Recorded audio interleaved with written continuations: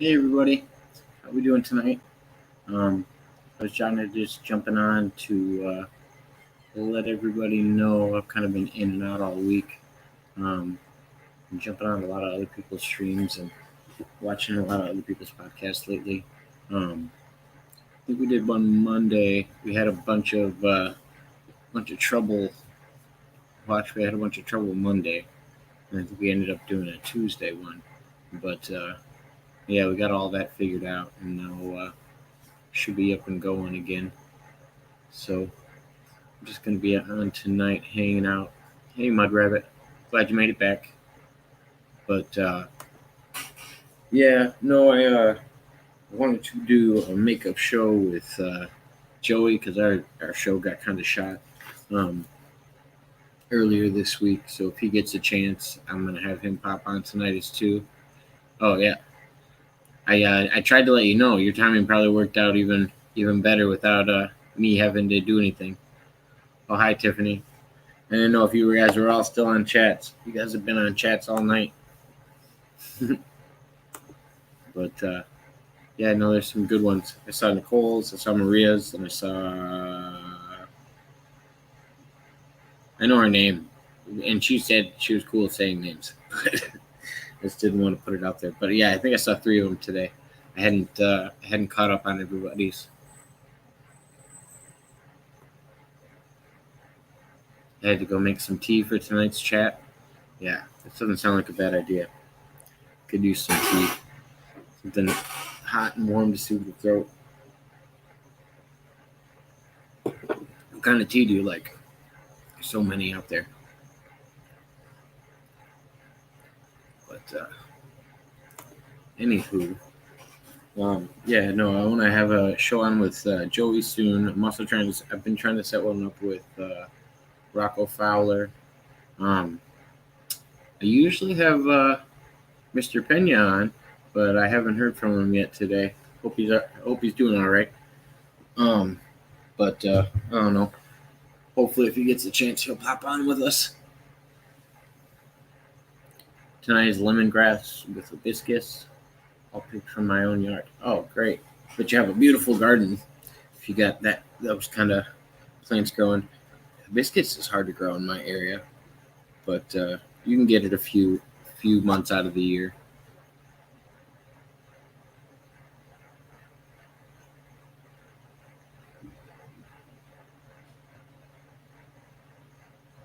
Oh, well, we appreciate it. I appreciate it, especially. Um, yeah, I know you guys are all over the place. So, how's your guys' panel going? And are you doing sessions tonight? I still got to figure out how to check that out.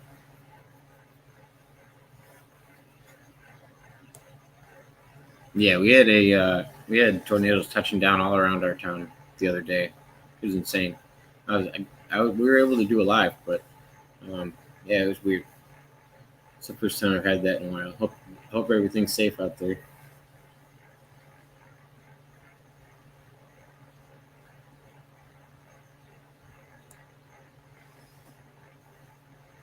Yeah. Gosh, it's that season though, I guess.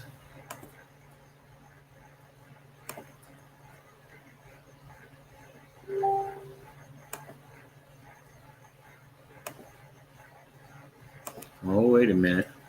The Peña Perspective just messaged me. He might be coming in.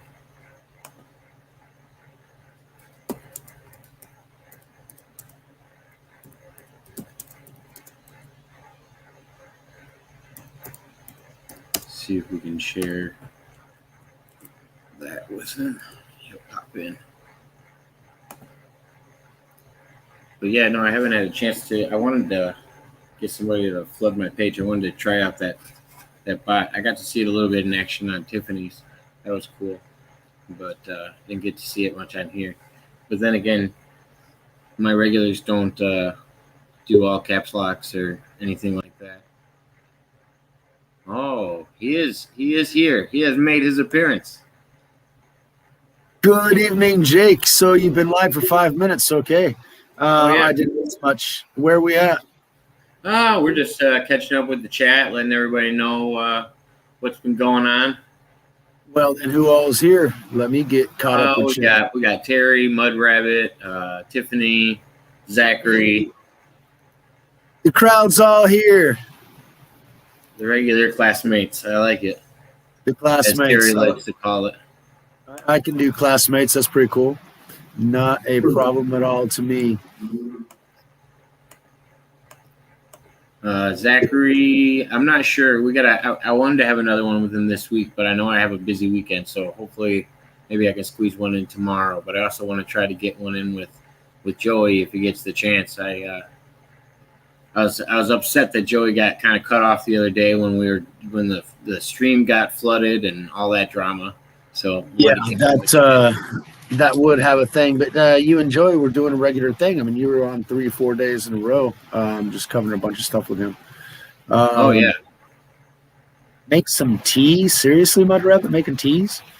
Lemongrass with hibiscus. Okay, sounds pretty good. Yeah, it does actually. Excellent. So Tiffany will join in. Good. Thank you very much. Appreciate it. Feel bad about what happened. Hopefully things will not happen. We got it. You got your bot resolved. We got it all fixed, and then we also got Tiffany a bot too, and it saved her page. Because they tried to attack her live, and it got all fixed. So Jake, you're a lifesaver. So congratulations. Oh no! I just everybody told me about this Nightbot thing, and I gotta thank everybody else for telling me about it. If I wouldn't have found out about it, sharing the word, sharing the information, that's always good. Yeah. And Zach wants Macintosh. All right. So sorry, no time travel with me, but.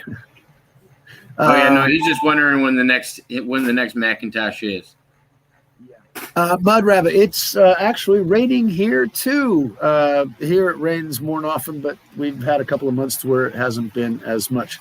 So if you guys hear anything in the background, yeah, that's the rain. So yeah. All right, I'm caught up. Cool. Yeah, Mud Rabbit, if you want any suggestions, I always suggest this thing. You got to kind of dial in the settings. I noticed that from Tiffany's live stream because some of her followers like to do a lot of emojis, and there's one thing that blocks a bunch of emojis if somebody uses them a lot, because it doesn't figure out what kind of emojis they are, and if you're trying to be slick, it just basically says, oh, that person should, or all cap locks, or there's a couple other weird ones, but people also spam in those ways too. So if you ever want any help with that. AI is developing. I mean, we can't expect AI to be as intelligent as we are yet. We're getting it there. It will be there soon, but nowadays it's not there yet. And here we had a cold front go through, so it dropped down to 50 degrees again. So yeah, the park is back. Yeah, I'm the same way. That's all I ever use. Is that old school? Shit, I thought that was a new thing. But then again, that was a new thing when I was starting to feel like an old fuck. So now that I'm a really old fuck. I used to always do weird ones like that. I was going to try to draw one in the chat that I used to draw all the time. It's my favorite band. Let's see if I can do it. ZZ Top? No. It's not a very popular band. Let's see. But they're a Finnish rock band. Looks like that. Finnish rock band. Holy cow. Okay. Now that's bizarre. It says him. HIM. You see Seriously? It? Yeah. Okay. There's some bizarre letters. Oh, well, you wouldn't want to know the name. It's an abbreviation. Abbreviation of? His Internal Majesty. Okay. I figured. It's a love metal band. Love metal. Yeah, that's all I think about is love metal. I'm trying to figure out what love metal would be about. They're the only ones in their genre. The storm early did me a favor, and it fell an old dead tree, spraying away where nothing got hurt. That's good. Yeah, Gosh, that dead wood when it falls, it just like shatters like glass. Well, I guess if it's during a storm, as long as it's not just a windstorm, it might not, but might have some water in it to hold it together. But glad nobody was hurt. Yeah, that's considering I got lots of trees. I've had a couple of big branches rot off, and windstorm just blows them, and they bang all over the place. So, yeah, I got you. I've seen that before. So Tiffany knows the band. Interesting.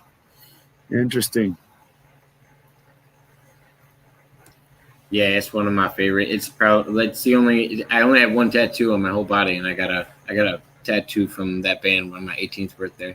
I wanted it since I was like 15. And then like 10 years later, the band broke up. Well, there was this Belgian foreign exchange student that introduced me to a band from Belgium, heavy metal band called Manowar. Manowar? Later on, I found out that the guitarist for Manowar had some of the fastest fingers in the industry. And one of my favorite songs from Manowar was Bumblebee, where he actually, played with that exceptional speed.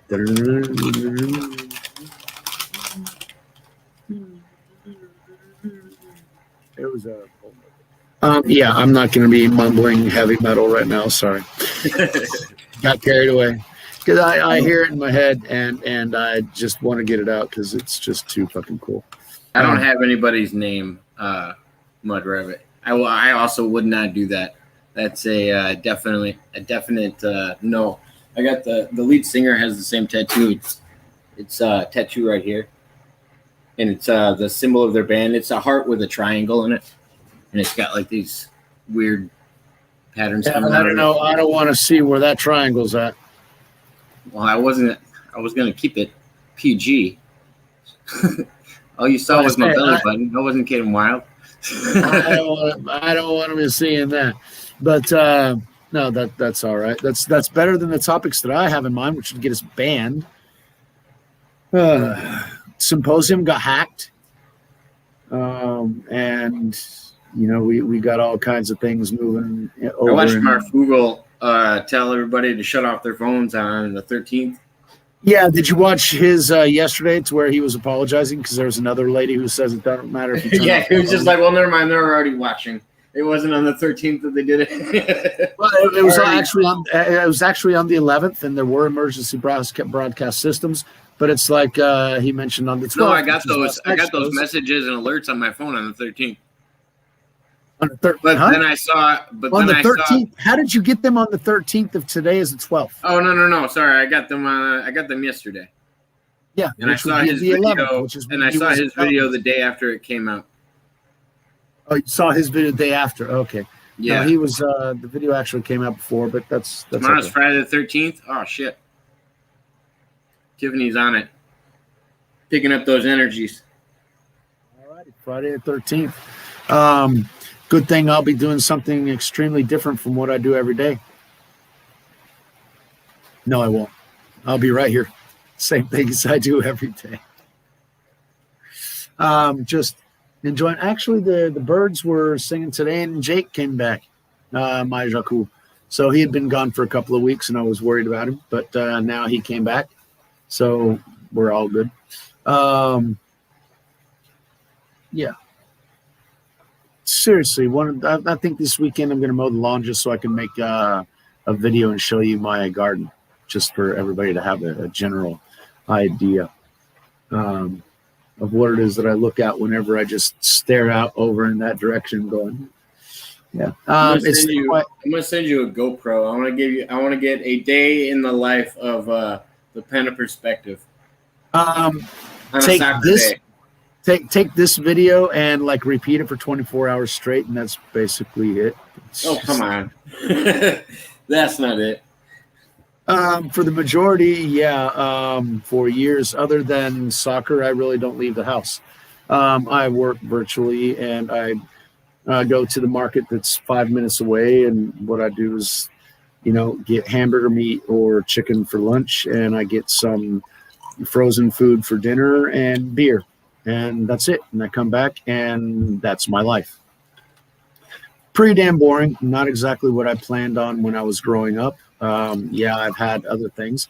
If you want to go back to the day in the life, you left out that you play soccer, that you coach sometimes down there, that you have a job where you translate. You might have been left out a little bit. I was going to say, if you want to go back to the day in the life 15 years ago, yeah, there I would drive down about 2.5 hours away Monday morning, 2.5 hours away. And I'd work with people from England, from Germany, from China, from Brazil, from Argentina, importing different things because I was on a project to make an alternative gym. The owner of Mormai didn't like the metal clanking type of gym, but he knew that, you have to work out. He's a doctor. He's a surfer. And so he wanted to develop a gym that didn't involve any heavy weights or Nautilus machinery, that sort of stuff. So he had an idea of what kind of products he wanted in there. And so he said, okay, find the manufacturers and see if we can make them here. Okay. So, yeah, I got in contact, found the original manufacturers, negotiated with the business owners to make the eventual royalty payments and be able to manufacture the things here in Brazil, whatever we could. That was during the week. Then on the weekend, I'd travel 3.5 hours to football, train them for about 5 hours on a Saturday. Then I would get back home sweaty and tired, see my kids for a day, and the next day I'd be off to Biguaçu, which is 2.5 hours away, to do the whole thing again. So, yeah, that was a fun time, among others. But at this particular point, yeah, I used to play soccer twice a week, Mondays and Thursdays, but I gave up Thursdays because that was the best day for you. So, hey, I prefer to be ready for videos than actually running around and sweating and doing exercise. New realities. I mean, I'm pushing half a century, so I got a piano, bring it down a bit. Our Life in Colors. Hi, Maria. That's a new one. Our Life in Colors is Maria. I believe that's Maria. It could be mistaken. Well, in that case, welcome, Maria. Thank you. Always had somebody else new in the chat. So outside of my doldrum life, what did you got in mind for today?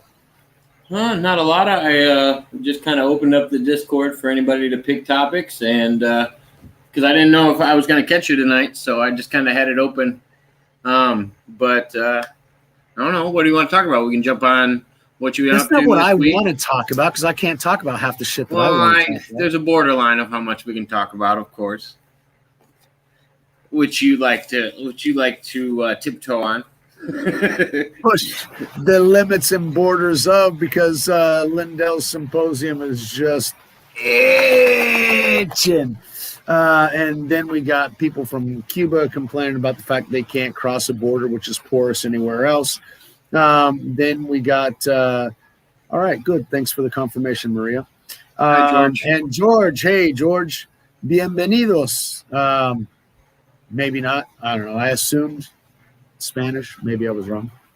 But anyway, we've got, how about the Afghanistan, the Taliban taking over half of Afghanistan, and we have to send troops in just to be able to get our people out of the embassy. Side note, I have an ongoing bet with one of my Democratic friends that we made before the last election. I said, if Joe Biden gets into presidency, I have a $200 bet that says we go to war in the Middle East for something. And because we hadn't been in the war in the Middle East, I hadn't heard about the Taliban. I hadn't really heard much about all them. Why haven't we been to war in the last 4 and some odd years? There was still violence going on, but we didn't declare war. New wars, and we withdrew from many places that we were in. We drew down. Trump might have bombed a dude. Yeah, but there were no. And we were lucky that they didn't retaliate. He was the first president in 40 years to not start a new war. Be honest, though, we were lucky that they didn't retaliate, because that could have been that could have been considered an act of war by any other standard. Which one? The Syrians? When Donald Trump called in the assassination of, I'd have to get the guy's name. He was Soleimani. Soleimani. Yeah. He had it coming because he was doing some stuff and they're still trying to do that because they didn't get his second in command, and second in command continues to do. Okay, María, bienvenida. Yo también soy de México. ¿De dónde eres? Después me cuentas. But yes, they still have that going on. And they're still pushing those plans, but they retarded it a lot with taking that guy out. I mean, he was seriously bad freaking news. Nobody said he wasn't bad news. I just didn't know if we were going to get considered an act of war for that and then retaliate. Do I think they would have made a dent? No, probably not. What would you consider an act of war? Releasing a biological agent, interfering in another country's sovereign elections, or would you consider bribing and controlling the media and propaganda arms, or even the sports arenas, which are also merely entertainment, which are also in the pocket of somebody who we would consider has made various acts of war? If it's a joint effort across multiple countries against civilians, do you think we'll call it a war? Nobody. Biden's not going to call shit a war because he's got $5 million a year that he, wants to sit down on, and he's got all kinds of shit that he. No, he's got his own approval rating to worry about now. He's delirious. He doesn't even know where he is. He doesn't even know when he is. I mean, he's been in the Senate for 180 years. He's not calling the shots, and Harris is too fucking stupid to figure it out. Yes, we have been for the last year and a half, since 2019. Actually, September of 2018 was when they released the bioweapon. And we have been trying to deal with that for quite a while. So thanks, Mud Rabbit, that we're all on board on the same page. How are we doing? Still, yes. And we've got gas is going through the roof, and we're begging people to make or produce petroleum when he basically destroyed the Keystone Pipeline. I mean, this guy is so full of crap.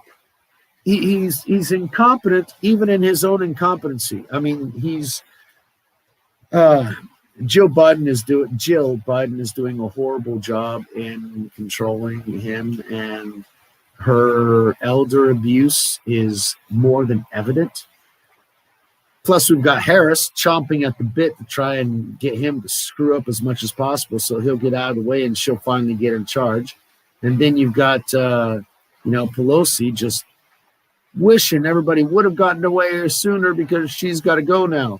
She'll be leaving next year, so regardless, that will be a good thing. I hope she's leaving to Cuba. There's a little section of Cuba to where she will be very welcome. I'm sure they have a room ready for her in Cuba. And yeah, we're watching the show. The first domino has, I don't know which one that is, though. We're supposed to be, the shot heard around the world is going to let everybody know.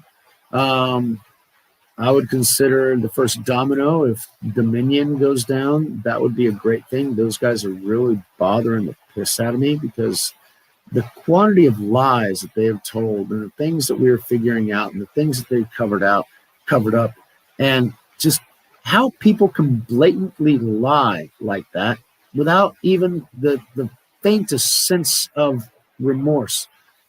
Cuomo's another one. Holy crap. Yeah, but they're only getting him on sexual harassment.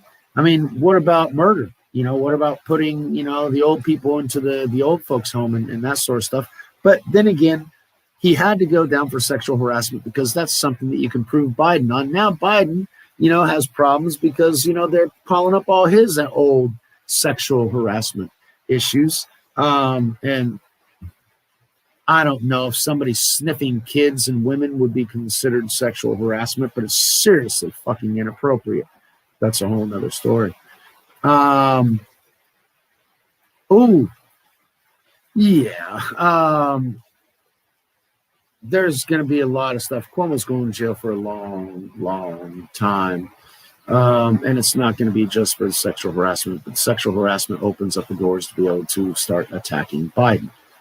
So it's like you knock the bishop out of the way so that your horse can come in and put a check on the king at the same time, where they have the option. Either you save the king or the queen, and they'll save the king, and you just take the next move and take out the queen. So it's all a chess game, and it's interesting how it's playing out. In the end, God wins, so I'm happy with that. The only thing is that my book tells me that this process is going to take 3.5 years before they try to genetically modify every single human being on the planet. And it's going to get systematically worse up until that point. We've already been in it for 1.5 years, going on 2 years. Can we take another 1.5 years of this? That's the only thing. I'm not...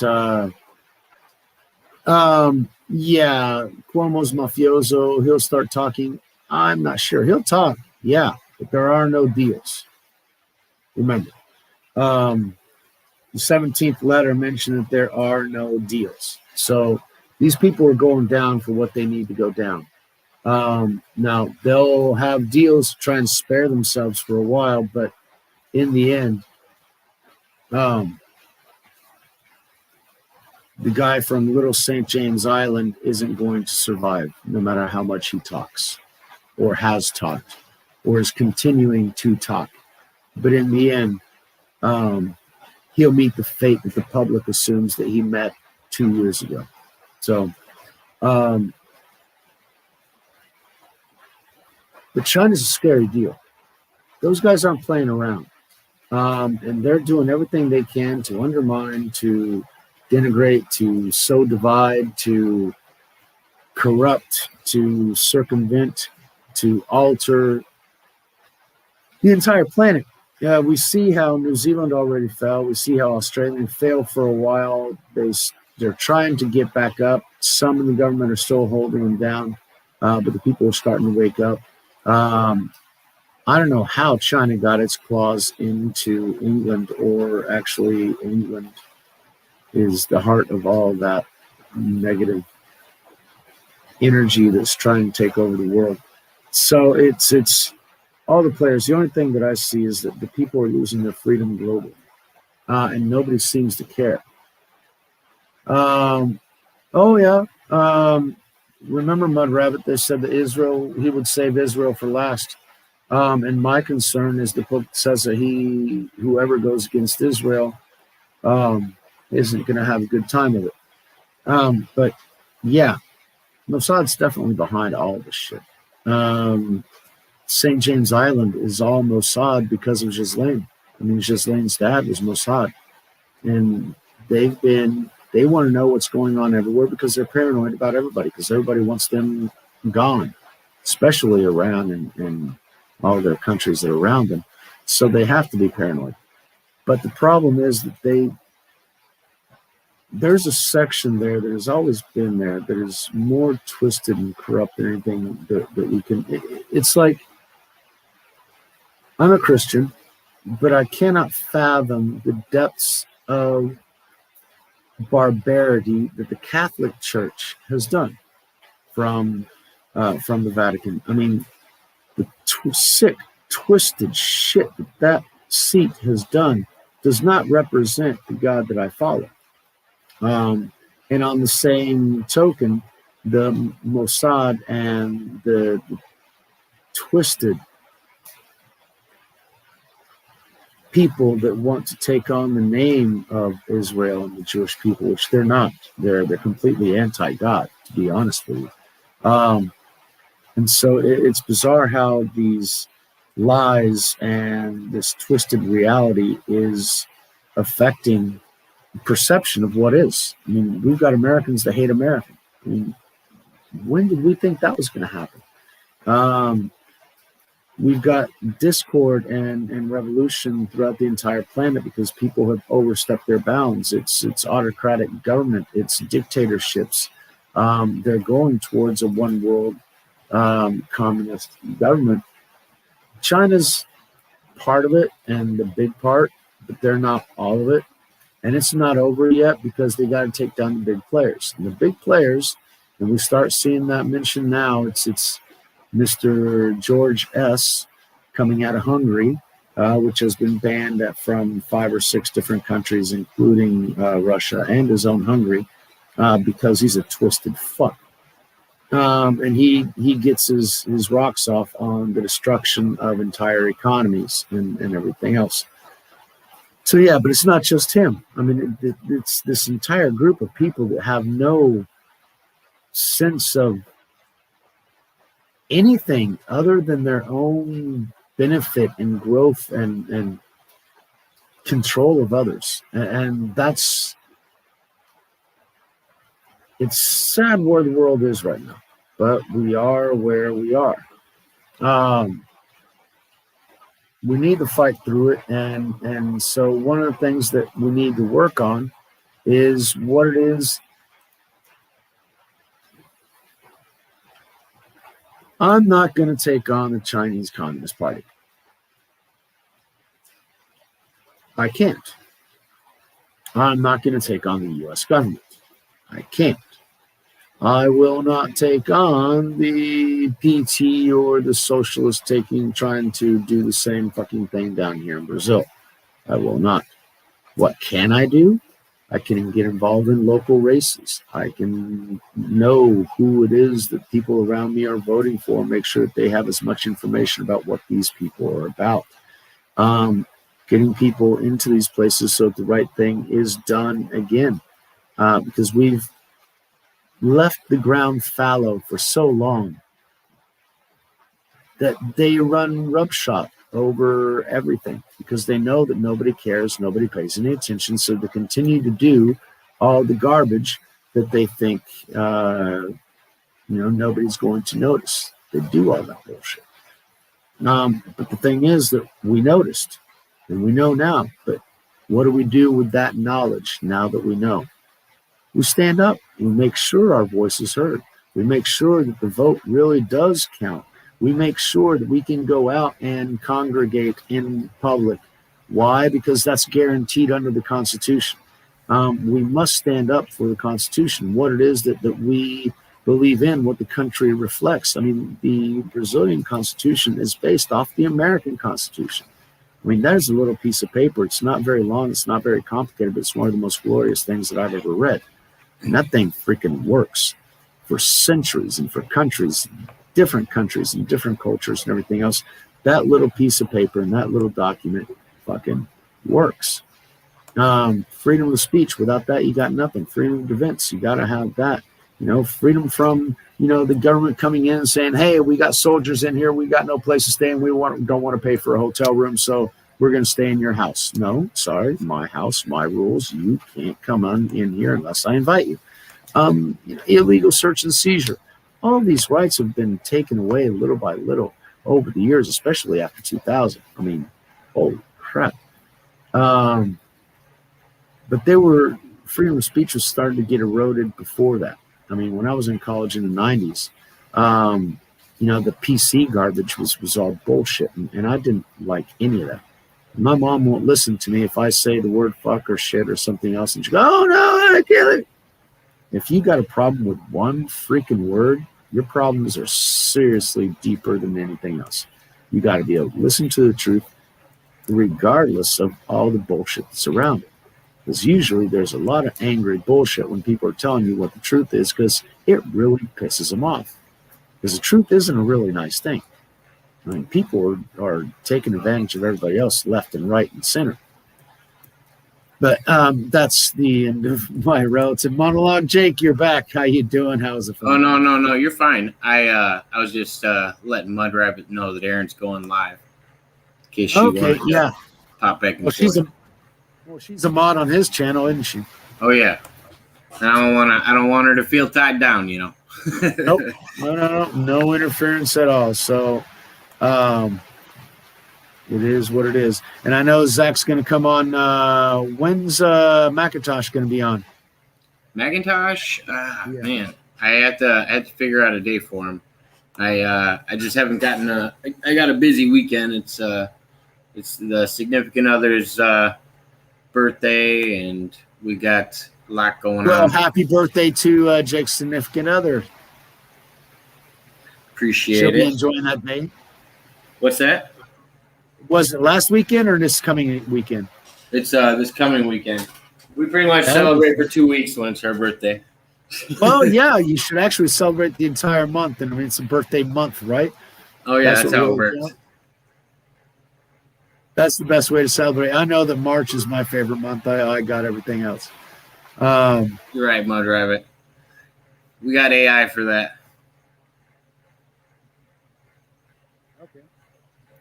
Glad to see you still here, Tiffany. What you cooking up, Tiff? Now I'm starting to get, because I've eaten leftovers and some nuggets frozen nuggets and stuff. So I'm curious. Yeah, it looks like he's gonna. It looks like he's gonna stay on. It's his regular show. He even numbered it, number 56. So I assume he's going. I haven't seen him number them in a while, but maybe that's just me. Aaron's numbering his channel now. Yeah. Well, he's got enough to where he's starting to figure it out. He's starting to get it organized. And I mean, he's had some pretty good guests, and he's about to have some more good ones coming up. Props to Aaron. He's got Corey Good coming on soon. Oh, that'll be today. He's got Corey Good coming on today. If he was on today, I would be turning this off. Exactly. That there's no way that we're going to be. Every once in a while, you gotta find a better one to watch than yourself. Oh, absolutely. I usually have it. Whenever Marfugel pops on, I'm like, oh no, I'm gonna okay. But I stay on. Why? Because it's my narcissism. I don't know. But anyway, it's wild with Marfugel. He's only on for like 13 minutes at a time, at the most. Do what? Like when I see Marfugel on YouTube, like his posts on YouTube, they're only like 13 minutes at a time. Those are his shorts. Those are his shorts. Oh. His shows used to go 2.5, 3 hours long. Now his YouTube shows go for less than 2 hours because YouTube. He mentioned that it takes them a lot longer to upload the videos if they're more than 2 hours. So he keeps the videos under 2 hours for that, and any extra outro and everything else he continues on D-Live and that sort of stuff. But yeah, his are long shows. I didn't watch him in the beginning because of that. Because who has 2 hours to watch? Now I watch Quite Frankly for 2 hours, and his is a little bit harder to deal with because it's more like a talk radio type thing. Marf is like my 10 o'clock news. If I want to know what's going on, and that's with Marf. And then I got X22 shorter. It's half an hour each one, so I can do that quick, bat it out, and I know exactly what's going on. So, there's Marf isn't short. He started off with the little clips, which is something that I would seriously recommend that you could do as well. That's what Joe Rogan started doing, because Joe Rogan has his 2.5 hour and 3 hour podcast. And I'm gonna have to hire somebody to edit before I don't have that time. I don't have that time commitment now. Yeah, find 15-minute shorts. I couldn't do that either. Junior took 2 days to find 3 minutes out of the video that we made so we could put it on Facebook. So yeah, it's not easy to do, to sort through, find out what's good, and then clip it. But then again, Joe's got Jamie, right? Yeah, Joe's got Jamie. He's the wizard. So while Jamie's watching, they automatically go, okay, click it right here, and then we're going to be running. Or they mark it and they go back there later on. They already have that stuff. That's commitment right there. That is multitasking like a motherfucker. Thank you, Mud Rabbit. Interesting. So between comments of the other iPad, she can like continue listening on the phone to something that goes just a little bit faster than what the other one was. However, topics for conversation. I ran through news pretty damn quick. That's glad you got it, Mud Rabbit. Thanks much. Anyway, we got, oh God, so much going on now. That shitstorm of Biden and the symposium, man. That's just, we already knew that there was a lot of stuff going on in Arizona. Told us a lot, and they're saying that in the next 10 days, that report is coming out. And then in the middle of the symposium, what's going on with Rand Paul right now? Well, he got banned by YouTube for 7 days because he actually said that people should stand up. That just because there is this perceived problem, the Constitution is not abridged. Our Bill of Rights is not shred. It is. We still have a Constitution. We still have Bill of Rights, and we must stand up. They can't arrest us all, which is what he said. And they took his channel down for false COVID information and that sort of bullshit. Why? Because they're not fascists at all. They're not, controlled by communist ideology. No, to where you have to complete. You have to be really. Aaron's ticked. That's interesting. I'll have to get on there and find out what's going on with there. Hey, what do you say? Red Pill, yeah. Red Pill has a channel on Rumble. That's how I got onto Rumble. Because Red Pill got kicked off of YouTube. Red Pill, X22, SGT Report, they all got kicked off of YouTube and a couple of other channels. When the Hunter stuff came out, the laptop, they were talking about it and they got taken down real quick. Now we find out that all that was real and true. Interesting how truth has a tendency of doing that. But the ones who want to control everything, like the Alphabet Corporation and the Alphabet companies that supported the Alphabet Corporation, they don't like the freedom of choice. But so we got BitChute and we got Rumble. I was already on BitChute before. Because BitChute and Minds were something that, Ron Paul's really freaking pissed. Oh, and Ron Paul is on Rumble. Okay, yeah, I'll have to double check on that one. But yes, of course, Red Pill's on Rumble. Where else would he be?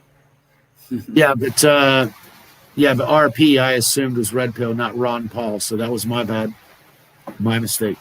Ron Paul is a doctor, and there's no reason why his opinion should not be respected.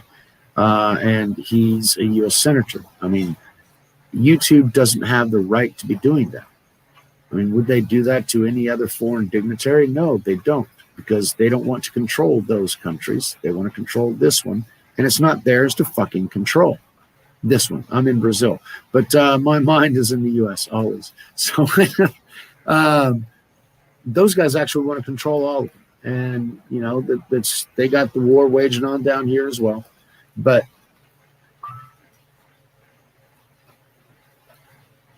there's a thing about standing up for your right. It's not, what the Democrats, they have this tendency of mirroring things. They think everybody's going to do what they would do and say they would do what they did last summer, which is violently revolt and destroy as many cities as you possibly can.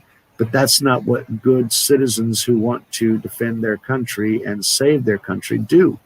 What they do is say, no, you can't tell me to do something that I don't want to do.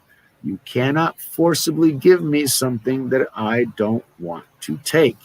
You cannot force me to muzzle myself and put things over my mouth so that I cannot speak, I cannot show in.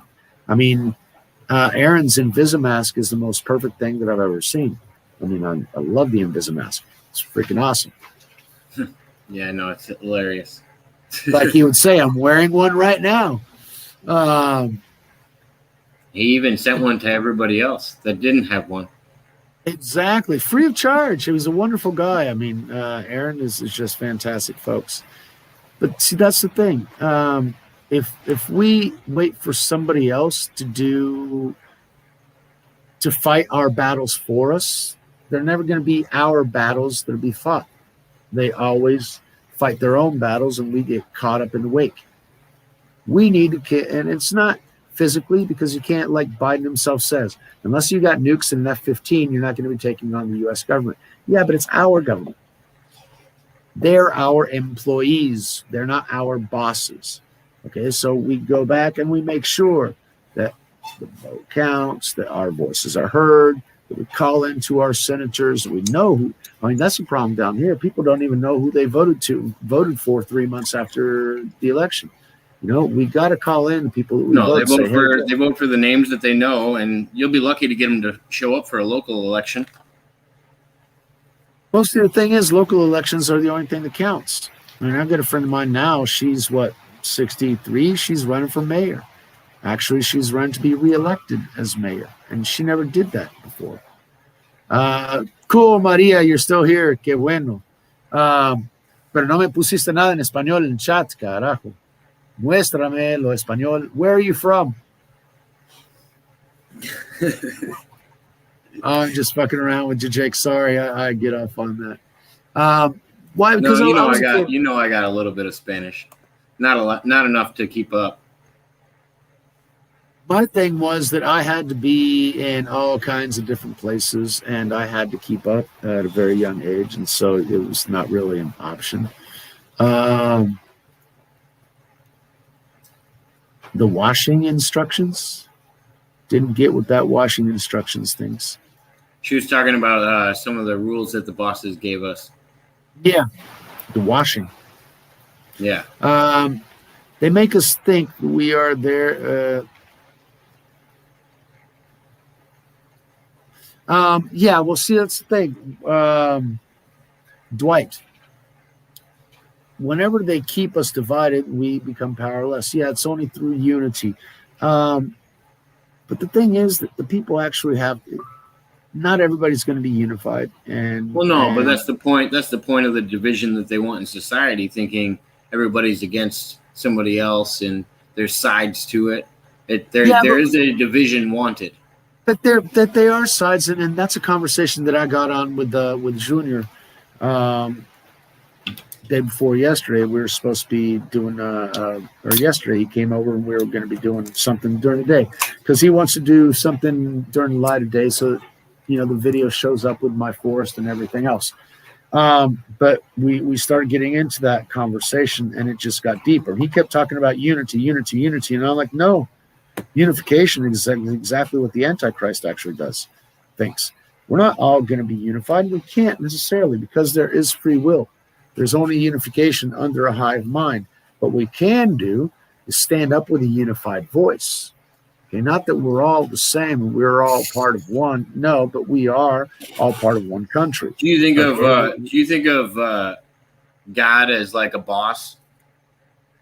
Like, besides just like a ruler and a commander, do you think of him as a boss? Because I think when I hear the phrase like to be against a boss, and you need unity to be against a boss, I don't think of God as being that structure form of boss, that oppressive nature that's holding you back. No, that oppressive nature is the adversary, okay? Because he comes in and does exactly the opposite. Now, what? You've got to understand what the word boss means. It depends on what perspective you're looking at boss from. For example, my dad was a boss. I've been a boss. And I've had bosses. Holy shit. I had some serious piece of crap bosses. And everybody complains about the boss man. And it depends on the perspective that you have on what the boss man means. And so whenever you're looking from an employee perspective, like my current boss, you know, puts on twice as much work as what I'm actually able to do and shortens up the delivery time and ends up paying you, 70% of what you thought you were going to receive because they just play with numbers. They always play with the fucking numbers. But yeah, he's got to keep the business open and everything else. Bosses are a piece of crap. However, my dad was a boss, and I've been a boss. Now I tried to I was a boss when I built this house. So I was everybody's bosses. I was double checking quality every fucking day. I was here 3 times a day during the construction to make sure that the walls are straight, the angles were 90 degrees, that they were what they were supposed to be. And I corrected the architect's drawings whenever there were mistakes. I mean, yeah, I was the boss, but I didn't denigrate anybody, and I didn't push them. No, you guys stay here until. I was the boss at the beginning of the year whenever I contracted them to actually finish, because it ranged so much. I feel like every boss has a boss, though. Like, what boss doesn't have a boss? Yeah, yeah. I mean, I work for myself. I work for myself now, but your bosses are your customers that I have to deal with. Your customers are your bosses, the ones who pay you. Exactly. So I was a boss whenever I did this building, but this I call it a second gutter, but it's too hard to explain right now. But anyway, it took me 5 years after I figured out what I needed to do to actually get it done, and I had to go through 7 different contractors for them to actually do what I wanted them to do, because they kept trying to sell me their solution, and I'm like, no, I've already seen that. It doesn't work. I want this. No, I don't think that's going to work. That's your problem. That's what I want. That's what I want to pay for. You got a lot of unions out there, or no? No, fuck unions. They don't let you do anything. I was just wondering if they had a lot out there. Actually, you have to pay dues to. I mean, there are 5 unions for every freaking thing that you do. There are unions coming out the ass, and they always want you to pay union fees and everything else. I tell them to jag off. I mean, I don't pay any of that garbage. I can barely even pay my own shit. What am I going to be doing paying unions, other stuff? I mean, fuck off. I mean, this is a seriously socialist country as well. So yeah, when I got here, I wanted to be an administrator. All of a sudden, I had to be part of the administrators union. Then I was part of the teachers union. Then I was part of the other union. Then they had this other small business owners union. And I'm going, holy fucking shit. And I went to my account. Do I have to pay this garbage? Well, by law, you have to pay this one. You have to pay that one. And you have to pay the other one. This other one, they kind of get in there, and you really don't have to pay them. But people usually pay them because they don't know any better. Really? Gee, thanks. So out of 4, I still had to pay 3. Didn't pay any of them because fuck them. Are you making good money at those unions, though? As being a part of them? Actually, none of them made me any money whatsoever. Okay, they were just part of the system.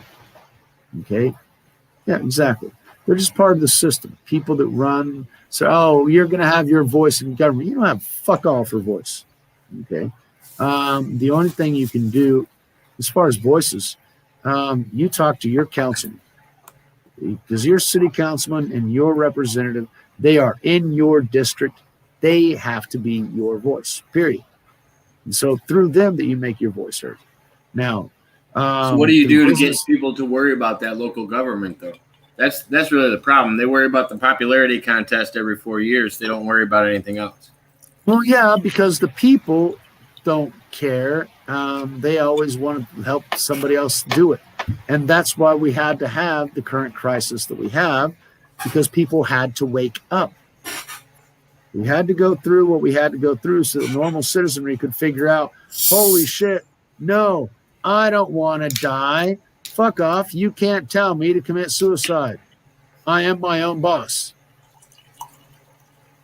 Many people are deciding to, off themselves because it's easier that way. I can get back to life as normal. No, you can't. Psych. You still got a distance. You still got to use the mask. I was going to say they're mandatory proof in a lot of places now, proof of vaccination. No, this is my opinion. I'm not a doctor. Yeah, no, it's both of our opinions. YouTube. We're just talking about current events. We'll see how long it lasts, but see how much editing you're gonna make me do later.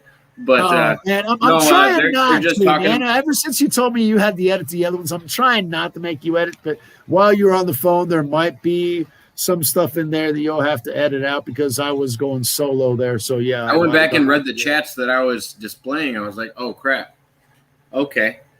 Got it. I always That's forget where he was going. Mud Rabbit can go hard in the paint sometimes too. Well, yeah, we went down some serious rabbit holes, and we were there because we agree. And the thing is that we're not allowed to speak truth. You know, that's the whole thing about the internet nowadays is everything's completely controlled, and that is the absurdity of it. You know, it's we can't be afraid to speak because that is what the CCP wants, and that's what the adversary wants. And so when we limit ourselves and then we no longer speak freely, we give up that free will. Now, at the same time, and I'm talking on my ass, but at the same time, we're supposed to limit our thoughts and limit our actions so that we don't do the bad things that are inherently, internally ours. Telling somebody to fuck off in the corner because, you know, you're just angry and you feel like it. No, bite your tongue. Try not to do that. That's tough. I've never had to do that in like an anger moment. I've never just saw somebody and been angry and wanted to yell at them. It's usually I'm in a rowdy mood, and I just felt like being a jackass. It wasn't. It was never. It was never. I was angry at somebody and I just shouted something at them. I don't know. You've never been in traffic in Mexico City. No. Traffic is different. I didn't say somebody never stopped in front of me and I was pissed off. Like. You brake check me, that's a different story. If there's just a guy standing on the corner and you just happen to yell out the window at him because of whatever he's got going on or whatever you got going on, that's a different level. Well, if you're in a bad mood and somebody crosses you, you will spew. Now, the thing is that if they don't cross you, if there's just some guy walking down the street, I'm not going to scream at him, randomly. I mean, that's freaking insane. However, if a guy, is walking fucking slowly through the crosswalk and you're in a hurry, it's like, bitch, move. All right, so we're gonna go on this. That is you're not wrong. You're not wrong about anything. That's a vaccination ID from 19. Can't really talk yes, about it on YouTube that much. It's already put on, and whenever we talk about that, we might actually get taken down because YouTube doesn't like that shit. Because they're convinced that they're going to get away with fucking genocide. Sorry. They're going to go down. I mean, they have to. I mean, holy fucking shit. It's obscene. I mean, we're reading stuff about 1938 going through 1945 and the things that they did to that population over time. And we read about, 63 to 65 over in the East, and the things that they did and they continue to do. You can't say this, you can't think that, you can't opine on the other. That's freaking absurd. This country was not founded on that. It was founded on the freedom, the basis that, man, I might not agree with you. I think you're a jackass, but you have a right to say whatever the fuck it is that you say. Now, I don't have to listen to it, but you can say it. Nowadays, you said what? They muffle you. They throw you into a cell. You don't deserve any rights because you don't agree with me. And so since when do we not have rights? Okay, rights are not something that are given to us by government. George Carlin said, yeah, if they're given to you by government, they're not rights, they're privileges. And so we're living under a state of privileges. Okay. Oh yeah, Mud Rabbit. Why do you think I've been under house arrest for 20 years? I can't go out in society. I mean, Jacob tried it. He had a New Zealander come on here, and I just went off the fucking rails. No, I can't. I have to be limited in my little house to where I'm not interacting with society because I'm too fucking out there.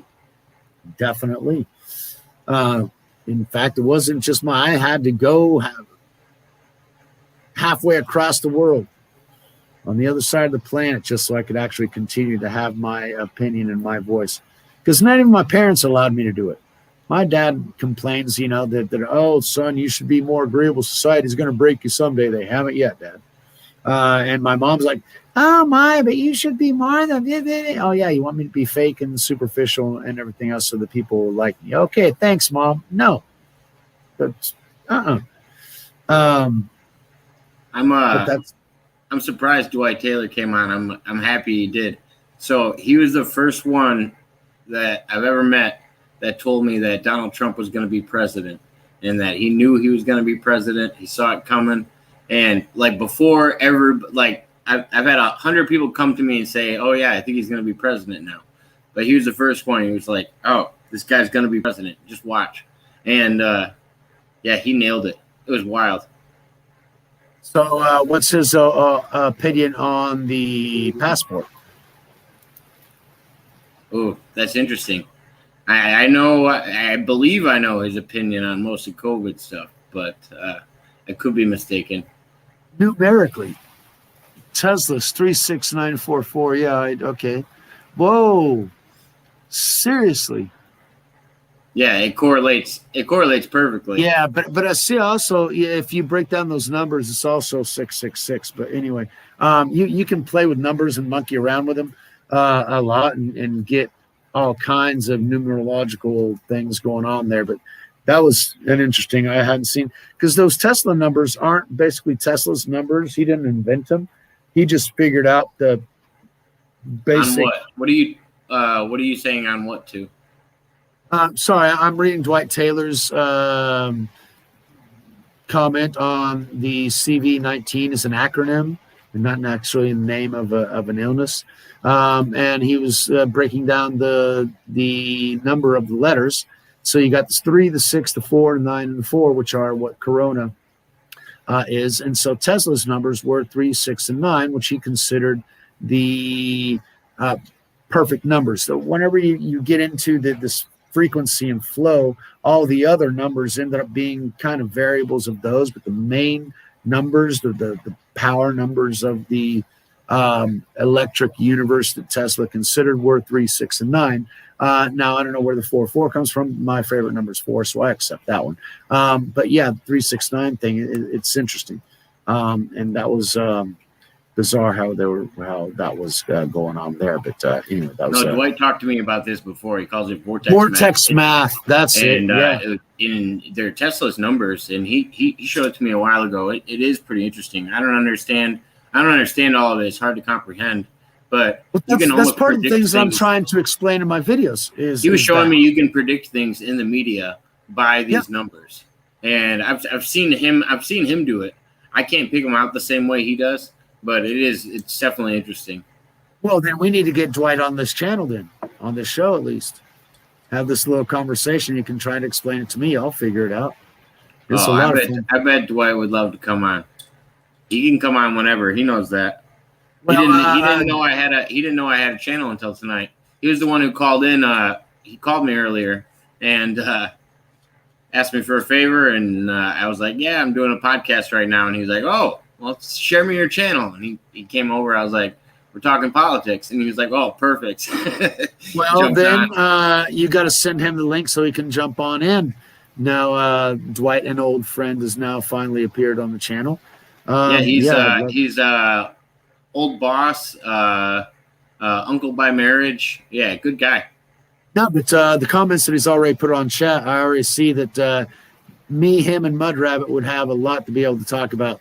That would be man. Imagine the 3 of us on one podcast. Now that would be freaking insane. We got to talk Mud Rabbit into doing an appearance, though. I'm telling you, I mean, everything she talks about is just right on the nose. I mean, it's like that woman knows stuff. But then again, she is older than dirt, right? I was gonna say if Dwight had a camera, I'd share him the link right now just to see him pop on. I haven't seen him in a while. I wouldn't mind getting his opinion on a lot of things. Well, send in the link then. We can just hear his voice. You got something else for us. Okay. March. Oh. Let's see.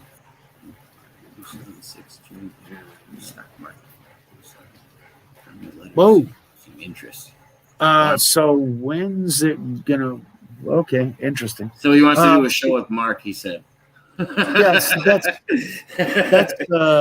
That's a lot of numerology. We have an astrophysicist that we had on, and I would consider him a physicist, but I think some of his stuff is astro. But he is a physicist. I mean, everything he was talking to you about was physics. But March 3rd, that was really bizarre.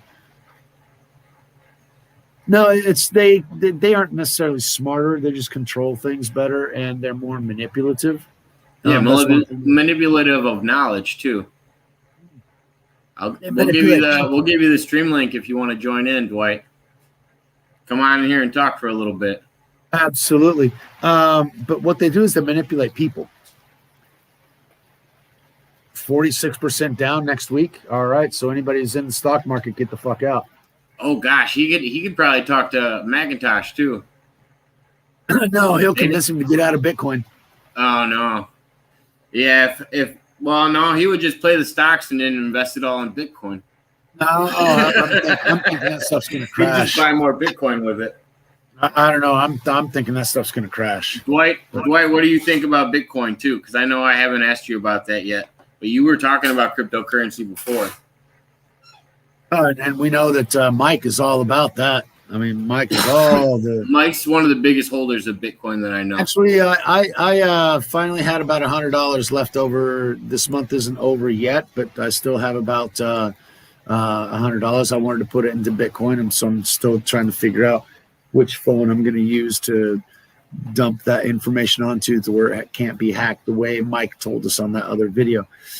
So finally, maybe this month, Tiffany, Bitcoin. Tiffany, what did you think of the one you watched with Michael the other day? I don't know how much of Michael's story you've seen, Michael McIntosh, but he's got an interesting story.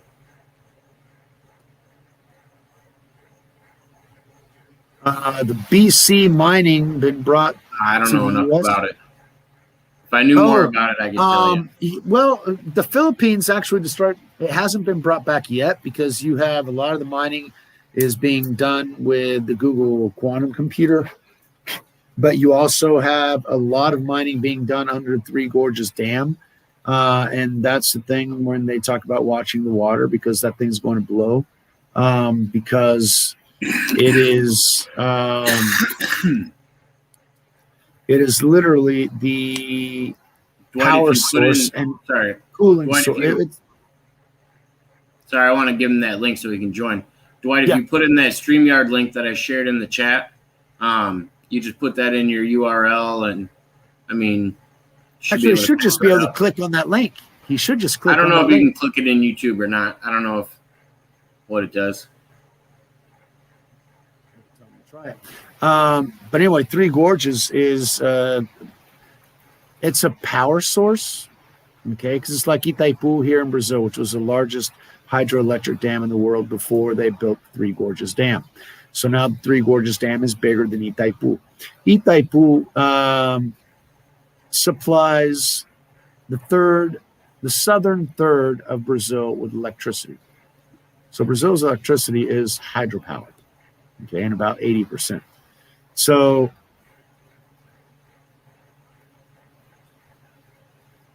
oh wow, okay, that's bizarre. It's interesting. Yeah, you need to talk to Michael.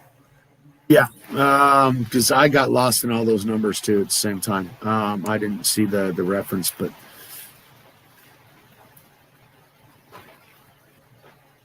yeah, Macintosh has got quite a story, definitely. She just commented on it the other day and let us know that she was watching it, and I was just asking what she thought. Glad you liked it. Definitely. You have a lot of good guests, Jake. Definitely. I enjoy watching your channel even when I'm not on. You got good. Looks like we have another guest. Well, Dwight made it in. Bring Dwight in. How you doing, brother? Welcome to the show. Yeah, we can hear you. Give me a second. How you been? Hey, what's up? Good. Hey, you guys like me throwing some different views at you, huh? Not a problem. My only concern My only concern is Jacob's concern with saying things that'll get the channel taken down. So let's not try and do too much of that, because after all, it is Jake's show. Other than that, it's Jake's show, so we're guests. We can say whatever the fuck we please, Dwight. Come on, let's hook it to it. Oh, and Marfugo just went live. Hold on, I can't hardly hear you guys.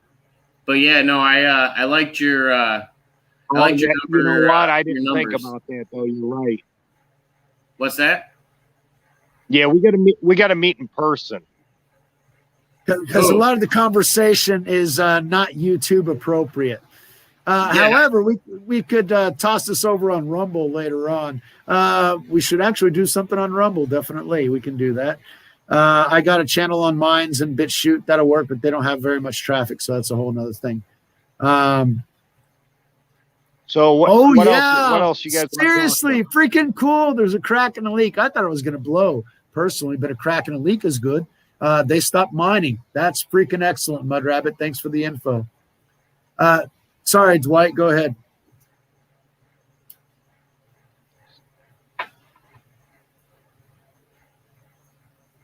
Yeah, we're also taking comments from the chat. I can't hear Dwight.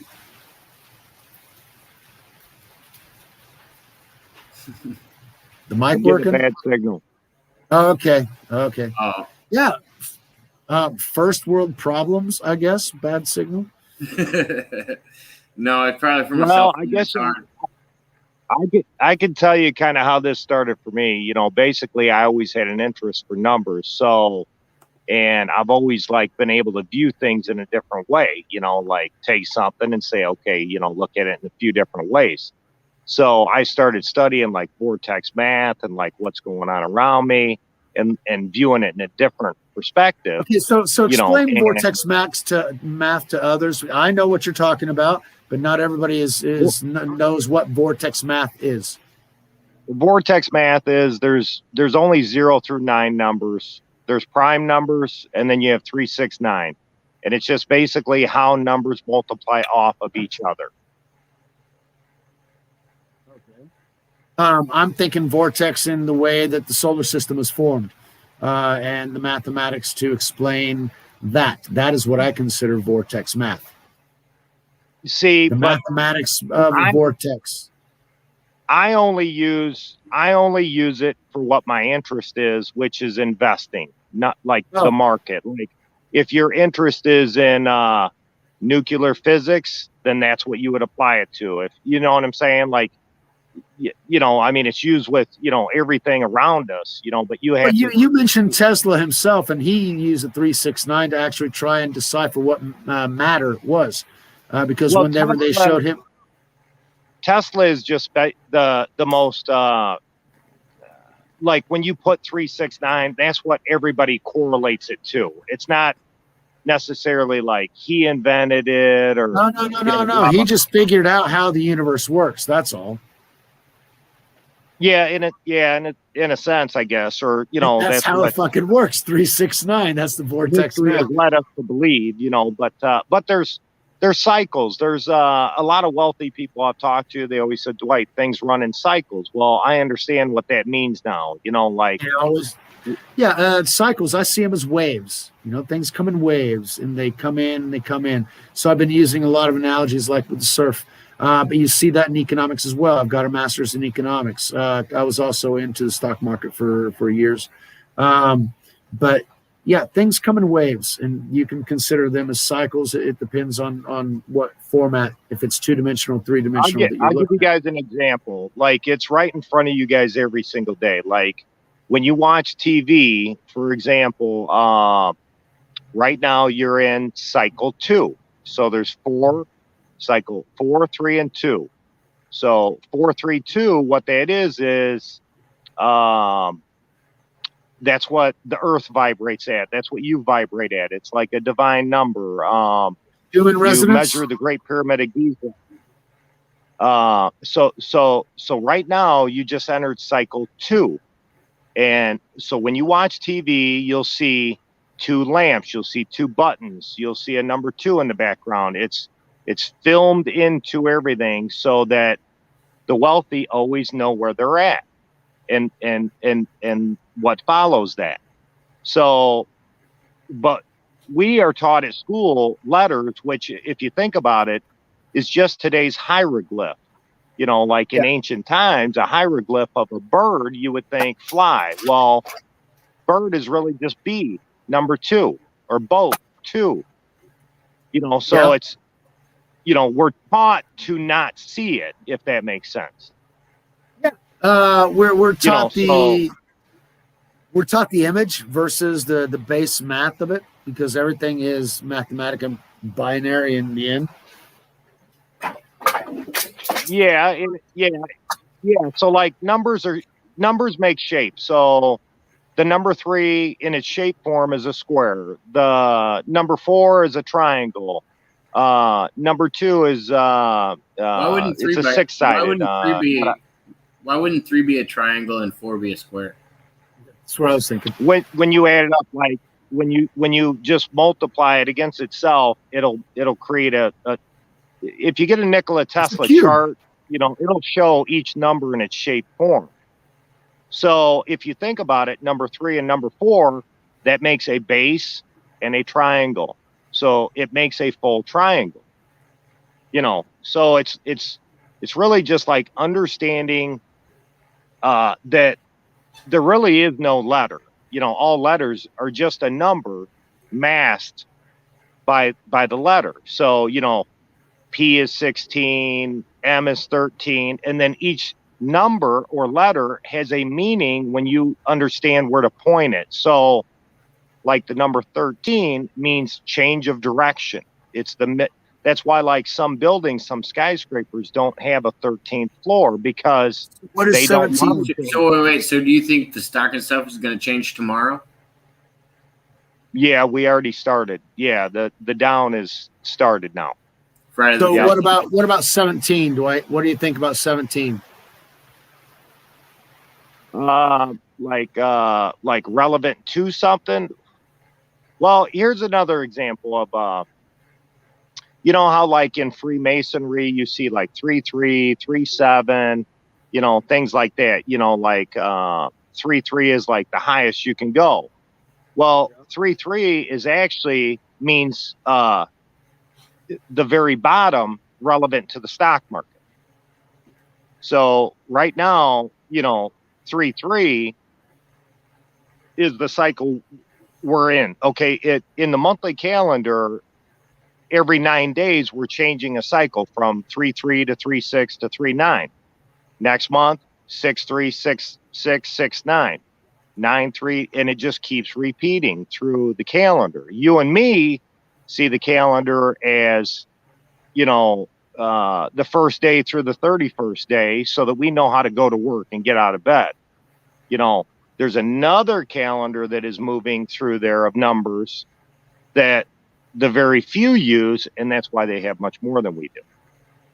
You know, because they know what's coming before it gets there. Because they know what's coming before it gets there.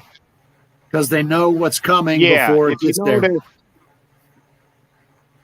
Yeah, if you notice, like you've never woke up and Oprah went broke. You know what I'm saying? Like, and if you in the Bible, if you think about it, all man's created equal, right? Well, if somebody has more than the other, they must just know something that the other don't. You know, because we can all learn.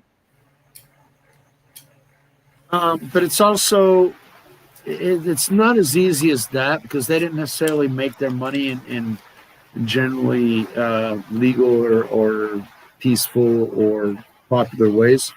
A lot of that money came from illicit means as well. It's being willing to do things that others aren't willing to do sometimes, and therein lies the problem.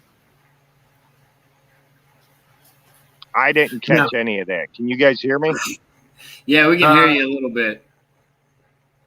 Just sounds like it was better not to catch that. I was going off on a I don't know. Oprah didn't make her money clean. I freaking guarantee you that one. But yeah. Oprah's yeah. So I just find it interesting. You know, Yeah, I just, you know, I sold my businesses and I said, you know what, if you can only be great at one thing, you know, so if you're focused on 3, 4, 5 different things, you can only be good at that. You know, if you want to be great, you got to focus on just one thing. So I chose to focus on investing, why some never lose. Um, there's got to be some sort of code, just like the phone we're on. Really, you see me as me, but within your device, it's really just it's binary. It's just all zeros and ones. You know, so there's a code within pretty much everything that we do in everyday life, but we just don't see it, or most don't see it. I hadn't caught that one, Mud Rabbit. I'll have to look into that one again. That's an interesting take. I hadn't seen that. Comment from the chat. Sorry. Go ahead, Dwight.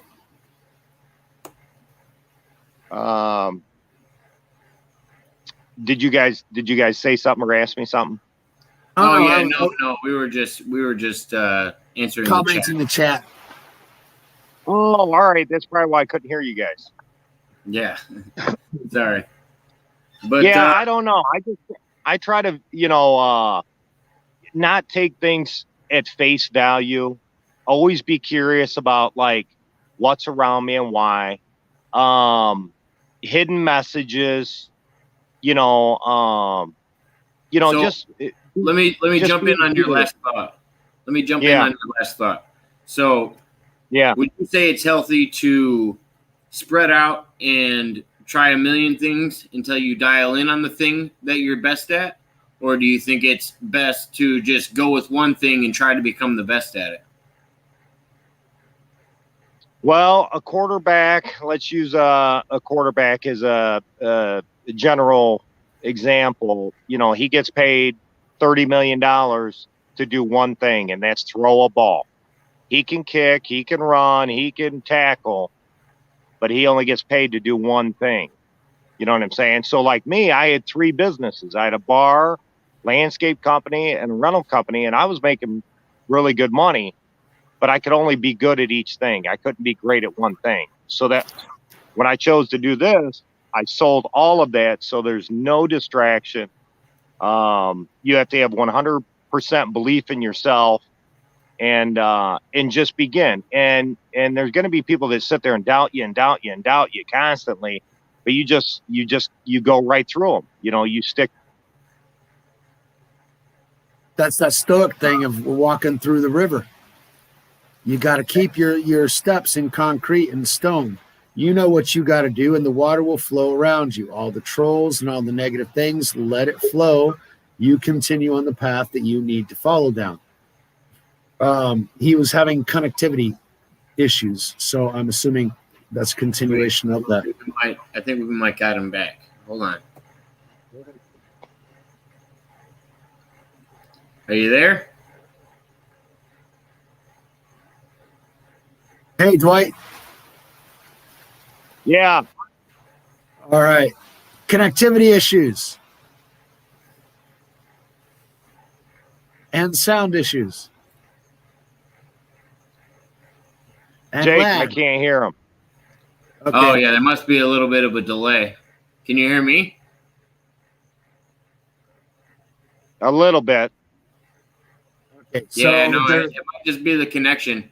But what I was going to say is basically you've been able to find these waves a long time ago when it came to starting your own business and everything else. Like you jumped on this wave in the beginning. You were like, oh, I have a union job. I'm going to go risk everything and go start up my own career doing this thing that nobody else is going to support me on. I just got to support myself. You've done this with 100 businesses.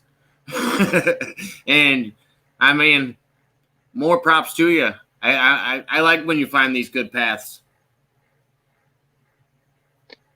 Yeah, it was pretty much, the love of my son. I wanted to spend more time with my son than I did with my coworkers. So there, failure wasn't an option. It was just, I got a dream. It didn't matter what it was. I just went and did it. and from whatever became of that and led me to the next. I just keep moving from one to the next. You just keep growing.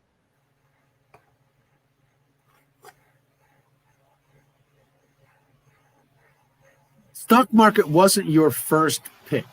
Why did you pick it as your focus?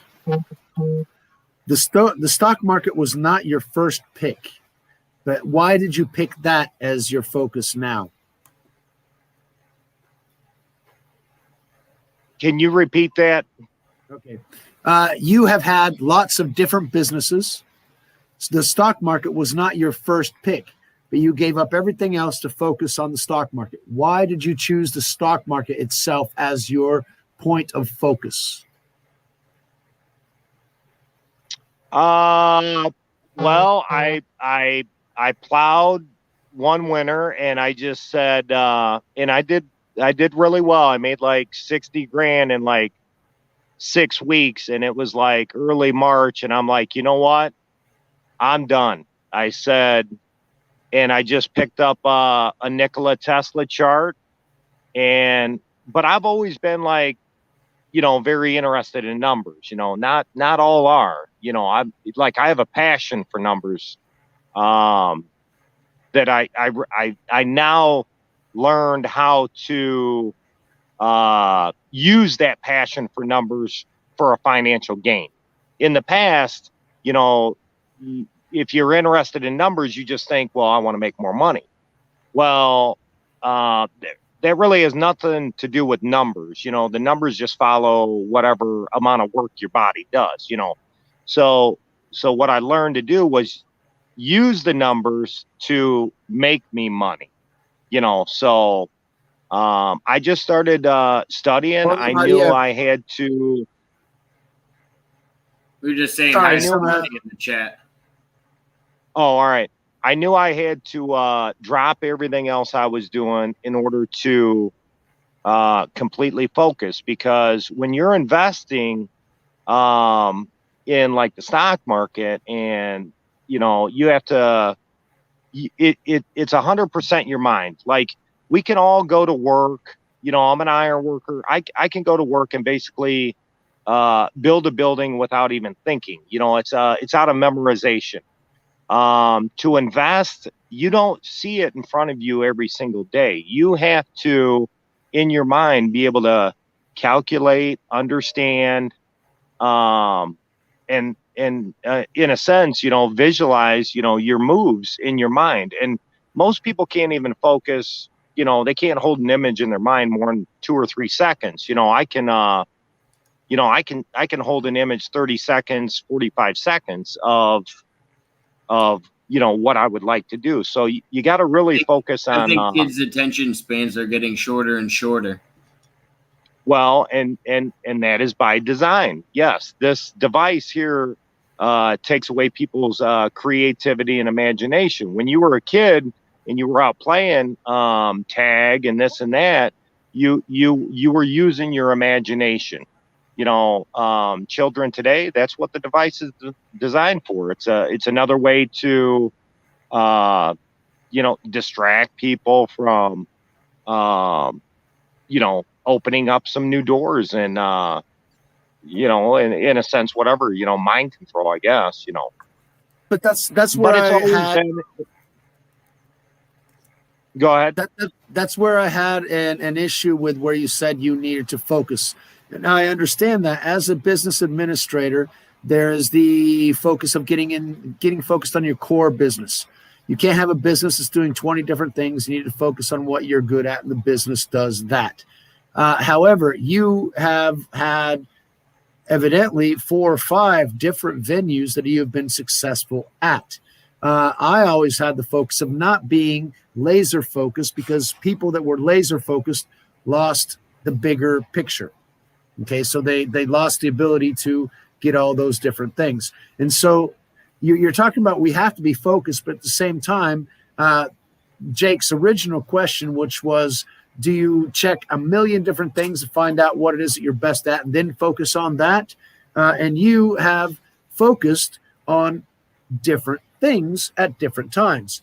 I saw that with my father as well. When he got into a business, he focused 24 hours a day on that. And then when he got into another business, he focused on that 24 hours a day. But my father has had like 5 or 6 different businesses throughout his life as well.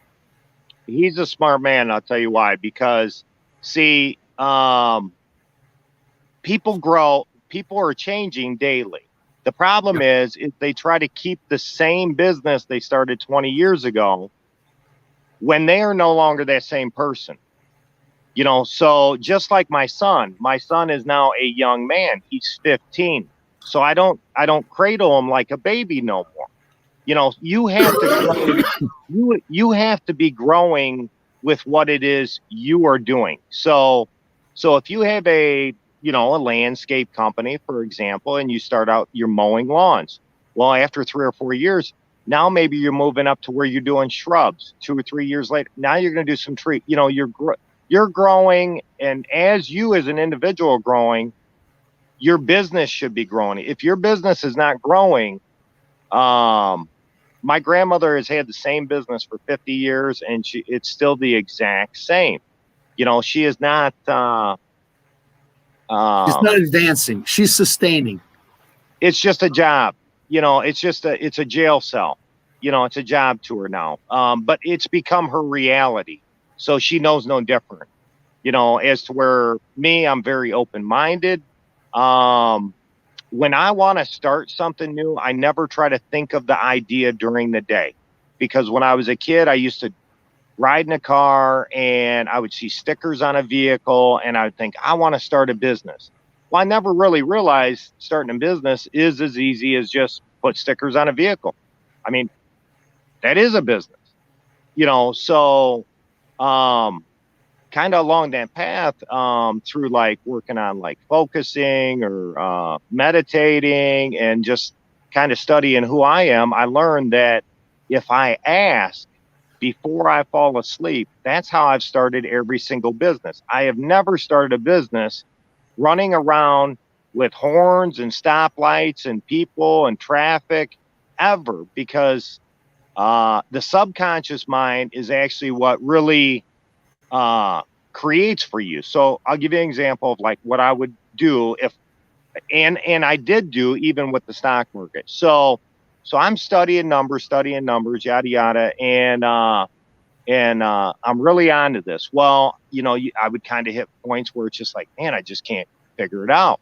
So I would revert right back to the base that really starts everything for me, which is before I fall asleep, I would say, how can I solve the stock market? How can I solve in my mind? I'm just saying it before I fall asleep. I'd wake up in the morning, another piece of the puzzle would come. I'd go document it. Why do you think that so is? Whenever, Why do you think that is? Well, see that.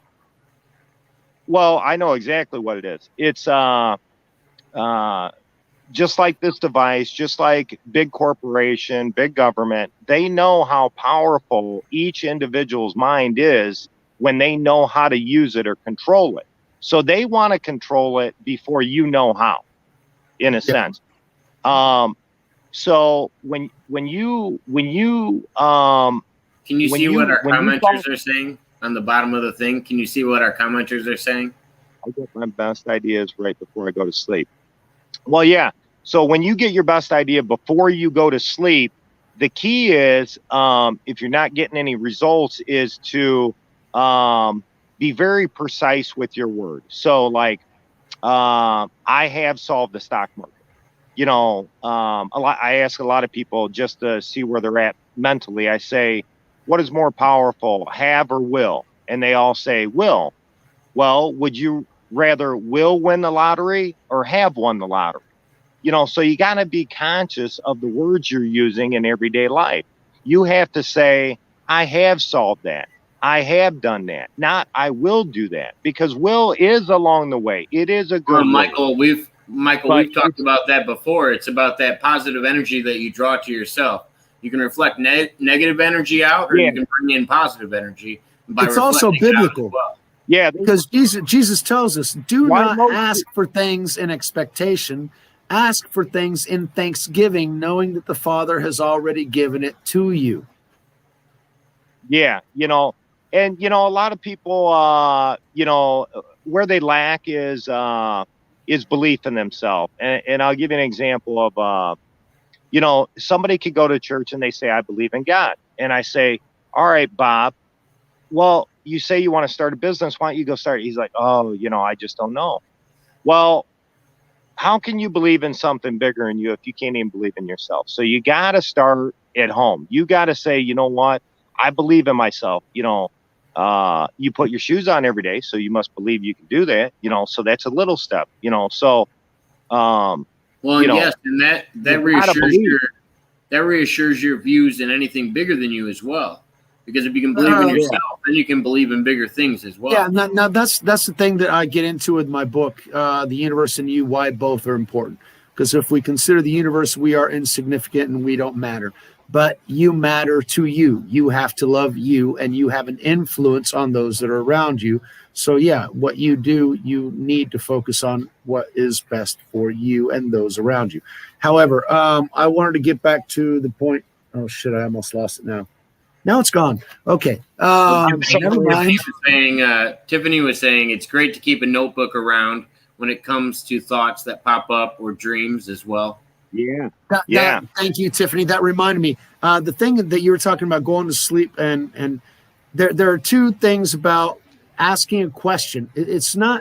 Mud Rabbit had mentioned she gets her best answers before she goes to sleep because she's been thinking about it all day. But the thing is, whenever we go to, like you do, you go to bed with a question. So you say, oh, my conscious mind has not been able to deal with this during the day. So I'm going to go to sleep and allow my more powerful subconscious mind that is actually in contact with the Akashic records to find out what that answer is on a quantum level. And it does its quantum computing and comes back in the morning with that ideal answer. You're going, holy cow, yeah, I can do that tomorrow. But you have to be specific about the question. Yes, you have to be exactly precise. So, like, an example of maybe the past, I would say, how can I make more money? How can I make more money? How can I make more money? There's a million ways of making money. No, but how can I start a new business? Which new business am I going to start? What do I need to do for that business to go up? What steps do I need to take? What do I need to do to grow the business tomorrow? What customer can I they have to be specific, not just, I want money in general. Then play the fucking lottery. Well, I kind of disagree with that, and here's why. Because it does not matter to any of us how the money comes. So you want to leave that door open. It don't really matter, like, if I win the lottery or if I find the dollar on the ground, or So does it matter to you a little? Wait. Does it matter to you a little bit how the money comes? There's no such thing as dirty money to you.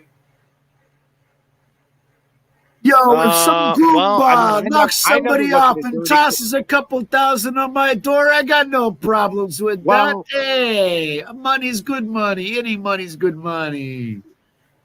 Well, I'm honest. So there's no dirty money. I earn it. It's in a fair way. It's So no, I've never really looked at anything like that. What I'm trying to talk about. What I'm trying to say, Dwight, is, for example, I've got my wife who was always, we need more money. We need more money. Why don't we sell the lot or do this or do that? We need more money. We need more money. But the thing is that my father learned how to make money in a million different ways. The thing is, there are a million different ways of making money. But the bridge for you to reach that point where you're going to make money is a certain road that you have to put down the paving bricks in order to build up that reality. And those paving bricks are specific material questions that you have. And so that's why I talk about making specific questions. Okay, I want to, for example, 30, 40 years ago, my dad was like, oh, I need to get money out of Mexico and I need to produce things. So I'm going to make leather goods. And so he started down that track. And so one step led to another, and he rented a place and he found a manufacturer and he found somebody to get the leather for him, and found another manufacturer that had the designs for bags and that sort of stuff. And he got everything together.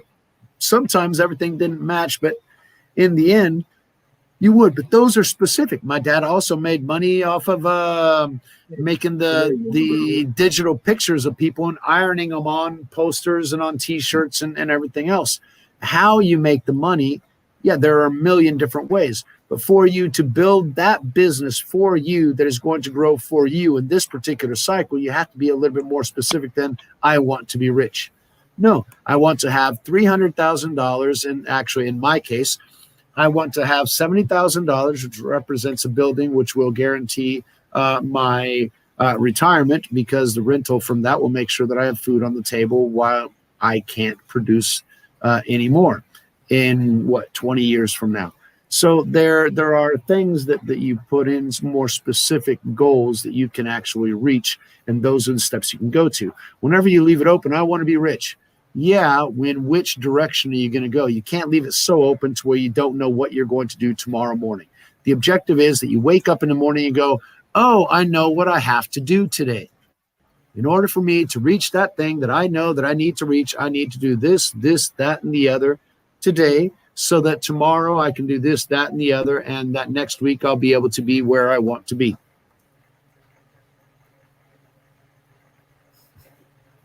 I didn't catch most of that, but I heard where you need to be.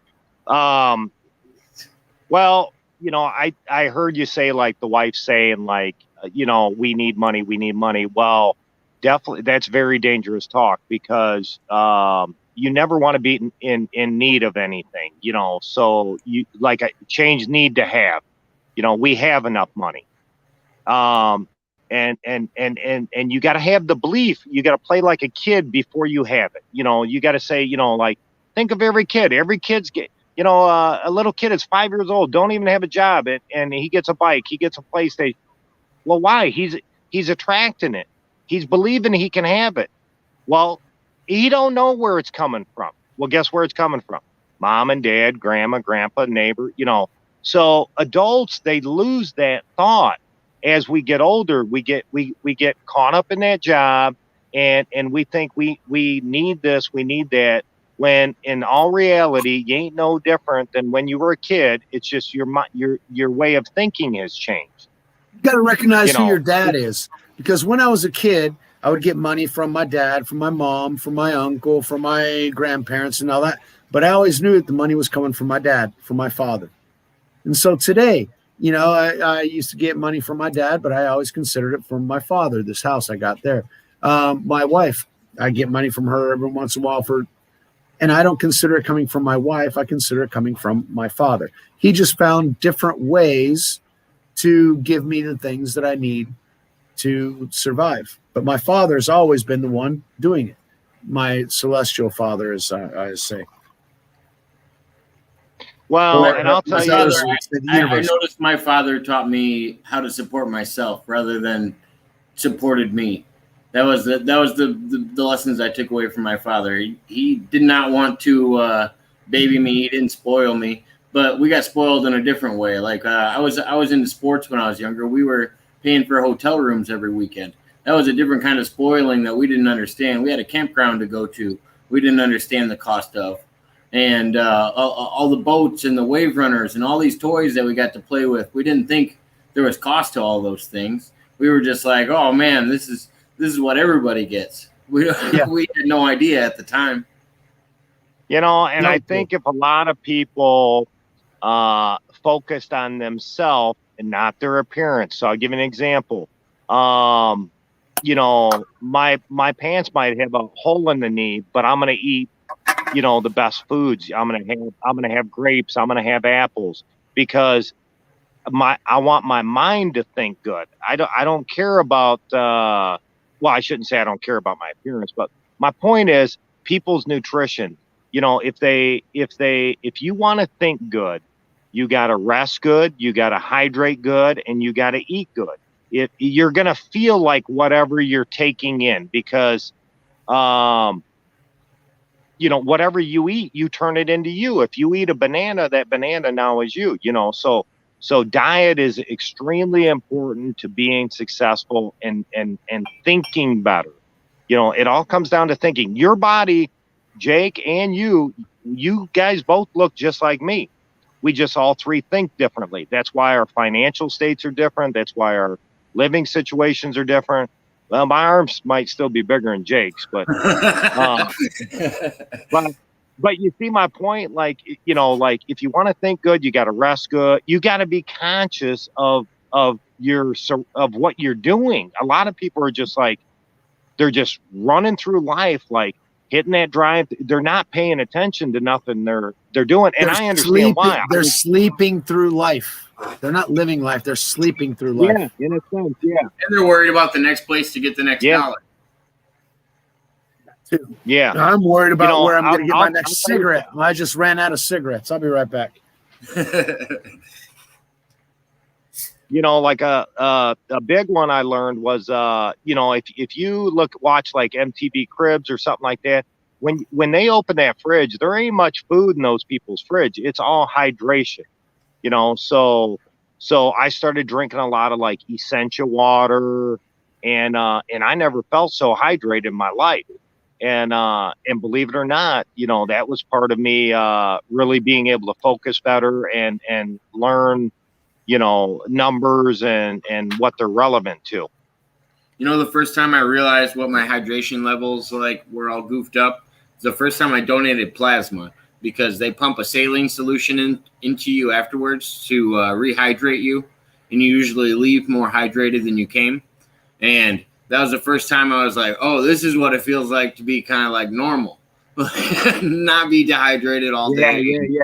Oh, yeah. Yeah. You don't notice the difference. You know, it's almost like a drug. So if you really take like what I've done, where I'm at, to sum it up, really is this. There's 100 pieces of the pie that you got to keep connected harmoniously to come down a good path. You know, to fail, you only need 3 or 4 pieces of the pie. My point is, it's so easy to go the other way. It's actually an immense amount of work to be successful, because you got to be conscious of everything, like what you're eating, who you're around, how you're thinking, what words you're saying. Are you applying your time most effectively, you know, to each and everything? Like, there's a tremendous amount of thinking that goes on, and most people, like I say, they're, you know, they think things are random. So like, well, this happened or that happened, so they change their focus too easily, you know, and it's much easier to say sit on the couch than sit at the desk and do some work, or, you know, blah blah blah. No, it's true. They want to get the government to hand them money sitting on their butt. Yeah, and you know, and that always will, you know, it always has been and always will be, you know. I feel like you can't even admit that it has to be. It's definitely exacerbated at this point. Well, in my opinion, you want me to tell you what my opinion is with the extended unemployment and all that? Yeah. What all that is you got to remember, there's 3 entities that govern in cycles of 90 years. It's called 30 years you learn, 30 years you earn, 30 years you give it away. March 20th of last year was Google's 30-year anniversary of learning. They've learned us. They are now moving into earning phase. That's why you're seeing inflation. Okay, so it goes Roman Catholic Church for 90, government for 90, big corporation for 90, and then repeat.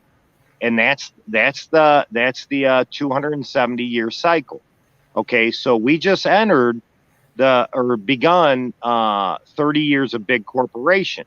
And the easiest example of that is, do you go to church more than you're on your device? If the answer is no, big corporation is in charge, not Roman Catholic Church now. And your stimulus money is just the transfer of wealth in front of your eyes. So the bailouts and things like that is how they always bail out the bankers, not the individuals. One power is transferring the wealth to the next power so they can build out their infrastructure. So right now, trillions of dollars is going to big corporation. They will give the people very little bit of money to tone them down. As far as like the vaccine, my opinion on that is, if we look at household animals that get vaccine, they're very docile. They're very calm. They don't cause much trouble. If you look at a wild horse or a wild dog, they're aggressive. So in my opinion, the vaccine is not good. Everybody can do whatever they want, but as far as I go, if I want to be healthy, I just eat good.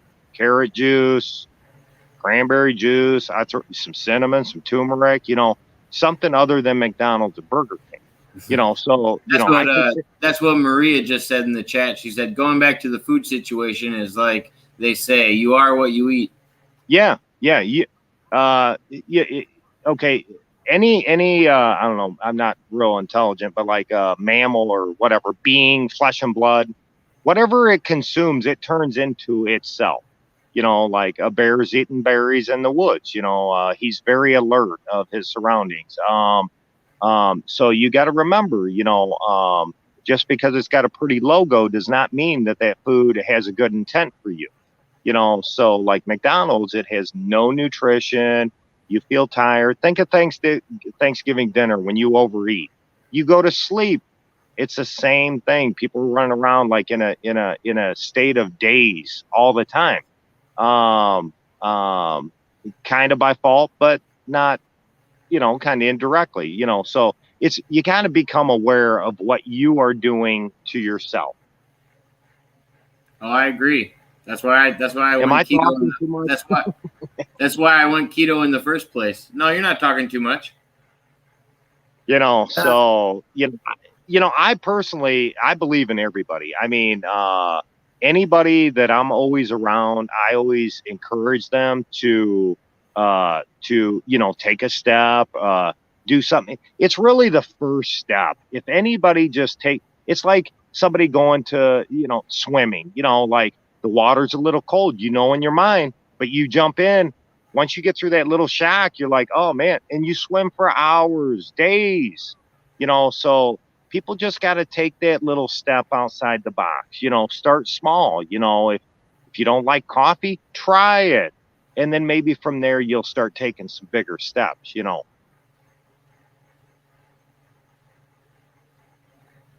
too. As far as the cold water, there can be some seriously cold water you can't stay in for very long. But yeah, I get it. Whenever you're getting into the ocean, it seems cold in the very beginning. And yeah, the cat from hell, Mud Rabbit's cat from hell. That was a funny comment, definitely. It went as it goes. Our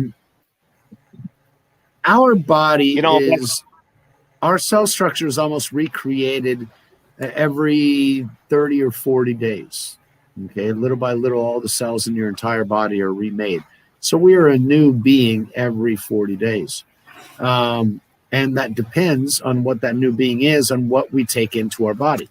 So if we're taking in sugar and salt, which is what McDonald's fast food and everything else is all about, because a Cro-Magnon brain, that lizard brain from our original evolution, is about survival. And what we need for survival is calories, sugar, salt, fat, all the things that in the long term are bad for us, but that's what our brain craves, because that's what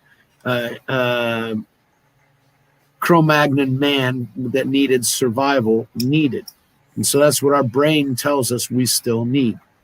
No, we need to be a little bit more evolved than our physical body tells us, which means we need to go beyond the cravings, the comfort zones and everything else. Yeah, some diets, I mean, when we get older, we start eating more vegetables. We didn't like them as kids. We don't like them as adults, but we know we need them. So we eat them. We got, you mentioned carrots. Yes, carrots are excellent for vitamin A, but we've also got spinach for iron. We've got broccoli for B12 and B6. We've got different kinds of elements that are present in all kinds of different vegetables. And that allows our body to recreate itself in the best way possible. If we've got bad materials to build with, then the body's going to build back badly. If we've got good materials that our body can use to reconstruct those cell structures every month, that means that our cell structure is going to be good, healthy, strong cell structure. It depends on what building materials we put into the body. And unfortunately, now that we're altering our DNA Who knows what our body's going to do with those nutritious structures? From this point forward, I have a serious fear for humanity because we will change. You're laughing, Jake, but when we fuck with genetics, it's a long-term thing. I mean, that's what we got with Roman and Greek mythology. It's because they were screwing around with genetics.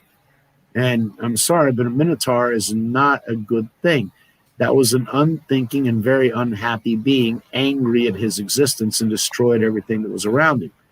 You know, that's genetic modification, my friend. I just know what road you're going down with genetic modification and altering DNA, and I know that won't be on YouTube very long if we talk about it. So no, we're not talking about that one specifically, but it's a general tendency. I feel like they want to do it with everything. They want to do that with everything. I mean, they started us with genetically modified foods, okay, and genetically modify everything that's there. Then we got into the genetically modified mosquitoes, which they introduced in 2016 down here in Brazil with 2015, which caused a Zika virus. Anytime that we fuck around with genetics, we do a bad job. And so thinking that we can actually miraculously this time get it right, no, it's not going to happen because we don't think about the long-term effects of that shit. We just think about the short-term needs of what we want right now, which is what they're doing. And many of the people, but I'm not going to get into that specifically because they are going to continue doing that. This is not going to be the only event that they're going to try and modify our genetics. Why? Because now that they prove that people will accept it and they will do it, they're going to modify it in much better and greater ways. In fact, we are already modifying genetics inside the womb. Whenever you've got a kid, and, in vitro fertilization, you got 8 different zygotes to choose from. And so you're going to choose the one with the genetics that most represent that which you want. Oh, I want a tall kid. I want a strong kid. I want a smart kid. What are the genes that are going to affect that? And they're going to try and tweak those, but they're not going to tweak all of them because they don't know all of the freaking things that are involved in all those.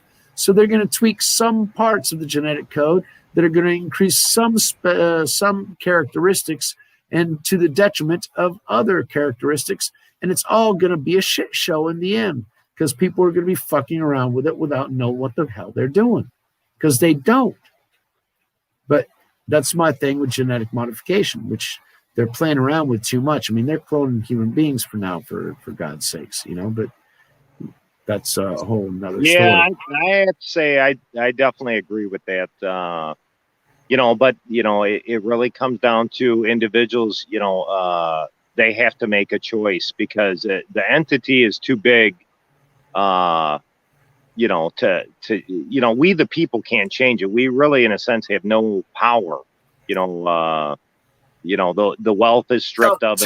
Tell that to the French. Tell that to the Greeks. Tell that to the Australians. They're standing up. They're showing their power. Oh, they are now?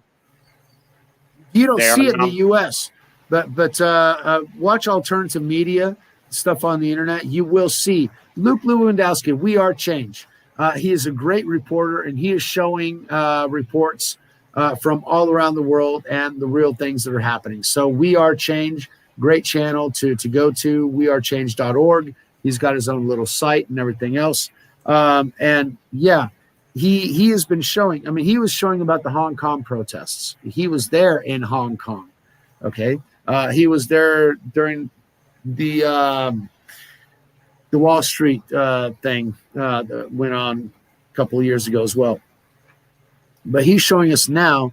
France is up in arms. I mean, they're literally marching in the streets, but they're not burning everything down. No. But they're marching in the streets, letting the government know, no, you're not going to shut us down. No, you no longer have any rights. We are taking back the power. And that's what the entire 17th letter of the alphabet movement was about. It was about people realizing all the fucked up shit that's going on and saying, no, that's not what I signed up for. This is what I want. These are the people that resonate with me. This is the movement. This is the reality that we want to believe.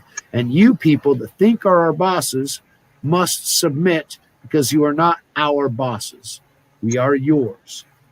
Like Joe Rogan said, this is one of the first experiments of self-governments, and we did a good freaking job of it for a long freaking time. When did that 17 come out? Like, because you were asking me, I could tell you, like, how I would view that number relevant to kind of what you're talking about. Is this like the most modern relevance of it was with the election of Orange Man Bad. How long ago? Well, when was Orange Man Bad elected? Oh, Trump. But it didn't start with him. He just gave continuation to what had been continued by Kennedy, which had been established not originally, but used by Abraham Lincoln. Okay, so that particular entity of investigation and truth and freedom for the people is historical in American history. Okay, when shit got really bad and bad and powerful people really thought that they could actually take control of shit, they had a tendency of pulling things back because the power remains with the people. That little document called the Constitution is very fucking well written. It gives us the power, not them.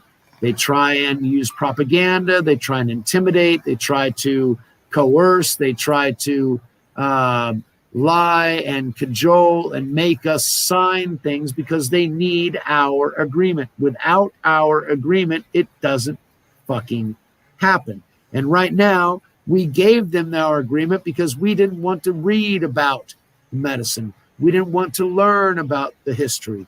We didn't want to learn about the connections. We didn't want to be responsible for our own reality and knowledge of what's going on. And so we subjugated that to somebody else with whom we trusted. But at this particular point, that trust is lost. It's lost in government. It's lost on media. It's lost on big tech. People don't trust any of these bastards anymore with good fucking reason. And the power belongs with us. We must subserviently kneel to the powers that be. Otherwise, come and fucking take it from my cold, dead hands. You got that right. Yeah, that's a lot of stuff. Like, I've not even, I don't follow along with it. I really try to kind of, stay within my box because the entity is so big that, and the people, neighbors, people are so weak today. There's no, well, if you think back, you mentioned it yourself. Why are they weak? They have been programmed to be weak. They have been cajoled to be weak. They have been fed to be weak. Yeah, they have been coddled. Vaccinated. Not just that, but the food and the programming, the types of jobs and the whittling away of your individual freedom. I remember the last job that I had in the United States, I was working as a CSA in a long-distance company. Okay, and whenever I went on break, I'd put on my screensaver with a password so that people wouldn't get into my computer and fuck around with my shit. Because I know that people can be stupid bastards. So I just left on my little screensaver, and I went to go smoke my cigarette, and I would come back to my workstation. When I came back to my workstation, my boss told me, "Hey, we need your password." I said, "Why?" "Because we can't have that screensaver going on." And I said, "What do you mean? It's a screensaver." "Oh, but it's bothering people." "What do you mean bothering people?"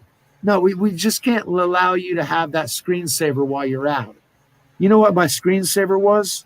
What? One of those old Windows where you type in the text and it bounces around. The text just bounces around the screen. Yeah. Okay. The text was "Jesus is Lord." Where are you from? Where do you live at? Are you in the United States? That's a complicated question. Yes, I was in the States. Question. All right. Yeah. Okay. Yeah. I get he has three. Where am I from? Where am I living at? And did I live in the United States? And Mexico, Brazil, and yes. Okay, so I answered it quickly. No. How long has it been since you lived in the United States? I think that's came here. Question too. Yes, it is relevant. I'm not technically living in the States, but I never actually left the States because I brought the U.S. with me. My wife asked me if I was able to live here in Brazil, and I said, "You give me 4 walls and an internet connection, I'm good." Because if I have 4 walls and an internet connection, I can feel like I'm just like in the U.S. How long have you been living in Brazil? I came down here in 97. And so in 95 and 96, I was working in the U.S. in a telecommunications company, and they didn't allow me to have Jesus is Lord as a screensaver. This is what I and like. That convinced me that it was a good time to leave. If I couldn't be a Christian and I had a Wiccan behind me, a 45-year-old guy in hot pink shorts working in front of me, and a couple of other girls who were holding hands and snickering and everything else. Fine. Okay, everybody's got the right to do whatever the fuck they please. What I freaking please to have on my computer is Jesus is Lord. I don't have the right to do that. They can do all their fucking bullshit. I got no problems. Nobody's got any problems with that. But I can't put on Jesus is Lord as a screensaver. That they got big fucking problems. We got bigger fucking problems than that if that's their goddamn problem. If they can have the right to do all their fucked up bullshit and I don't have the right to do what was fundamental, then I'm sorry, your rights are fucking bogus. Because how can somebody else have a right and I don't have one? No, that's bullshit. That's hypocrisy. That's lies. And I don't accept that fucking bullshit. Is where you're at now the quality of life for the people better, in your opinion? It depends on what you consider quality of life. A bunch of stuff? No, they don't have stuff. Do they enjoy family, friends? They enjoy the weekends. They go to the beach on the weekend. They can go hiking in trails. And next weekend, we're getting everybody together from soccer to have a fogo do chão, which is roasting an entire cow's ribs on a fire pit. Would that be quality of life? I mean, like on the, like in the States here, like you're taxed so high that, I mean, you're just in this constant state of like, I'm sorry, buddy, but Americans can't say fuck all about taxes because Brazil is higher. I'm just reading Jadewa's privileged statement. I want to dig into that and figuring out how that's privileged. Not everybody in Brazil lives like that. My general region, the people that I know around here live like that. Maybe they are privileged in this region. But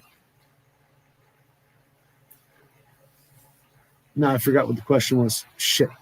Yeah, that threw me off a little bit too. I was like, I didn't really realize that was a privileged statement. Yeah, they do have a privilege of, I guess, enjoying family. Not everybody has a family. I guess you're right in that sense. And having a beach close by, and also having the mountains, and also being able to have access to cheap meat at that time. It's getting worse. But the worst taxes in the world are Brazil. Brazil pays more taxes than any country on the planet. And we get shit fuck all in return for it. I paid for my road in front of my house. I pay for the school for my kids. I pay for, actually, I don't. My wife and her job pays for the health insurance for for me and my kids and herself included. The government doesn't pay for fuck all of that. Now, we pay money for security, and I also have to pay for security for the house. I have an alarm system that if I'm traveling, the alarm system shows up before the fucking cops do. Because nothing that a government system is supposed to give you will happen. That is the reality of a socialist fucking country. But even though it's socialist and the government gives you everything, we have to pay for everything to be well done. Mike, because the public health system fucking bites. It's cheap. Mike, it's free. Sorry. If you called the police, how long would it take for them to come to your house? My house was broken into about 10 years ago. I was taking my son to judo practice, and I took my other son. And while I was gone, the 1 hour a day that I was outside of my house, they decided to come in that 1 hour. They had been watching my house for months to know that. And they came in. So as soon as I was, we were there, and I was there for about 15, 20 minutes, and I get a phone call from the alarm company. Oh, we got the alarm. The guy came here, and there's been a break-in. So could you come in? All right, call the police. The police never fucking showed. They showed up 3-4 weeks later, some cops, and I had a TV, a flat screen TV, to where their fingerprints were all over it. And I said, they grabbed this and they dropped it in the garden when they saw the alarm people coming, and they left it. So the thieves' fingerprints are right here. Just take the fingerprints off of this. I've been saving it for a month for you guys. They said, oh no, our fingerprint systems are different. They require more points, and this isn't CSI. It's not that easy, and blah, blah, blah, blah, blah. They didn't do a fucking thing. So anything that has to do with government, fuck off. You can tape that and shove that shit up your ass. I don't earn money here in Brazil for one fucking reason. I don't make money here in Brazil for one reason, because I don't want to pay all the freaking taxes that I would have to on making any goddamn money here. So I do what I have to survive here, period. Is there any good place left to go? Like, where do you go? They're all the same. But see, actually, this is one of the best places, which is why God brought me here. It's not the U.S. It's not what I was used to. But the Human Development Index here is above Italy. In the region that I'm in the south of Brazil, we're better than Italians, to be honest with you, as far as development, education, amount of food availability and housing and everything else. So it's not that bad.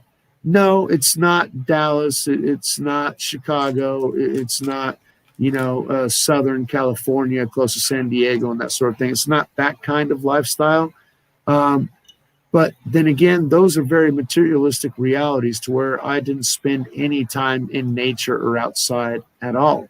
I spent inside a shopping mall, inside the company where I was working, or inside the car, air conditioning.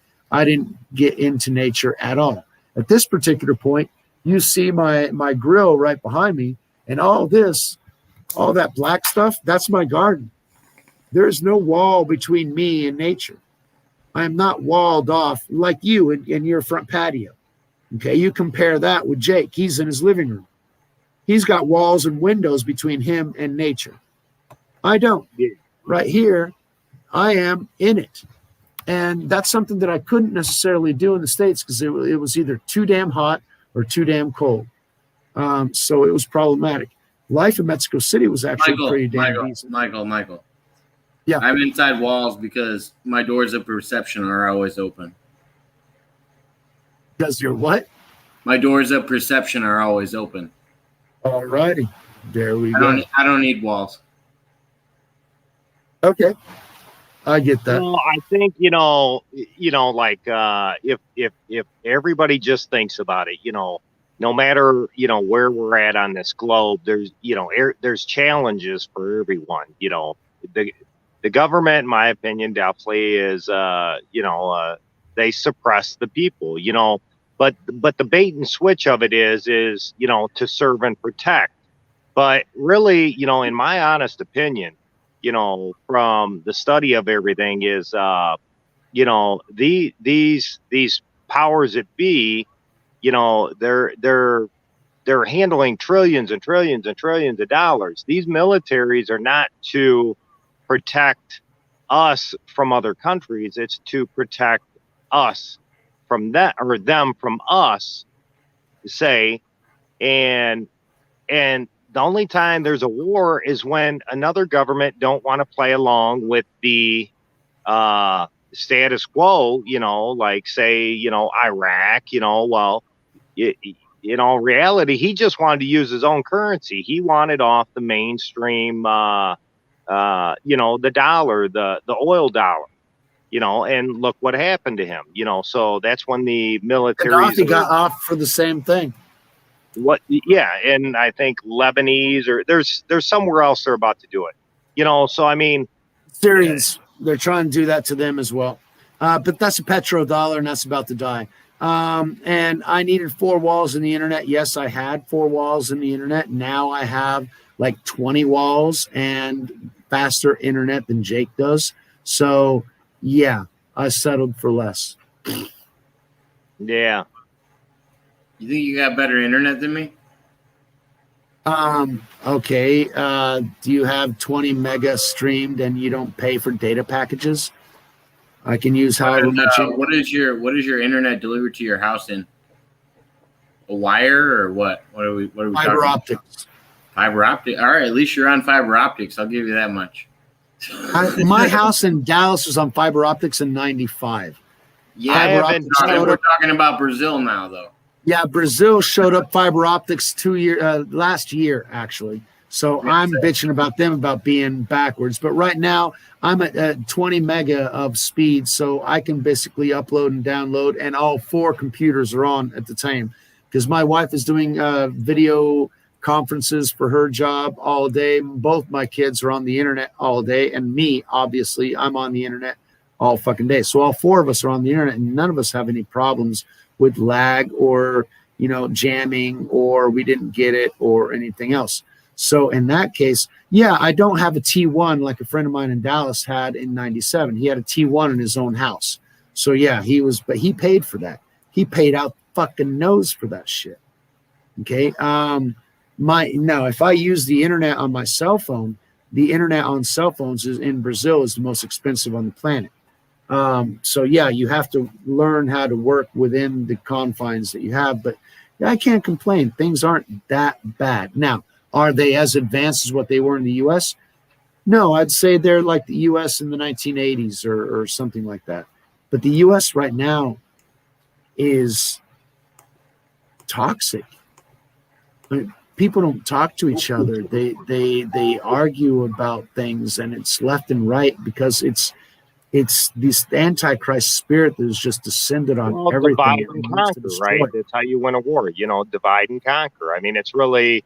Who's at war with us? Who's at war with us? It's China, and that's their fucking thing, and nobody wants to admit to because we buy everything from them. We're already dependent on them, and now it's been a war for 30 fucking years, and they've been winning for a long time.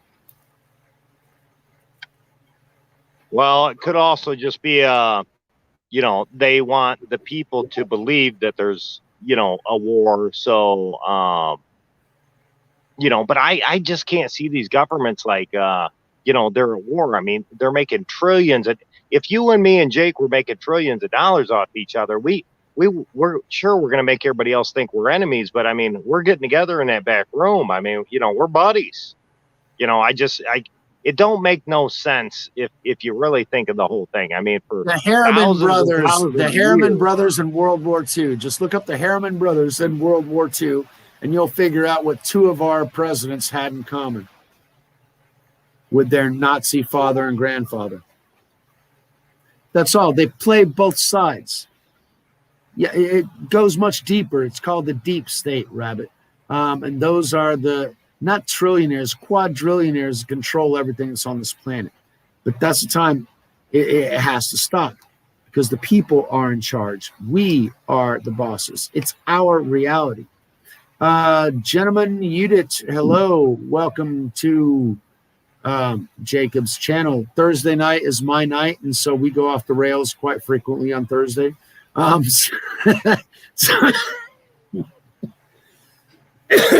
So welcome. Yeah, Dwight. Any other night of the week, Jake's got a really relaxed show. With me, I usually go off the rails with that stuff. Yeah, a lot of it I don't understand, but I mean, I just, I try to be a good listener on it, but yeah, we definitely all, that's the thing. We all see our individual realities. Definitely, we all view them differently, but at the end of the day, we're all in that same boat. We got you got your families, you got your jobs, yada, yada. But, yeah, I don't put much, attention and thought into the things you talk about. It doesn't mean it's right or wrong. It's just I don't know much about it. So that's why I keep my mouth shut, because a lot of people, when they don't know what they're talking about, what do?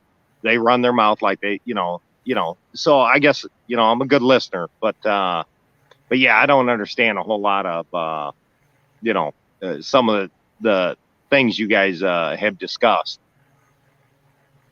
Mud Rabbit said that she went deeper than the deep state. Are you talking about Revelation?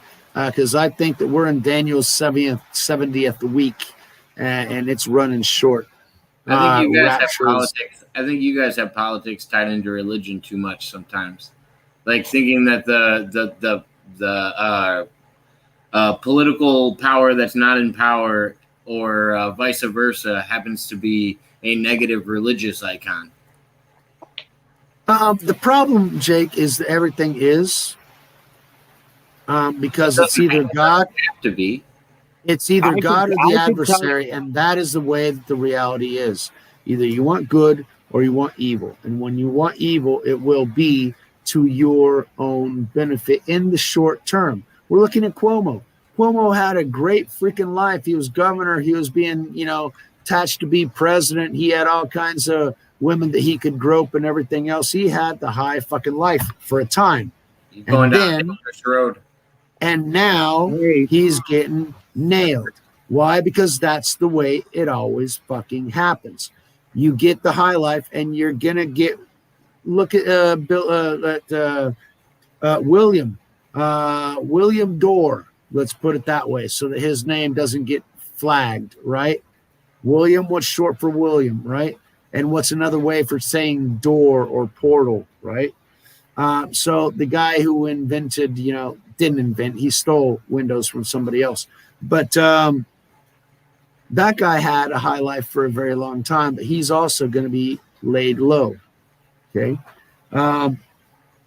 They have this focus. Money isn't the origin of evil. It is the love of money that is the root of all evil. People will do sick things for cash.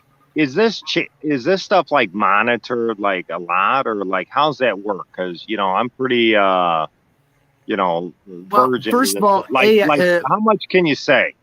Well, first of all, there's words. Robot. Hold on, there's words that are picked up usually that in an algorithm. So they'll just run a universal search of certain words. And that word search gets flagged, somebody will listen to it. Yeah. All right. Well, okay. So try to follow. I don't know if you guys can, but all right, let me show you how the United States government is one entity, but it makes the people believe that there is a Joe Biden and there is a Donald Trump, and they're fighting for you. Kind of like we believe that. When is Biden fighting for us? Or they make you think they're out to help you. Okay. Oh, yeah. The lies. Okay. So like Walmart and Target, right? We think, they're competing. Well, they're just part of the SEC, right? They're this, all the money goes in the same pot. Same with Ford and Chevy, but it creates divide within the people. The government is the exact same thing. And let me explain how. When there is an election every year, each candidate will get a text your vote number. Biden's number is 30330. Donald Trump's number is 88022. Those numbers tell you the months that the stock market and days fall when you put the numbers together. The zeros represent the months between the drops. Biden and Trump are one entity. You got to look at it like a movie. They are, this, okay. So give me an example. We are now at Trump's first number, which is 88022. What is 8 plus 8? 16. 16. And that's next Monday. What month are we in? August. We are at, on Monday, 8/16. Do you see what I'm saying? And then So something big is going to happen on Monday. Is that it? Yep. So when I'm you thinking look at, Arizona. I'm thinking Lindell. I'm thinking New York. well, I'm thinking let me California. show you. Let me show you how you guys are reading the news just exactly how they want you to. Governor Como is it numerically is 3-3. Let me picture the word. How do you spell his name? It's CUO, right? Yeah, UOMO. yeah. It's 33646. When you read his number back, basically that is 6 days it'll fall 46% at the 3-3. The news, you guys are reading it at its face value. You really have no idea.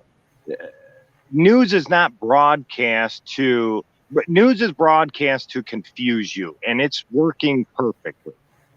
If you know what its true intent and meaning is, you would actually enjoy watching it because you know how to make money. Do you see what I'm saying? But you've got to look at it numerically. You got to, if you're taught to read in school left to right, you better start reading right to left. Do you see what I'm saying? They're no smarter than you. It's just a very small code. And Freemasonry and Illuminati is you just add one to it. So here's an example. The Statue of Liberty is 150 feet, 1 inch tall. Okay, what that 1 inch represents is the one is a code. It has another meaning. But here's an example. On TV, you may be seeing the number 47 constantly. Well, they just added 1 to the percentage it's going to fall. So it's 46. Do you see what I'm saying? You got to know where to look. Number 1 also is a directional change number equal to 13 and 11. So 11 is a directional change number, and so is 13. Right now we are in what's called 11, and 11 is bad. And let me give you an example of something that sounds bad. 911, 911, fall. Here's another example. Trump's number, when you add it together, is 110. The World Trade Towers were both 110. When you put 2 of those together, you have 220 in the cycle 2, which is 222, which is also Build Back Better. The new slogan, the Biden slogan, Build Back Better. It's all numerical, so, my point is take your focus off of Build Back Better is the new 9/11. No, Build Back Better is how they are telling you the day. So if you go from the Capitol break-in, which was January 6, 1/6/16, 222 days is Monday. So yes. You see, is take your focus off of the face value and actually start to look into it, and you'll learn how to make money just like they do. But it's working perfectly because you guys are in argumentative debates and you're confused and you're angry. But no matter how long you guys do that or how many people get together and do that, the problem never will ever be fixed. It always has been and always will be. You either go with that flow or you sit in that other boat. That's where I was. I said, you know what? When COVID come out, I said, you know what? I got 3 businesses and there's this entity constantly trying to put me out. I said, I'm done with that too. I'm learning what they're doing because they're no smarter than me. Donald Trump can't cut a tree down or change a tire. I can't cut a deal to have a skyscraper built. You know what I'm saying? So I know he only knows something I don't. We're all equally as smart. It's just where do we want to put our focus and attention? I didn't put mine in any one specific place. I put it in all kinds of different places. And that's my problem. Like you said, I didn't become great at anything because I focused on many different things. So I was good, mediocre at a lot of fucking shit. Okay, so all right, here's a little fun fact for you guys. All numbers are 9. All right, so pick any number from 10 to 100. And I'll show you. All numbers will always become 9. And it's Pick any number, Jake. 7. Huh? 7. It's got to be above 10 because all numbers are 0 through 9. So just pick a number from 10 to 100. 17. All right. What's 1 plus 7? 10. Yeah. Wait. Let me make sure I'm doing it right. Or no, 8. Sorry. And 8 minus 17 is what? 8 minus 17. Yeah. Negative 9. Is 9. Yeah, with that, if you add and then subtract, you're going to get 9 definitely. Yeah. That's a mathematical principle. They all come back to 9. So here's an example, like 57. You use that formula, they all will. 12. 5 plus 7 is 12. 12 minus 57. Do you see what I'm saying? So the number will always reduce to 9. Why did we learn that in school? Why did we know all numbers are 9? Because it's intended. Why do you think they praise teachers in the United States? They love them because they're teaching us all how to be, how to hide. The teacher is to hide from us how to become financially free. That's why they give them summers. They treat them like royalty because they're the roadblock. They're the ones that keep the people from bridging. You know, they got to follow an itinerary. Well, you can't use your imagination because you got to do this and this and this. You know, so I don't know. That's kind of my view. You know, like I say, I don't push it on nobody, but I mean, you know, numbers seem to, you know, they're making me money now. You know, just when the market falls in a 5-day period, I'll make $100,000 to $200,000. I usually got to go work a whole year, freaking ironwork, and get my ass kicked to do something like that. Hey, $500 a month, you got me doing whatever it is you want me to do for you. Not a problem. Yeah, it's just studying numbers and understanding that the things around you aren't, you know, stop looking at them at a face value, because that's why the confusion, the divide and conquer comes into play. You know, it's pretty interesting shit. No, it's definitely deep. I liked it ever since you sat down and showed it to me. Well, there's a lot more to it. Like all these bombings and the building collapse. You got to remember, those are all signaling things. So like Beirut, that was on August 4th, 8/4. You know, so what they're telling you is don't go past that day. Big explosion coming after that. Do you see what I'm saying? Beirut, you know, think of it numerically. Take the first letter. It would be 29, you know, 11. You know, so they're telling you, you know, 11th day, which, you know, we just are passing that now. So they're telling you when to get off, when to sell your stock. You know what I'm saying? However, the guy from Berkshire Hathaway has a tendency of buying stock that he trusts and not selling. No. They are just, okay, here's an example. I had 3 small companies, and I mean, I was running myself ragged. The kids are playing in front of me. I can't even hear them, right? Now let's look at someone, a Jeff Bezos or an Elon Musk. Can they really have 6 massive car companies, a spaceship company, and a solar company, and still have time to do an interview? How? They are just the Tom Hanks. They are to win your support, your belief. Like, come on, Elon, let's save the planet. The entity behind it is your governments. You know, it's like, if I want to get around your Constitution, what's the easiest way to do it? Just let you do it yourself. So I'll create a company. I'll name it Facebook. These guys will click and give me all their information. And the FBI doesn't have to do profile checks anymore. They just go onto your Facebook profile and they know everything about you. Done. All your friends and all your connections is right there for them. You got to think of this device you're on right now, technically is toxic, you know, for how we talk. It's just an extension. It's a branch, you know, of something bigger, you know. But when you understand those things, you learn how to make money. Like, all right, I'll give you guys an example. You guys do a podcast or videos.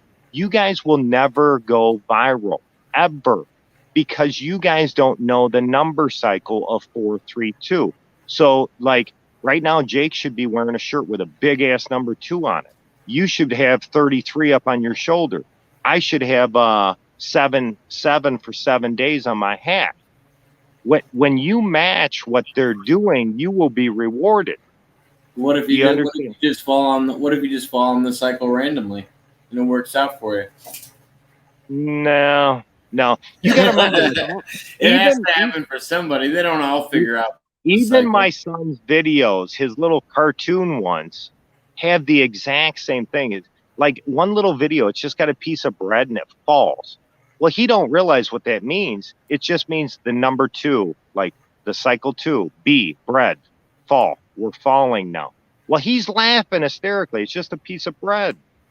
But it's like it's just hidden messages. You know what I'm saying? And a lot of people, they thought, well, Dwight, you're crazy. Well, as soon as I start showing them, they're like, wow, you're actually, yeah, you're right. So you got to remember, society is meant to attack people like me, to weed me out. So, I'll never go write a book, or I'll never try to go, produce movies, or yeah. All right. Yeah. See, now we're getting more likes. Is that a McDonald's bag? We're getting more likes. It's what was left over. It was a piece of paper that I had here. But McDonald's is also a 3. It's also a 3. McDonald's is also a 3. The M on the side is a 3. Look at that. Yeah. So yeah. So you got to remember, like, our 0 to us is 0. 0 to them is 3. 3 is their 0. Our 0 is 0. So that's why we're always a little off. You can't figure it out. It took me 14 months of probably 20 hours a day of complete focus, nearly solitude, no girlfriend, eating good, to focus in and hone in on this. Nobody told me this. I had to learn it from the ground up. I had to see it. So tremendous amount of work to learn it. Much harder than me, like I say, building a building, welding, cutting a tree down. But I know the reward can be so much bigger. Oh yeah, it definitely can. As long as you're getting that return. Right. It comes down to, so the money doesn't motivate me. Whatever I do, I want to win. I want to be great at it. The money, whenever you're great at something, money will just follow. Whenever you're good at something, you might make money, you might not. But if you That's can what they always on said, something, but I don't. It also depends on the connection, because I'm good at what I do, and I always was. But I got the shit kicked out of me from people that were really jealous about the fact that I was a lot fucking better than they were. you got to get away from that. Yeah. So that's the problem. Family.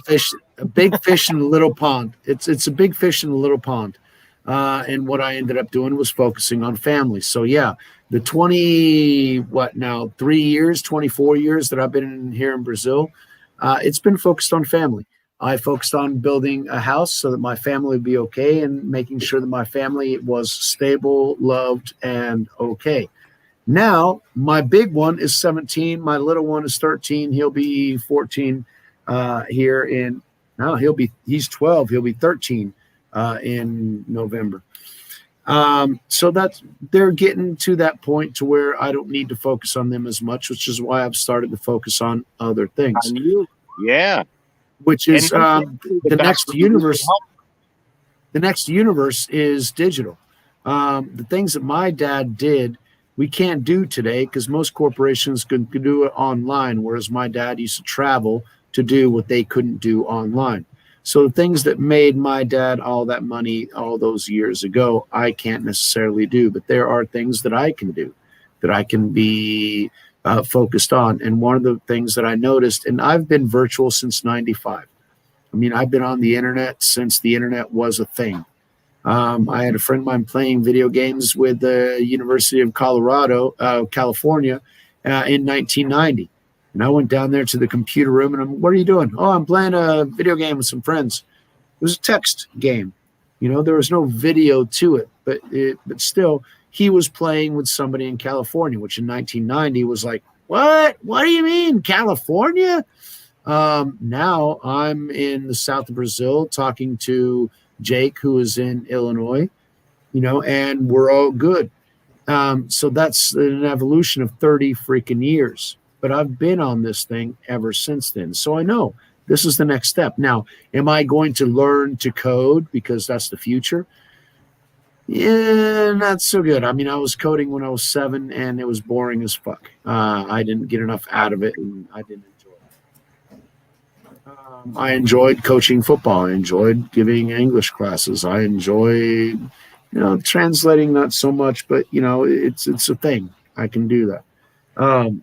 Well, the happiness, there is no value on it. Like I'll take happiness over, majority of my dad complains that I'm never happy. I'm always complaining about everything else. Jake talks to me and he's going, but you're always bitching about the government and everything else. At the same time, Jake says that I'm usually a positive influence. I'm not negative. Well, no. You have a positive influence with your religious stuff. But this is the question I was getting on with you earlier was, do you think it's beneficial for you to carry the U.S. politics with you since '97 while you're in Brazil? Do you think it helps you to worry about that at all?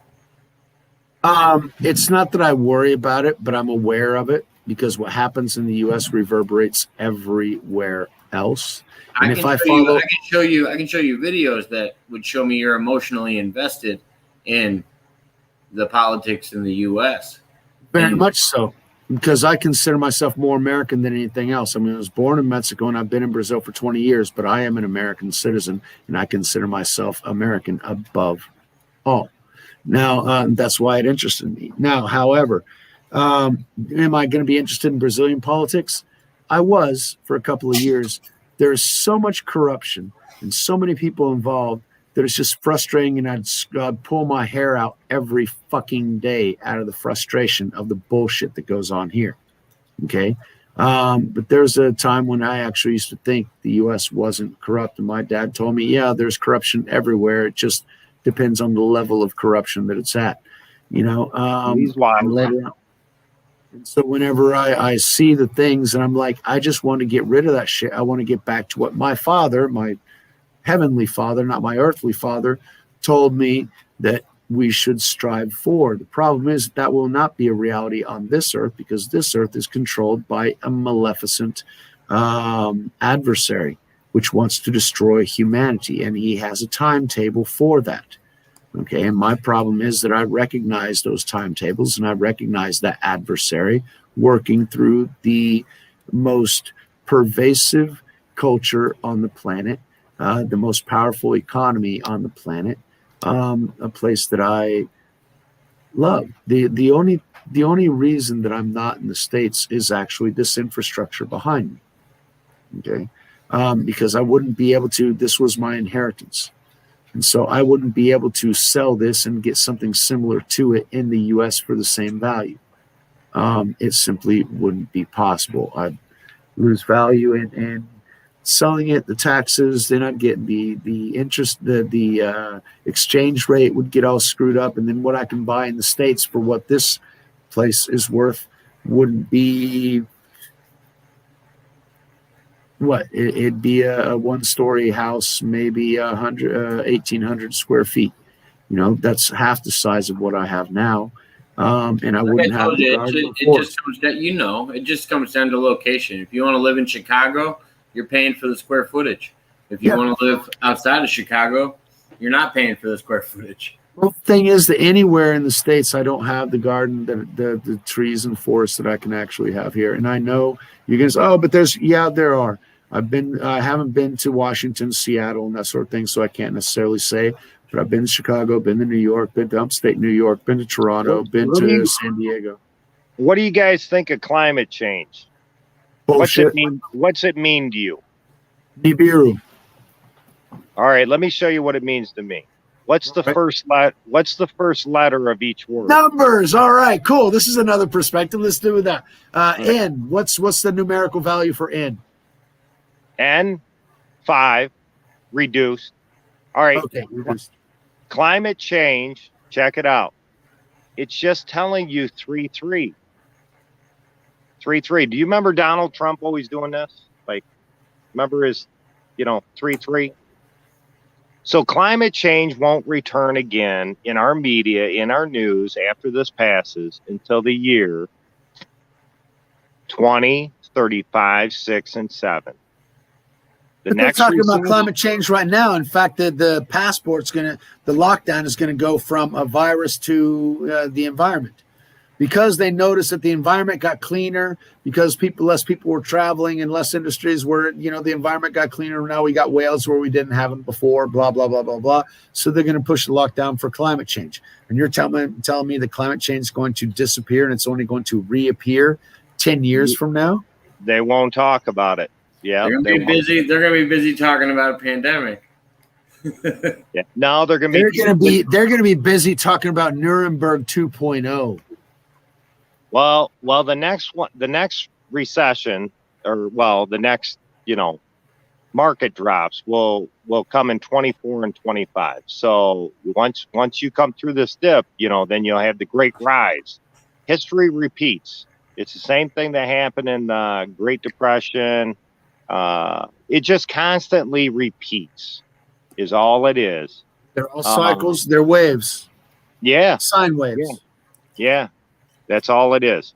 Mud Rabbit, it was a distraction from what? It happened right before 2020. And what happened in 2020? It was a distraction, so we wouldn't see the dominion that's going on. And I'm going to leave it at that. I'm not going to go any further into that. Otherwise, we'll get cut.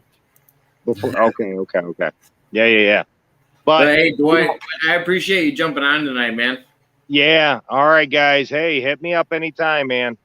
Oh, yeah. We'll have to set something up. Randy already did an interview. We'll have to set one up with you where you can take questions from the chat. I mean, you guys caught me a little off guard. I mean, my lighting ain't good and all that. But hey, if you enjoyed it, I'm on every Thursdays with Jake. Jake is on 3 or 4 times a week with lots of different guests as well. Sometimes on Monday, we're making that a sort of normal thing as well.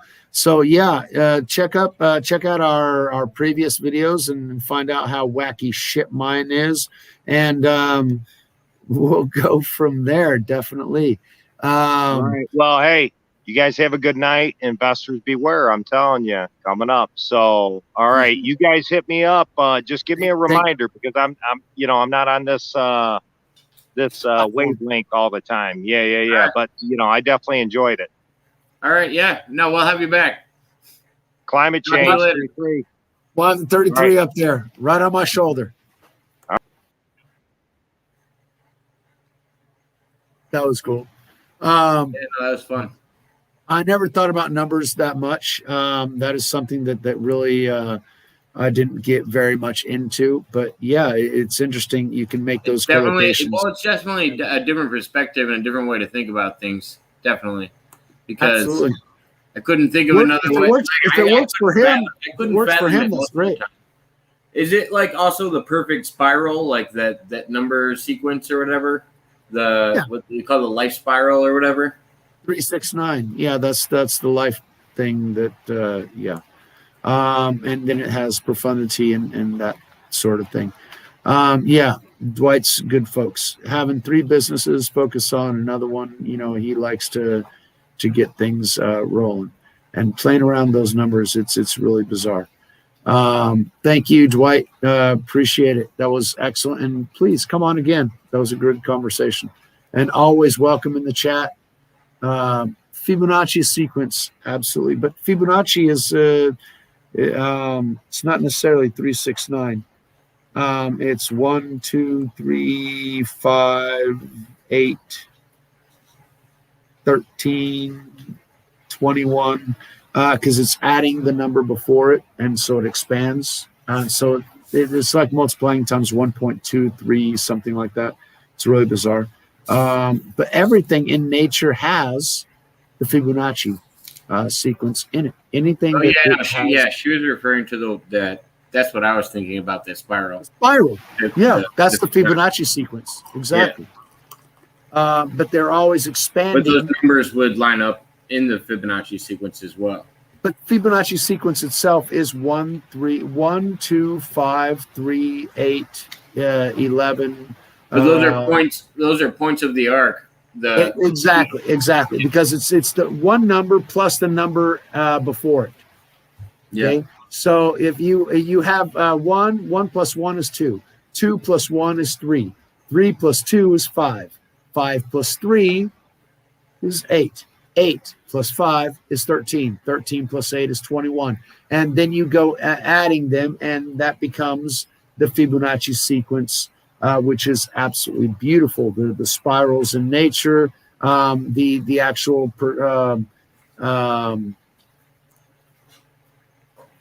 they did the thing to where you take the nose and you go around the eye, and if a certain body follows the Fibonacci sequence, the closer it is to the Fibonacci sequence, the more we consider it beauty, and it's really bizarre. They call it the number of God, but spirals and flowers, absolutely, that's also in the Fibonacci sequence. You can see it in sunflowers as well. I mean, it's in everything. It's a divine sequence. It's absolutely fantastic. So yeah, numbers make up everything, which is why they used to say that math was the universal language. I got down to Brazil and I found out that math was a little bit I thought different. the human body was a different one. It was proportions. But the face, if you look at the corresponding of the face, it can be that spiral. The if you take from the nose, then the eye, and then the forehead, and then the jaw, and it just makes that little spiral. Yeah. That you notice is the same thing.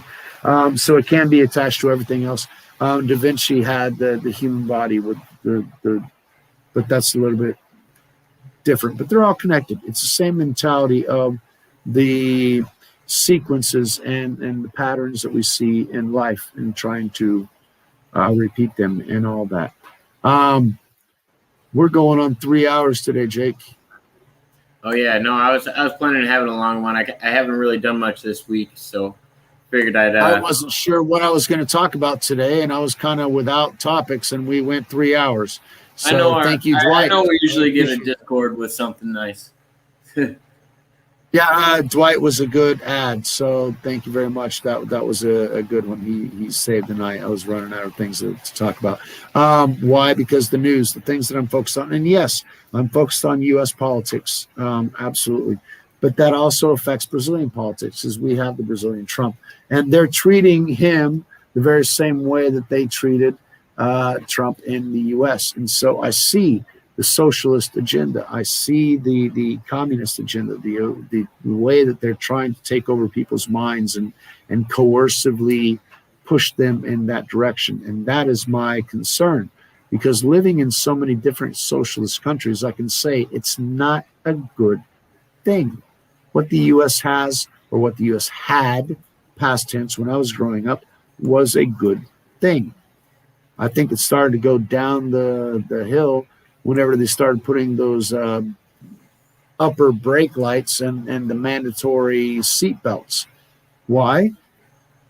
It's got nothing to do. Government shouldn't be involved in those little, small intricacies of life. That is the detail of the individual. Okay? Yes, I understand that seat belts save lives. But is it up to the government to mandate for me to wear one?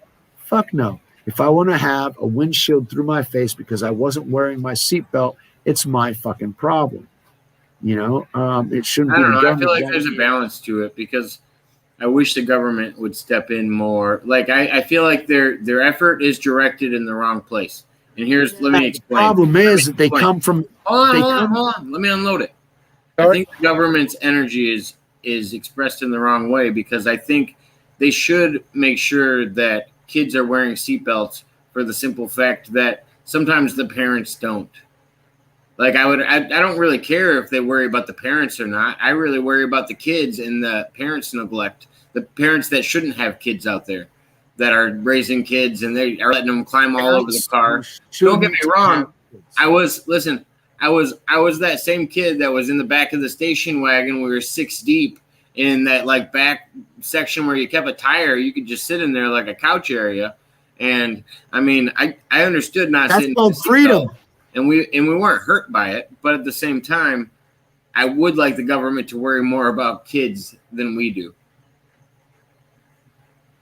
Look, yeah, we should worry about kids. Let's worry about the. But I feel like once when they if we actually wanted to fucking care about kids, we wouldn't allow Disney to do the fucking shit that they're doing. If we actually cared about kids, we wouldn't allow little St. James fucking Island. So you'd want them to put on their fucking seatbelt. Telling them to put on their fucking seatbelt and the freaking biker's helmet isn't caring about the kids. It's about control. If they cared about the kids, they would actually care about the kids. But they don't care about shit. They care about control and power over you. And that's the thing that government cannot have, is power over the individual, because the individual is the one that has power. No. I don't think it should be anything should be a mandate. I think it should just be a service that you have. I would like them to have seatbelts in cars. If you want to choose to wear it or not, that's your own discretion. But put propaganda on the news. Wear your seatbelt. Wear your seatbelt. Wear your seatbelt. Great. Do education, but don't say, "Oh, a cop saw you without a seatbelt. He decided to pull you over, and when he pulled you over, he looked to make sure that you had the right insurance and that your tail light wasn't broken, and he found 5 other things that he can actually write you a ticket on." That's not what government's there for. That's them wasting your fucking time and taking your money. Yeah, no, that's not protecting and serving. That's the difference between protecting and serving and making a quota and making money for the state. But that's what it always turns into. You can't give government control, otherwise the individuals will make it about a quota. And government that needs money, the municipalities and the cities that need money, they'll make it about a quota because they have to make their money. But if you don't give them that power, they can't use that to make money. They'll use something else, because governments always fucking make money. With what Tiffany's saying, I feel like some of the older cars were like grandfathered in. And they have laws in the U.S. where if they're older than before the law was made, you're still allowed to drive them. I don't know if it has to have registered antique plates or not. That's anything registering 25 years or more. But I had an El Camino before, and I used to look into those. Just a little real world example. I used to travel from Oklahoma City to Mexico City. My dad in '79 had a Lincoln Town Car, and so the back seat of that town car was like a fucking boat. I would run back and forth on that seat because you're driving 8-10 hours a day. I was bored as fuck. I would watch the mountains and I would study 3 weeks worth of homework in 3 days that I was traveling, and I'd be on that back seat. And I didn't wear the seatbelt one freaking time. Nowadays, we can't go. Now, same situation. My dad driving from Oklahoma to Mexico, taking his new family, taking his wife and my half brother, who was 7 years old at the time. And he was lying in the back seat of my dad's Audi, and he was asleep. And so since he was asleep, he wasn't wearing his seatbelt, because you can't lay down when you're wearing a seatbelt. Technically, you can't, because you got that thing there and everything else. Trust me, you can't. So you take the seatbelt off and you lie down and you're comfortable and you're asleep. The cops pulled him over because he had Mexican plates, and, everybody's fucking racist, whatever. And the cop shines his flashlight into the back of the car, which is illegal search and seizure, invasion of property. They also don't have the right to do that. And he goes, "What's he doing?" "That's my son. He's sleeping in the back." "But why doesn't he have a seatbelt on?" "Because he's asleep in the back." "No, but if you're on the road, he's got to have a seatbelt on." And he wrote my dad a $75 ticket because his son didn't have a seatbelt. Now, why the fuck was he pulling him over in the first place? Because he had a ticket, he had a license plate that wasn't from there, and so they automatically become curious. So yeah, I'm not for this bullshit defund the police crap. But yeah, I've had serious problems with cops in the past because they don't give a fuck about the individual. They give a crap about their quotas, and everybody is a perp. Everybody's a criminal. They just don't know what crime they've committed yet, but they're going to find out because everybody has committed a crime.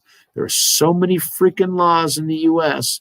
that you cannot live without breaking some law.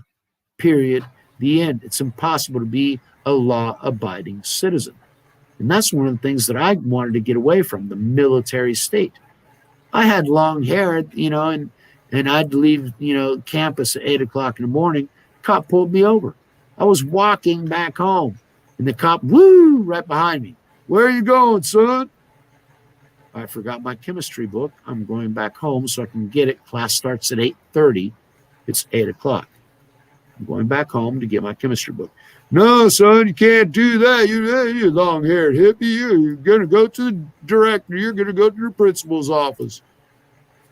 I was judged by the principal and put into ISS, which is in-school suspension, before class even started. For what?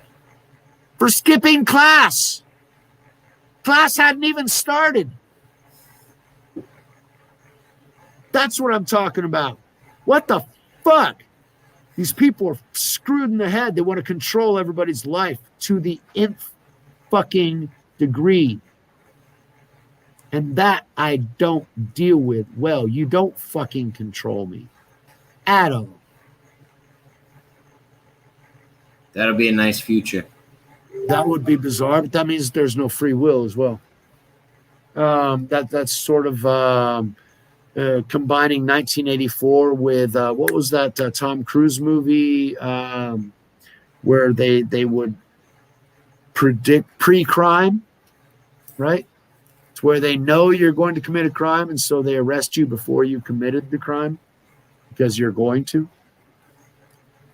I forgot what it's called, but I know what you're talking about. Minority Report. That's the movie, Minority Report. And they're talking about pre-crime. The military states where the police are involved in every aspect. One of the things that I enjoy here, first of all, Elegant Mind, good evening. Thank you for joining. Here in Brazil, when I went to college here in Brazil, their laws are so draconian. It's absolutely abysmal. People don't have rights here. And I thought it was absurd and obscene, to be honest with you. The government thought that it had the power to do the things that they did. Now, the reason that I've been able to deal with Brazil is because I don't have cops everywhere. So even though there are tons of laws on the books, they aren't enforced. As long as they aren't necessarily enforced, unless you could draw attention to yourself, you're a stupid fuck doing, shit out in the middle where everybody can see you. Yeah, you're going to have the hammer drop down really freaking quick. But you don't have cops driving around absolutely everywhere or waiting in corners just to ambush you doing whatever the fuck. Since there are no cops, or very few cops, I'm not bothered. And they have much larger crimes to worry about than whether or not I'm wearing my fucking seatbelt. So even though that's a law, and some, little hacks downtown, they're sitting there on the corner just looking at the cars going by, going, oh, no seatbelt, license plate, and they send you the ticket later on. That has happened. But they don't stop my car and frisk me and check, the situation and 20 other infractions that they can do. No. I mean, I'm speeding and I go past the radar. I didn't like in the beginning because, there's radars and they can tell, whatever. But it's not a cop pulling my ass over. It's me getting a ticket for speeding, 30 days later in my mailbox. It's not a cop taking 30 minutes or an hour out of my day to find 5 different things and scan my driver's license through the system to make sure that there's nothing against me. And later on, whenever he figures out that I'm innocent and there's nothing else he can hold me on, after he's already wasted 40 minutes of my time, which I was in a hurry, which is why he stopped me for speeding, then he finally lets me go. So the fact that the police aren't that present, even though the laws are worse here in Brazil, the fact that the police aren't present makes it better because I don't have to deal with those fuckers all the time. And so I'm not against defunding the police, but at the same time, cops are paying the fucking ass. Are they necessary for a law-abiding situation? Yes. But at the same time, we see how cops act in England. We see how cops are acting in Australia. We see how cops are acting in China. And that's the autocratic arm of a dictatorial government. And that, my friend, is where it cannot roll. Whenever you live in a small town, you know the sheriff, you know the deputies, they all know you. And so when they pull you over, it's for a damn good reason, because they're not going to bother you because, you know each other and whatever, you're going to tell his grandma or his uncle or his aunt or whatever. And so in small towns, it's a little bit different. In large towns, Dallas, Chicago, New York, I mean, holy fuck. The cops at the airport in Chicago are worse than they are in New York. And I thought they were bad in New York. Yeah, I don't want any implants, Zachary. And that's what's going to allow things to be without crime, because they're going to know exactly what you're doing every instant before you do it. And you know that they know, which means that you're not going to commit a crime because you know that you're going to get punished immediately. But that means that there is no more freedom. You are integrated into the system 100%. Yeah, and those are called the mark of the beast, Mud Rabbit. And that's what we're all going to have eventually. I mean, the Father tells us that that's the end goal. Yeah, get an E-Deck bag. That's something I saw on Marfugo News. He advertises them and everything else. But basically what it does is it creates a Faraday cage for your items. So if you don't want to be tracked or anything else, you put it in that E-Deck bag and they can't track you. You'll pull it out and use it, and then they'll track you at that point, but they don't know where you were from point A to point B because you're in the cell phone is in a Faraday cage, so there is no interaction. It doesn't know where it was. It's hidden from the system.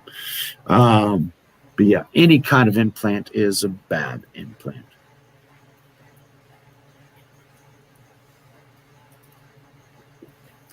But anyway, yeah, but even though you turn tracking off, they've already proven that even if they did a test with putting a cell phone on airplane mode and tracking off, and they found out that it tracked everywhere where they went, regardless. Okay. You have an E-Deck bag. Interesting. Yeah, I don't like carrying bags around. I mean, I carry my cell phone with me the whole damn time. If they want to find me, they know where I'm at. But that's not hard because I've been under house arrest for 20 plus years. So I'm always here anyway. But that's a whole nother story. I'm not living in a big city where I can do. But that wasn't quality of life. I mean, I lived in Mexico City. I know what big cities are like. And there's a certain quality of life aspect that I was looking for. And that's what I kind of found here.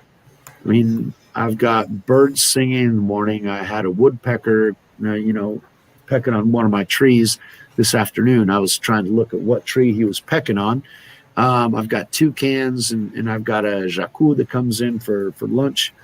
Every time he flies in, it's really bizarre watching him. So there's a certain thing. Jainu Oliver Beck. I don't remember that one.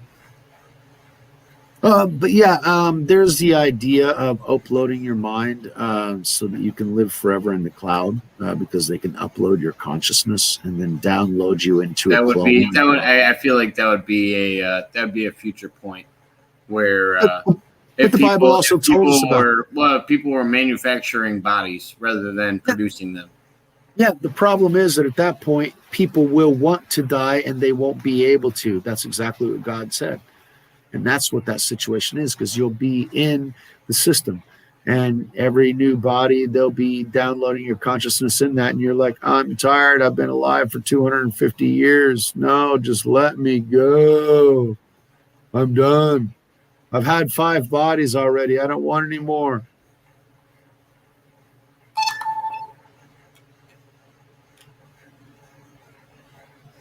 No, Dwight. Yeah. Dwight just messaged me.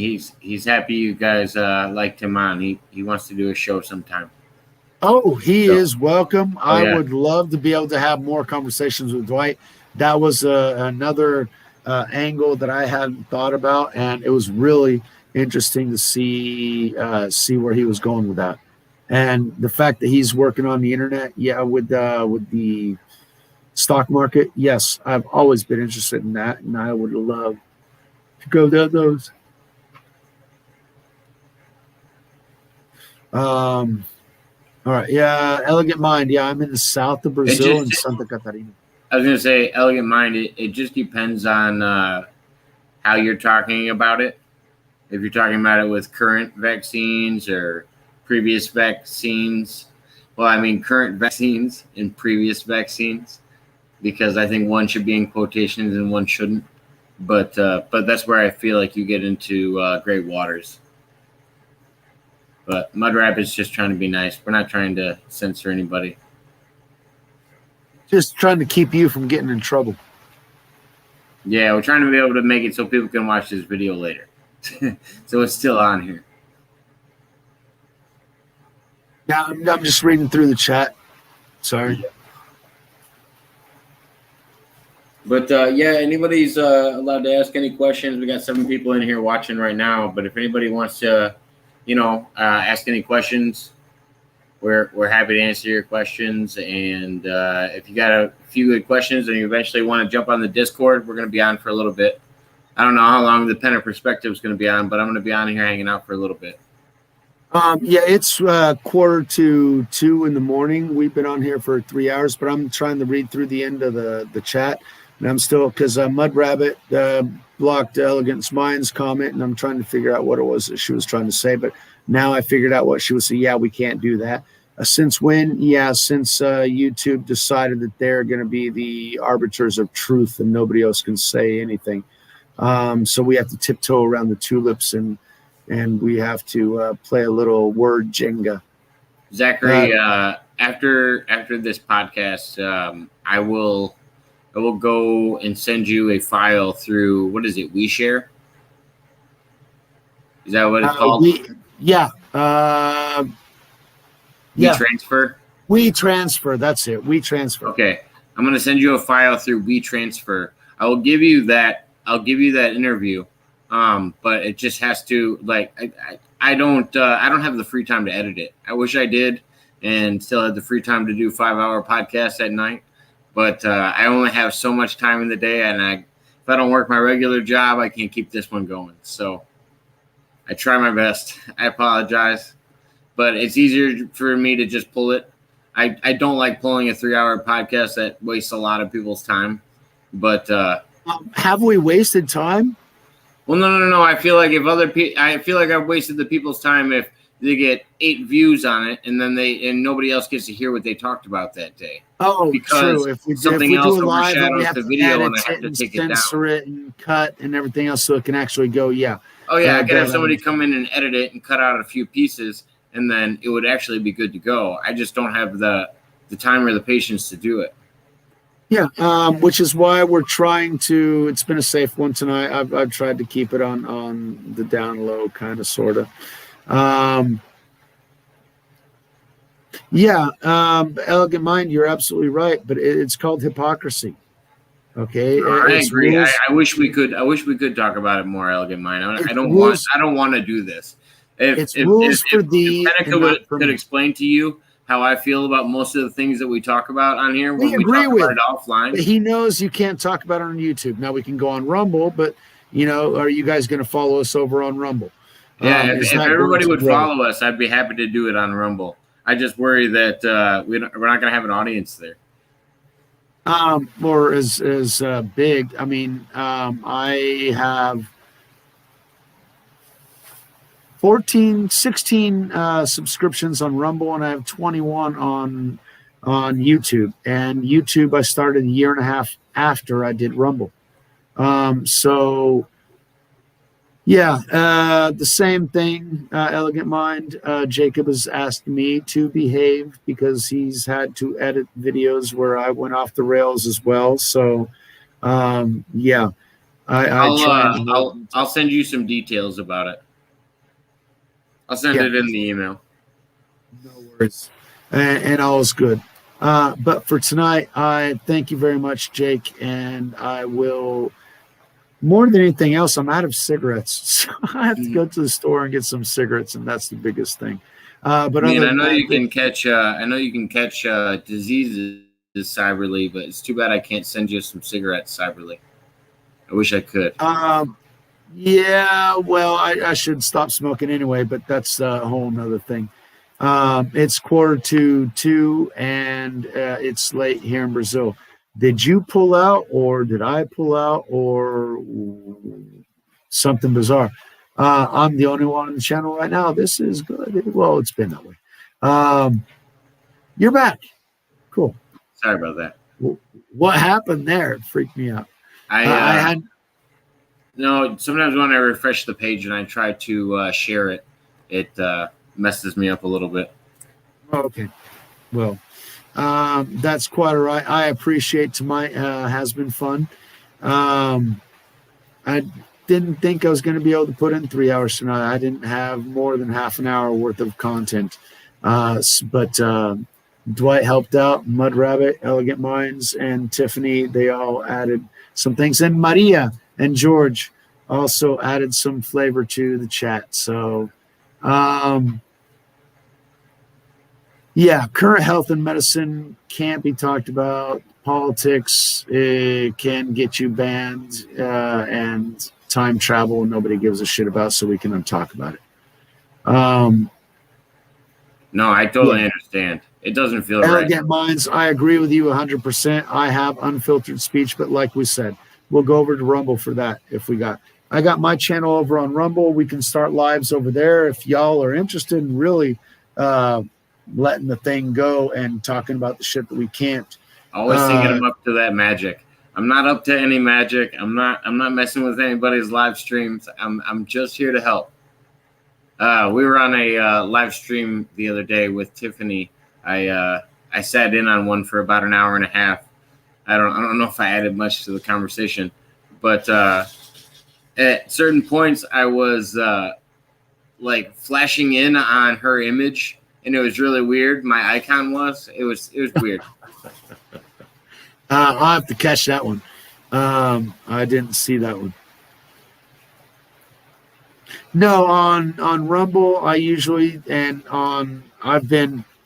me going live is, I usually just publish my videos, and my personal videos are between 5 and 15 minutes, and they're focused more on tight subjects that I'm going towards my book, which is in the beginning of my videos, I'm talking about science. When I wanted to pivot and I didn't know exactly how to, towards spirituality, taking the science to spirituality, that's when God put me into contact with Jake, and Jake just considers my things not scientific but spiritual in their essence. So evidently that pivot was made automatically. I think they're historic mixed with spiritual, and that's why I like them. You're not just biblical.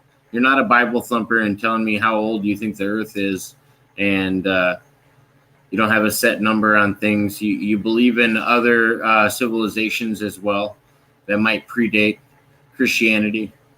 Well, absolutely. However, they don't predate God. So all the stories are there. We look at Enoch and we can figure out pretty much the things that we're going to have. I don't know. I'm not really. I just publish my videos over there, and I really don't. But I am what Elegant Mind. I didn't get what it is that I am, but yeah. Usually, what I focused on. Yeah, living in the south of Brazil has been nice. This particular area, my wife was from here, which is why we came here, but I visited in '95 and I absolutely love the area. It is, according to some conspiracy theories, this would be the area where some of the Nazis actually ran away to, in Argentina and the south of Brazil. So yeah, there's a very large German community in this area. But that's one thing that I actually felt a kindred spirit with.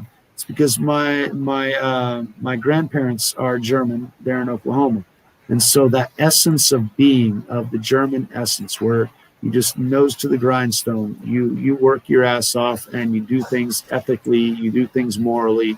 There's a large Lutheran church down here, which is, another thing that I felt kinship with. And the development that comes from that kind of culture has allowed this area to grow more than most other areas in Brazil. So, yes, it's a nice area where I'm at. Not all of Brazil is good. There are some parts that can be seriously problematic, and others that really are reminiscent of a third world nation, but not necessarily where I am, which is why I'm still here. Because I can have an internet connection. I can have a job that I can do from my computer at home. My kids have a decent education, and we can have a nice lifestyle without worrying about all the problems of the big city, lost bullets and commute times and everything else. My wife's commute timer is 15 minutes from the bedroom to the home office, where she has, in the morning, she has her workout schedule. She has her own private trainer that does a video conference with her. And so she works out there in the home office. Then she goes up, takes a shower, comes back downstairs, and she's sitting on her computer and she's starting to work. Zero commute, so it's not a problem. Now, the only way that that's possible is because of the infrastructure that I set up. Otherwise, we had people that worked at my office there in Mexico City that they had 4-hour commute to work and 4-hour commute afterwards. So it's like you're working 8 hours a day and 8 hours traveling. That means you got 8 hours to do whatever else that includes 8 hours of sleep, which means that they were sleeping 5, maybe 6 hours, and they'd spend an hour per day with their family. That doesn't seem like quality of life. And that was the life of my father's employees. Because in order for someone to live in a reasonably priced thing, they would have to live way out of town. And the time for them to get from where they were to where they had to work was huge. And so, yeah, that I wouldn't wish that reality on anybody. And yes, I am privileged because I don't have to live that lifestyle. But at the same time, yes, I focus on American politics because eventually I want to get back home. I want to get back to the U.S., but I don't want to be. I wanted to dive into that person's comments a little bit more. We didn't really get a chance to. Which one? I just wanted to say I wanted to get back to the USA, not USSA. The one that said you were privileged and that was saying some other things. Jadaway, or I was curious to where he was going with most of that. He or she, I don't know. That's about an hour ago. Jadua, he said he needed 4 walls and an internet to live there. I guess he settled for less. We moved on from privilege. Hell yeah, brother, build that wall. And he said he has. I know. I didn't put up any of that other stuff because I knew he was just trolling at that. Whoever it was just trolling at that point. And he said he was talking about how my statement on how I deserved my rights. Yeah, I didn't even post half the stuff that he was saying because I knew it was trolly. But I deserve my rights. Now, the thing is that none of our rights are deserved. The right to free speech isn't because my speech deserves being heard. Any speech has the right of free speech. The rights that there are, I mean, the right to life, the freedom to search for your own form of happiness, those are the things that are rights. And that doesn't depend on whether you're a homeless bum and have no abilities. No, you still have a right to life and to find your own way through things. And if he's sitting there going, we're all dead than yesterday, we're all robots are everywhere, you're a lizard. Yeah, he might be fucking psychotic, but he still has a right to free expression. Yeah. You're not going to say, you mentioned he's a lizard, so we're going to put you in jail and you can't say anything else. No. And so rights aren't necessarily deserved. They're not privileges. They're not benefits. They're rights. They're something that we have independent of whether or not we deserve them. Yeah, we've had lots of SJWs in I don't necessarily have a problem with anybody being. We have had a lot of the book definition of SJW, but I don't have any problem with anybody having SJW views as long as you sit down and have a intelligent conversation about it and say the reasons you feel the way you do. I don't impose my viewpoint is my viewpoint. It's my perspective. I don't impose it on anyone. And I don't want to change anybody else's mind about anything. I just want to present. Well, no, I don't care if I do or not. Change my goal is to literally influence somebody. That's fine, but I'm not going to. You must think like me. No. But you know what I mean. What I want to do is I just want to put the information out there. That's the whole purpose of this channel. Whole purpose of what you do on this channel. I just want to put it out there. What you do with it is your own will.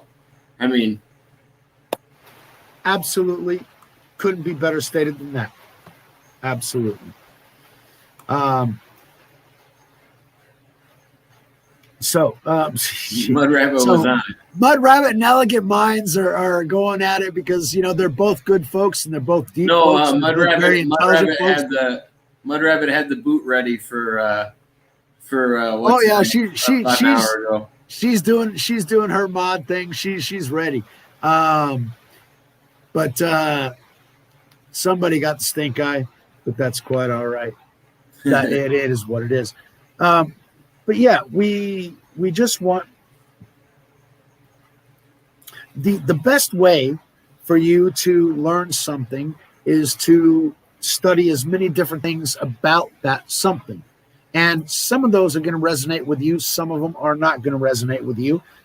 So some things you're not going to believe, and some things you will believe, and some things you will integrate and you will adapt to them. Some things you won't believe, you won't integrate, and you'll say, no, that's got nothing to do with me. And you will change who you are and the way you perceive the world depending on those different sources and your resonance with those sources. So what I'm doing is just trying to put out the information. If it resonates with you, great, fantastic. I'm glad I could help. If it doesn't, great. You got more information. You choose what you want to choose. Exactly. Low income. Well, I say I learned to be poor in Brazil, but my wife would look at me and say, "You're not fucking poor." Compared to the what I lived in the U.S., fuck yeah, I'm poor. I feel like people try to classify races as only one race can be poor or something like that. Wait a second. That was Joe Biden saying poor people it's okay because white people, Joe Biden said it. I can't be as racist as what Joe Biden is. I can't even state it as well and as fucked up as what the current piece of shit in the supposed White House is. Back to what I was saying, but what I was saying was when it comes to when you're talking about low income, I always use the word ghetto because I think people classify it as like a projects low income. And my version of a country version of that has always been like a trailer park. Trailer parks are very common, but people try to act like they don't exist. I mean, just like they try to act like ghettos don't exist. They act like it's the smudge on the town. And I've always felt like, I mean, the numbers just reflect most of the people that live in trailer parks are usually white folks, but there's a majority of other folks as well. But I feel like the whole classification of low income gets classified in that general bubble. And sometimes they only think of ghetto or they only think of certain low incomes when there's actually a vast variety of people that are low income. So I'm in low income, but invested wisely when I had higher income, so I'm fine. Well, that's what you got to do. I mean, that's the whole system. You got to work your ass off, and hopefully you can enjoy it when you have it. Mud rabbit, that's the whole thing. I mean, I had a good run along with my dad back in the 90s. That's what allowed me to do this. Now, I don't have shit for income, and I wouldn't be able to have any of what I have from what I'm making right now. But there was a time I invested it wisely. I invested it in my family. I didn't put this in Bitcoin. I invested it in infrastructure for my family to be able to grow. And yeah, I'm making shit for cash now, but at the same time, I don't have that many needs because the majority of the things that I had a problem with, yeah, that was a problem when I went to Florida. It was the only time in my life to where I have been served at a McDonald's by somebody, by a geriatric, somebody above 70 years old, says, "Welcome to McDonald's. How can I help you?" And I'm going, "How can I help you?" I'll just type in I'll go back there. You just sit down in the corner, just be okay. You don't have to do shit. Um, I don't think old people should be working. Not they can, but at the same time, the guy was there because he had to. I mean, who the fuck works at McDonald's? You do because you have to. You need the money for something. And for somebody at that age, he was 70 plus years old, to be working at McDonald's, to me was sad. It's like, okay. But still, they go there, and maybe he just wanted to be involved with people. I don't know. I didn't dig into his reality, but it was the only time that actually happened was in Florida. So, yeah, and I've been to Florida a couple of times, Cape Canaveral, Orlando, a couple of times in Miami and that sort of thing. But yeah, touristy, not actually living there. I couldn't deal with that. But where I'm living isn't much different from Florida. It's tropical, it's warm, it's humid, it's muggy. It's perfect for old people because old people don't like the cold weather because it's just cold to the bone. They like the warmer weather. So yeah, I'm in warmer weather. But regardless, what's up, Jake? You're scanning stuff. Oh no, I'm just catching up with the chat now. Yeah, I need to check out with that too.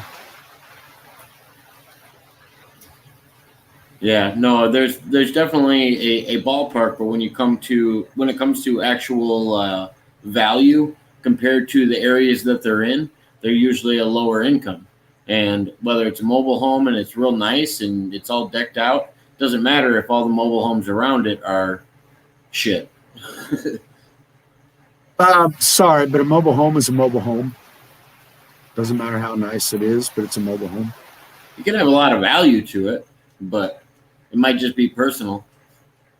It usually is because, after all, your home is your castle. You do with it what you wish. And if your mobile home is better than the other mobile homes because you actually give a crap to decorate it and make it your home versus, oh, this is just a place where I got to lay my head. I'm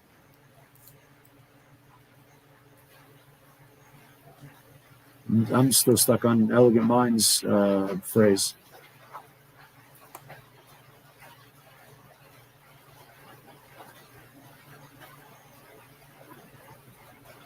Is that the phrase you were talking about? No, we've had a few more. No, I haven't gotten there yet. I'm still scrolling through that. I'm on one well before that, but anyway.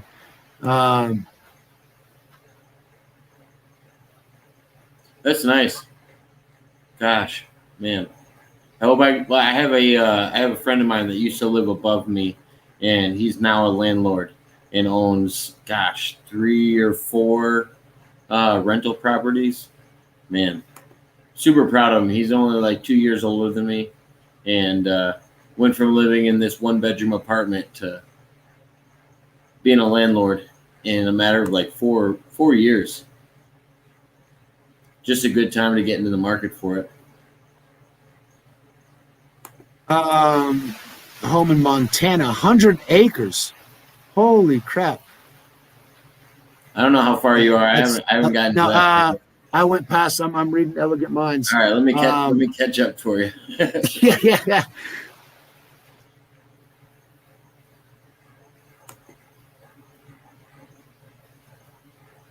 living in the duplex. Mud Rabbit, you got a nice setup. Sounds like she earned it. Oh, yeah. They would buy fixer-uppers and rent them out. That's exactly what my brother-in-law is starting to do now. He finally figured it out. Yeah, I live rent-free. This house, I don't pay a damn thing on it because I figured the majority of everybody's expenses are house and home. Then you got food. Then you got electricity, water, and everything else. The house and vehicles, cars, actually, are the two biggest expenses.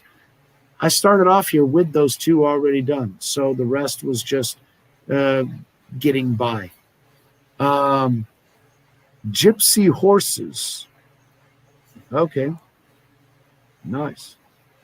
I don't know much about gypsy horses. There's a lot of Budweiser horses. The Clydesdales in our area.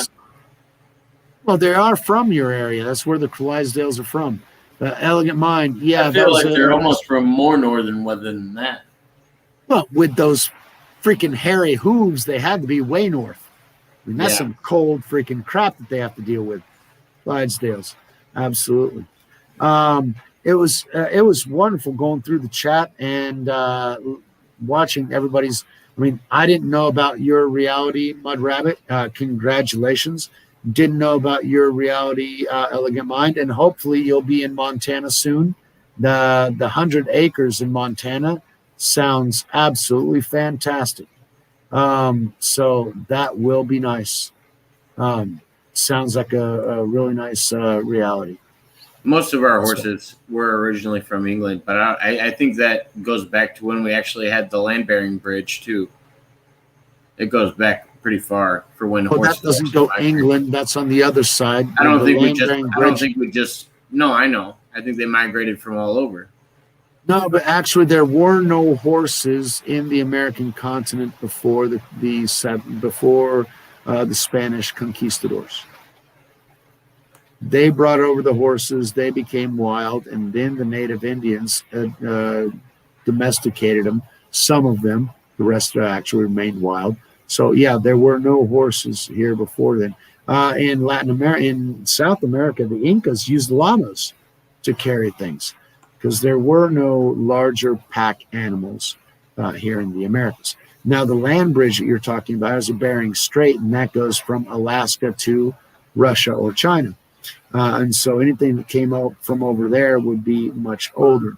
We got stuff in South America that is actually older than the land bridge. So we need to know that human beings actually colonized this continent well before the ones that we recognize today as the ones that colonized this continent. So your girl is a big baby. She's talking about her horses. Oh, okay. I was gonna go off the rails again. Sorry. Good thing. Thanks for saving me. That would have been bad. The Clydesdales might be from England. Yeah, possibly. Well, if all of them were bought over on ships, I don't know how they wouldn't all be from Europe. Well, in that theory. Well, in reality, they're from the steppes. So I know that's what's taught. I just believe animals traveled before then. Believe whatever you want to believe. No, I know. I know what's taught. I understand that mine's not the understanded view. I studied anthropology as well, and we've got the evolution of species and everything else, and we've got the whole flow pattern. What they teach is true. I saw a hammer today, and then I saw that was more than 10,000 years old. I've seen all kinds of things. I saw that on Gaia too. I can't put a number on. Can't put a number on civilization or animal. There was a video in Gaia to where they found a hammer that was in stone. The stone that they pulled around it was estimated from the level of the sediment where it was. They estimated that layer of dirt that they pulled the hammer out of was around 10,000 Well, years yeah, old. the wood had already fossilized on the handle. Yeah. Which is well before the Sumerians even got here, which is the oldest supposed civilization that we recognize. So it was in the time of Atlantis and Lemuria. So yeah, they were much more advanced than what we give them credit for. You can look in their eyes. They have a personality. My favorite cat, Casey Kitty, and my dog, Mel, which translates to honey. Yeah, I look at her and she's got a consciousness. Yes. Now, the breath of life, can they create things? Some monkeys and dolphins, they've been evolving, and we can actually see that they've been doing that. But there is something special about humans, something different. But then again, my only text to justify that is the Bible. Anthropologically, we're all animals, and there ain't nothing different, but none of us. Yeah, sure. Okay. That always brings me to my favorite topic of asking you if animals can be corrupted by the devil. Yeah, faggoty animals. Desperate animals will do whatever. And I know when I was 16, I would have, a hole in a trunk of a tree wouldn't have been good enough for me at that point. Lay it on us, Mud Rabbit. If you ever have a rabbit hole you want us to go down, I'm always ready. Like I said, I'm willing to do overtime. I don't know if I don't know how long. Mud Rabbit, I will want to get into all those rabbit holes. However, one, YouTube might not be up for those rabbit holes, and two, it's 2:00 in the morning. And so for me, I'm getting kind of tired. But yeah, I would love to go down some of these rabbit holes later on another episode. I'm sure Jake will call me on Monday. Oh yeah, and we'll do something then. So yeah, Mud Rabbit, you'll give us a topic for Monday. Then we'll jump down some rabbit holes. Definitely, absolutely.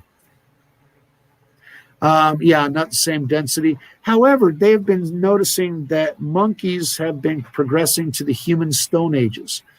We are in a resonance where everything is going up in resonance.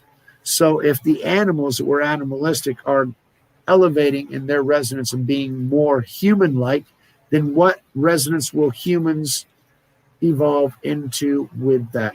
It's the Great Awakening. It's the understanding of the greater aspect of the reality in which we are in. We are not just these physical bodies in a physical realm. There is much more to that, and that is the elevation of dimensionality that we are moving into. That's another rabbit hole that I would love to go down into. Unfortunately, not today. Sorry, Jake. I think today I'm going to have to cut off 4 hours. Not a problem. I totally understand. Yeah, those 6 hour things. I got in trouble actually from my wife because I was yelling into the camera at 5:30 in the morning.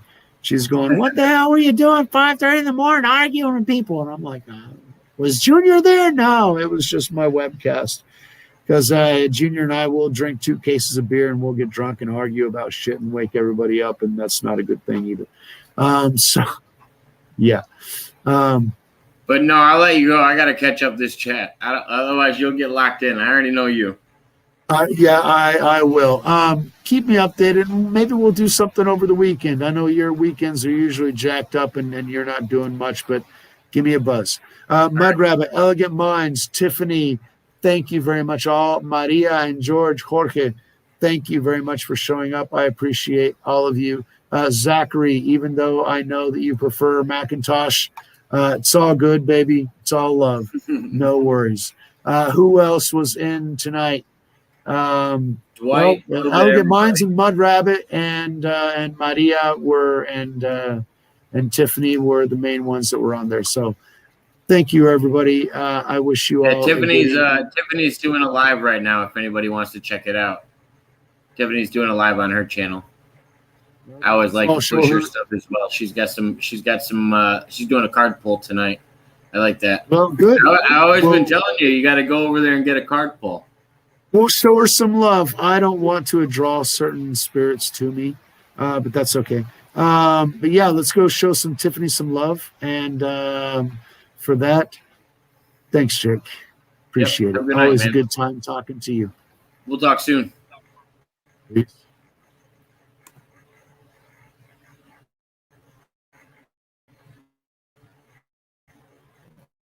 Yeah, let me here. Let's see. I'll catch up this chat. Not the same, but they do have one.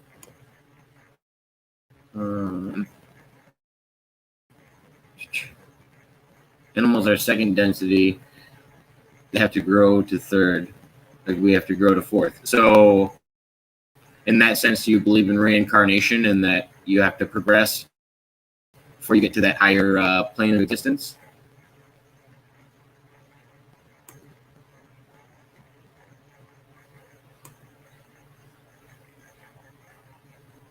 Jesus puts demons in pigs? Oh my goodness. I haven't heard about that.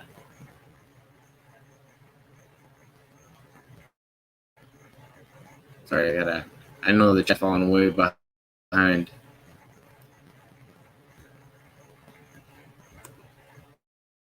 Yeah, we can dive into that rabbit hole another night when everybody's got more time.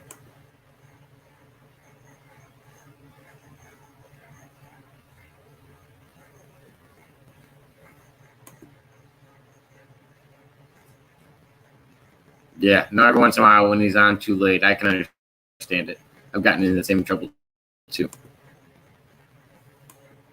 Oh no, thank you, Mudder, for being around, and everybody else for viewing. I appreciate it.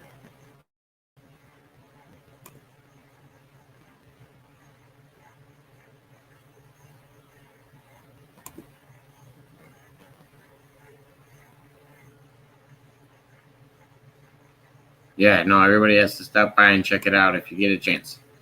I know it's late.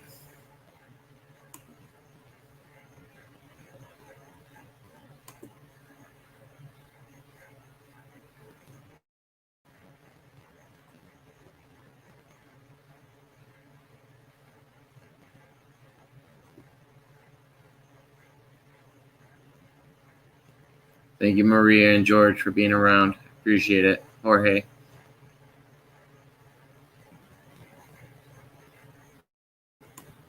Oh, they're specific? The pig was Legion. Oh, okay.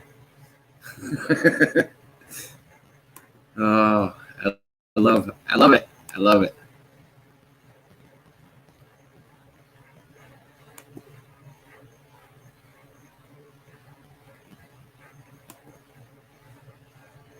He never leaves. He's always here.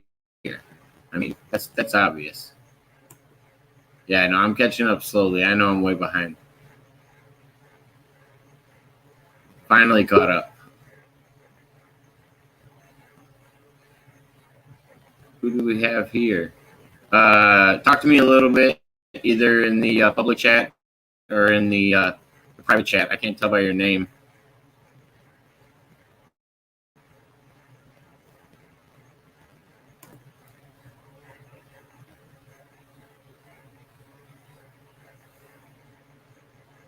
Somebody tried to join in. Not really sure who it was. Probably a trickster.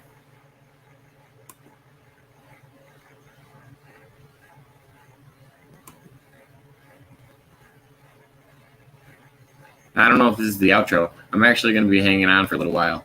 I was planning on doing a late one tonight. I didn't really have a time to wrap it up. I knew Mike was just going to be able to pop on for a little while. Dwight's just a friend of the family, and I wanted to have him stop in. Once he called in, I was like, oh, did you know I was doing this? And let him know a little bit about it. And he's like, oh, get me in. So, yeah, he definitely joined in. I'm glad you were still here, Mud Rabbit. I was surprised you hadn't switched me to the TV yet. I appreciate it. Peace out, Mike. Have a wonderful night. Get some rest.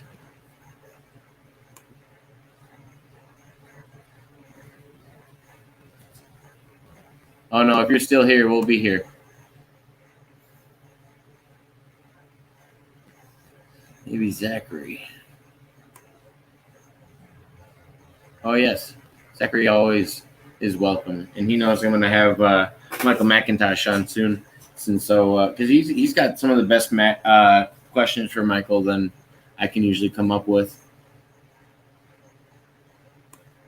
He follows Apex TV a lot more, and they do a lot of interview of time travelers, so it's always interesting.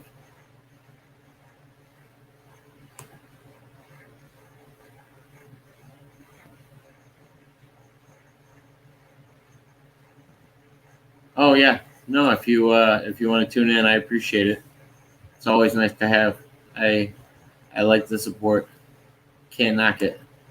Anytime you have the ability, I'm gonna watch yours. I've been watching yours lately, Maria. So I hope you get a chance to catch mine when they're on.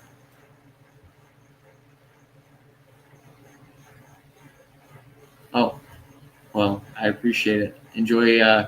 Hopefully more. What was it? Hibiscus and lemongrass. Some good tea. But yeah, Maria and Jorge, thank you so much for showing up. I've been watching your channel lately. You guys have a lot of good content. So yeah, I'm glad Tiffany was able to connect the gap, because I appreciate getting to meet you guys. What happened with what?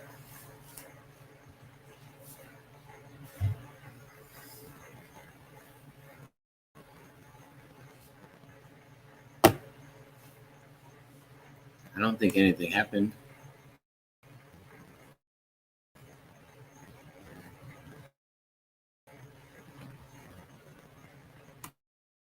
Tiffany's alive, in case anybody hasn't checked her out yet.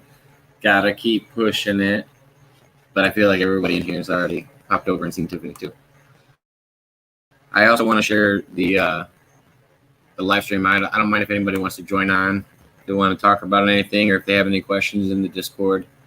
Like I said, I'm going to be on for a little bit longer. So if anybody wants to talk about anything, the topics are kind of open tonight. We've touched on, neuro implants, politics, numerical equations of life, if you will. Yeah, no, it's good stuff.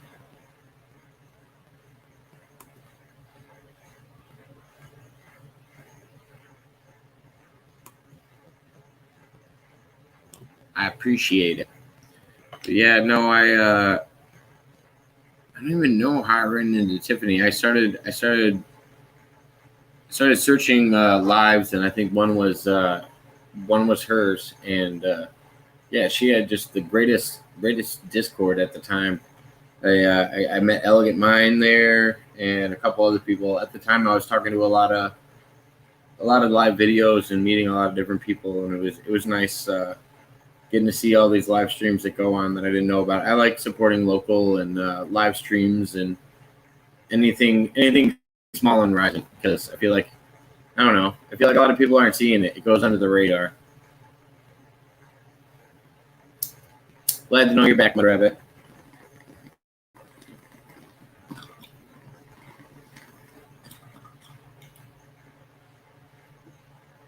Maria, I don't know if you got a chance to see any of the content that we have on here, but it's like interviews of different people and their experiences. We've had time travelers on here. We've had witches on here. We've had mediums on here. We've had people with alien experiences. We have people with strong religious beliefs. We just kind of have a vast spectrum of people that believe in Stoicism. I've had 3 authors on, I believe, and I'm trying to grow this channel. It's slowly getting there, but I don't know. We just interview everybody and want to hear everybody's perspective on life and how it gets them to where they are today. The good, the bad, and the ugly. I appreciate it.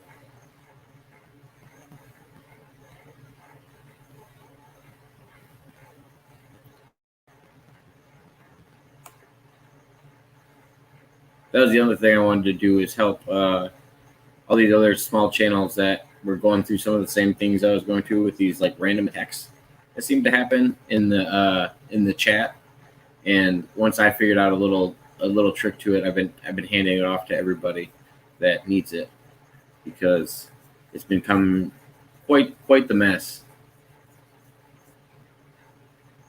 Oh yeah, no, I agree. It takes time. When I'm looking at the stats, it's kind of weird. I didn't realize I was like comparing them to people that have started their channels like a long time ago, but I don't try to compare them to other people's because I feel like there's a honeymoon stage, just like in dating or anything else. I feel like there's a stage where you're passing your word around and everybody's liking it and staying, but it's hard to keep people entertained. So, yeah, no, I've always decided what I'm doing now is more just a personal journal for me to look at later. If it doesn't amount to anything else, regardless, I had fun doing it. I had good conversations with people and got to learn a lot of new things. So whether it ever amounts to anything, great. But I've got to meet a lot of good people and have a lot of good conversations. So that's all I can ask from it. But it's definitely fun to be on any sort of top or anything like that. Let's see. Sorry, both at the same time.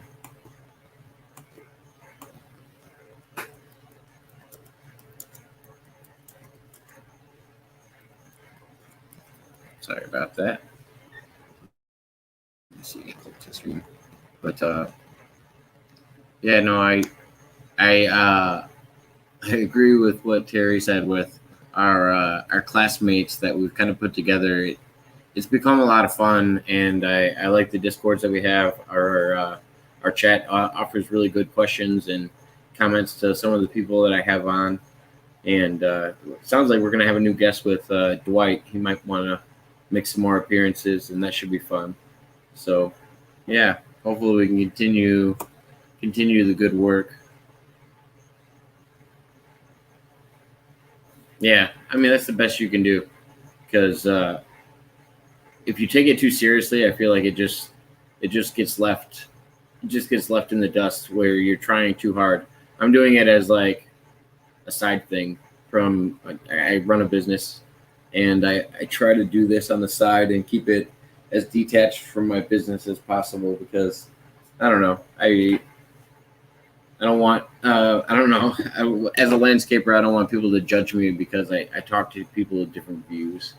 I don't know. I feel like that's the crazy guy or whatever. So I try to detach it from my work life, but it tends to trickle over here and there. But yeah, it is a lot of fun.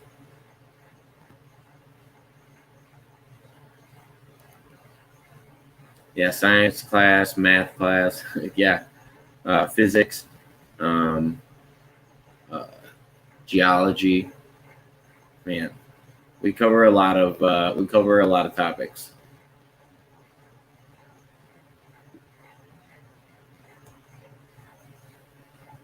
Yeah, I don't know if you heard the conversations that we were having earlier with Dwight. That's where I differ from him. I like to dabble in 100 different things. Like I like to practice rapping fast. I like to practice mixed martial arts. I like to keep my wrestling uh, key for no reason. Like they're all just pointless tests to me in my head, but for some reason I like to dabble in 100 different things, and for some reason I don't want to pick one thing. I don't know. I strive to be good at a lot of things. I don't know. I feel like telling myself I can only be good at one thing limits me, but that's where me and him differ sometimes. I mean, I get what he's saying. It helps to have focus on one thing, but I feel like you can also things can also pass you by when you're too over focused on anything. I mean, that's where oh, man, that's when you can miss out on some of the best opportunities, or you could be better off because you didn't take bad opportunities. It's that fate that you might be ignoring. I don't know. I don't know. I feel like any path can distract you, even if it seems good. But that's my ability to question way too many things and question everything.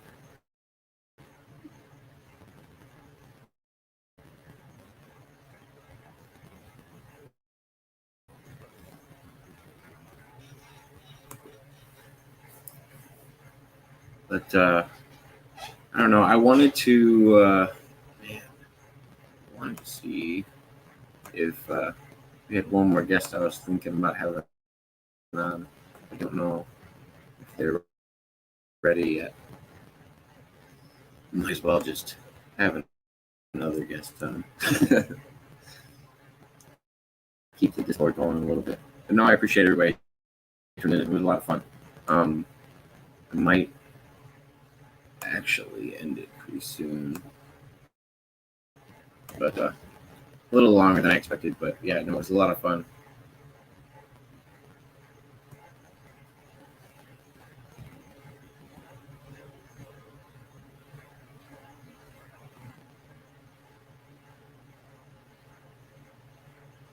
Yeah, but just like he was saying in his own thoughts, do you think he's going to have found what he's looking for in 10 years from now? Like, is that still the answer, or does he have the ability to still evolve at that point, or is it limited?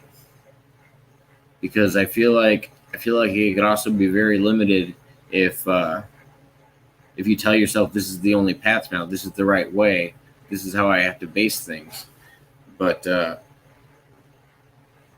aren't open to it's digging your feet in the dirt, no matter what it is, whether it's politics, whether it's a certain way of thinking. I I feel like it's always detrimental to not be open to other interpretations. I'm not saying he's not. I just feel like somebody in that mindset could not be open to other ideas and other possibilities in life.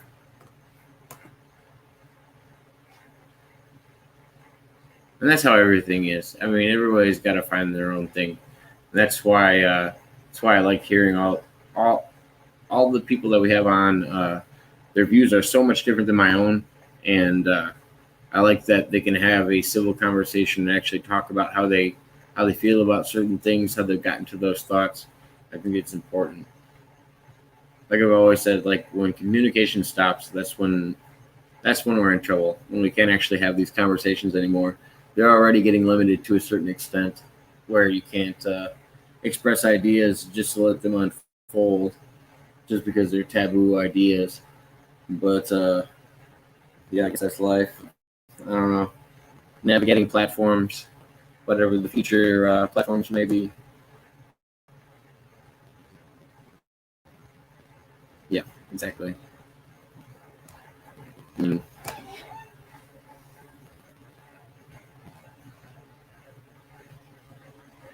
And censorship is king. Well, censorship doesn't ever have to be king. I feel like when we play into wanting that censorship, it makes all the difference. When society says we we are going to prosecute certain people without merit or anything like that, I think that's that's detrimental to society when more and more people group in on that. When we don't have to have evidence supporting certain things to prosecute crimes. Um, do I think people need to be taken at their word? Yes. But do I think they need to prove their word when they're trying to incriminate others? Yes. That's also a thing.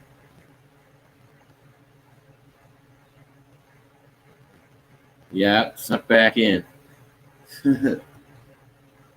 Look what the mud rabbit drug in.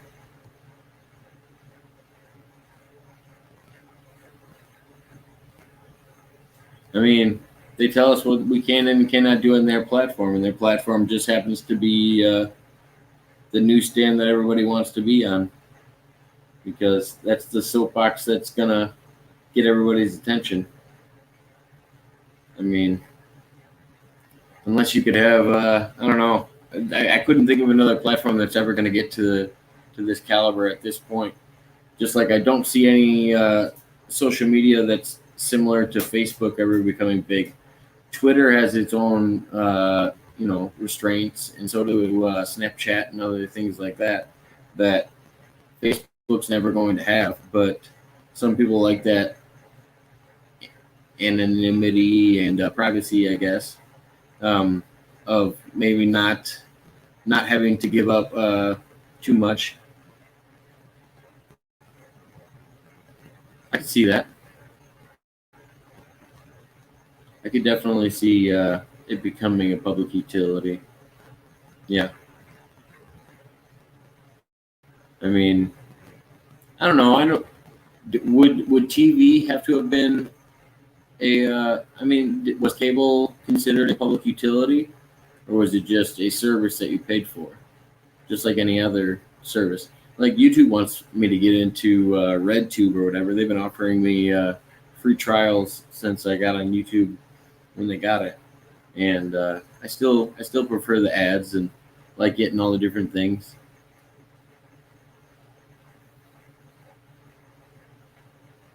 Orkut was awesome. I don't know what that is.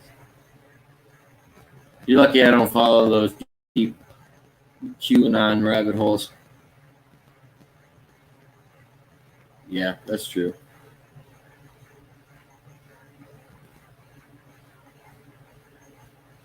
I loved MIRC. I used it for LAN meetings for Counter-Strike and stuff like that. I used MIRC a lot. Actually used it for video game Discord. So when we were talking to people offline, they couldn't see our chat. We could open MIRC videos as well. We have a late arrival. Welcome back, Senor. Is it working? Hold on. Sorry, it's not adding you to the stream. I've got my cigarettes back, so we're good. Sorry, it's going in and out. I'm not sure why it's doing that.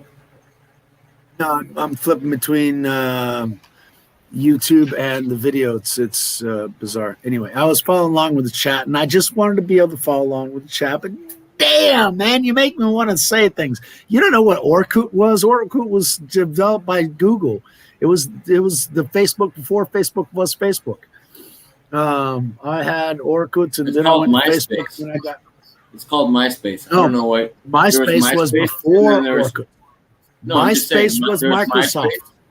I'm just saying there was MySpace, and then there's Facebook. There's no other platforms in between that are going to be remembered in history, unless you were on them personally. Yeah, well, MySpace. Who the fuck's going to remember MySpace? Everybody that built Facebook. It's a stepping everybody stone. Who was at Microsoft and anyone who was at Google would know what Orkut was. But anyway, hey, Mud Rabbit. Yeah, I had to get at some smokes.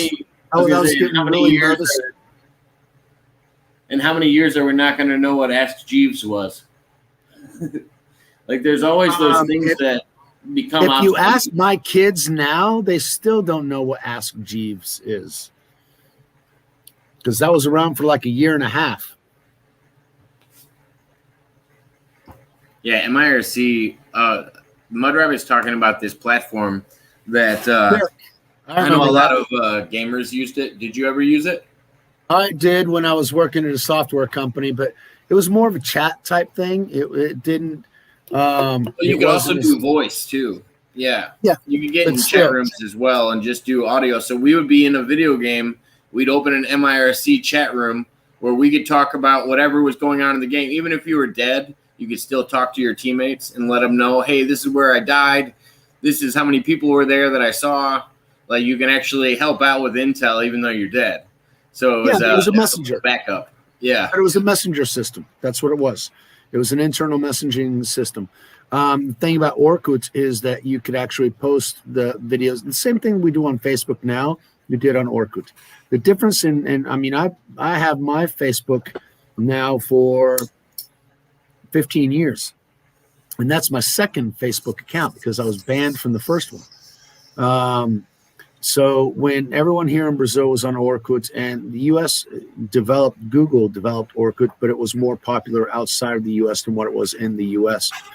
And so then they started Facebook, and I started hearing about Facebook, and I said, all right, let's check that out. Because I always check out something that's live. I'm also registered on my Second Life, I think is what it was. It was a virtual reality avatar type thing. And everyone here was on Orkut, and I liked it. I enjoyed it, and I got onto Facebook and made some comments that weren't appreciated by Facebook, and then they banned me. Then I went back to Orkut, and everyone was still there. Nobody knew anything about Facebook. About 2 or 3 years later, all of a sudden, everybody started migrating over to Facebook, and I'm like, well, hell, now all my friends are over on Facebook. I don't know what's going on because nobody's on Orkut anymore. So I had to set up another account on Facebook, but then I was much more careful with who I added, what I said, and that sort of thing, so that I wouldn't get booted again. MySpace. I mean, I had a MySpace account back in '95, but still, it didn't. The reason that I spent a lot of time on Facebook was the games, to be honest with you.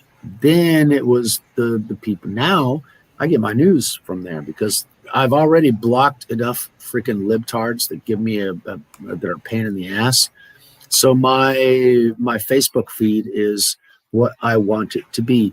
The opinions from people that I trust. Aaron's on there.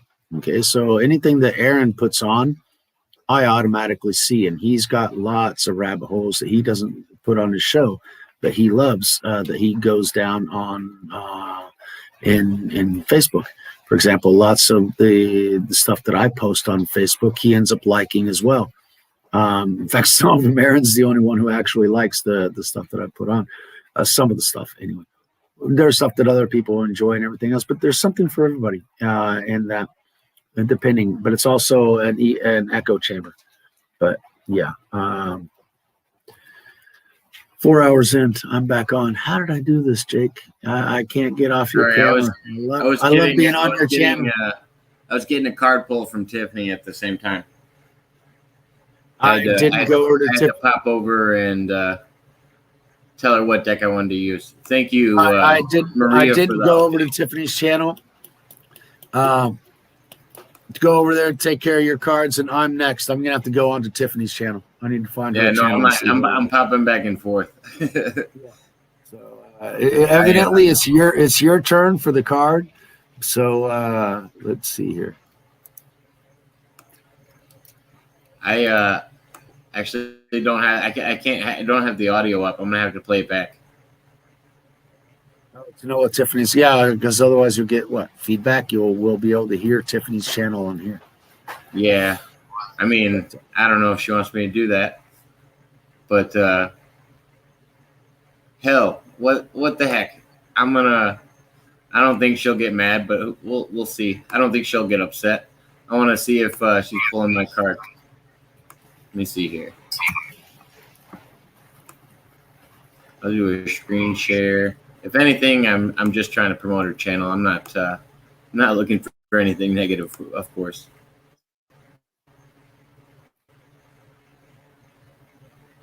Let's see here. Oh. That brings you over the top with joy. Okay, it's a really good vibe I get off this card. Okay, the 10 of Cups is what everybody hopes for, contentment, emotions, that happy feeling, right, that we all search for. But it starts with you. Happiness starts within us, right, and then it grows into this beautiful blossoming garden full of happy emotions. All right, so that's a beautiful card.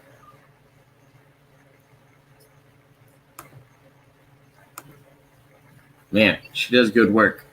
I have to see which one's my card. I wasn't gonna listen to it too long. I don't want to get in trouble. I don't know. Well, I'm listening to it as well. We're both on there. We're doing both lives at the same time. Hey, this is fun. a lot of seeing the world as something beautiful. I was hoping I would be able to catch mine. All right, Jacob. I think she was showing yours. This also talks about manifesting beautiful things into your life. And got a little bit of a delay, but just focusing on what makes you happier. You know what I mean? Jake, she's mentioning about a choice of decks. Do I have a choice? I didn't know I could choose from different decks. So which decks am I choosing from? So the deck list is in the description. It's all about it is the Uncommon Tarot deck, the Guild deck, Anna Strokes Gothic Tarot, the Romance Oracle, Angel Answers Michael, Oracle, thanks for joining the chat. Spirit Yes, Animal Oracle, next, the Fairy Oracle, yeah, Jacob, you got the Sun card, so it's the all Priest about, of Light Oracle. All right, well, let's go with Spirit Animal. We'll go with the Spirit Animal. Let's see what she's got to say about me. See, I got to be watching her channel to follow that along. Otherwise, we won't do. So right. We're like following two channels at the same time. How freaking fun is that? Hey, let's see if the chat can actually keep up. It looks like we're just tuning in on somebody else. but no, I like what she does. It sounds like she's gonna pull a card for you too. See, she keeps saying Michael, and I think it's me, but no, she sees me as Peña Perspective. So yeah. Oh, I didn't know which one was which. I didn't know which one you were coming up in as the Discord.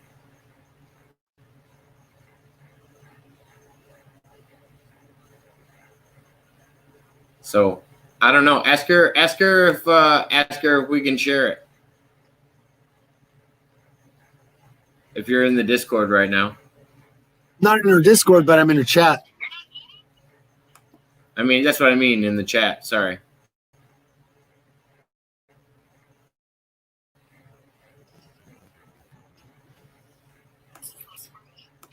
We got our spirit animal. We got my spirit animal.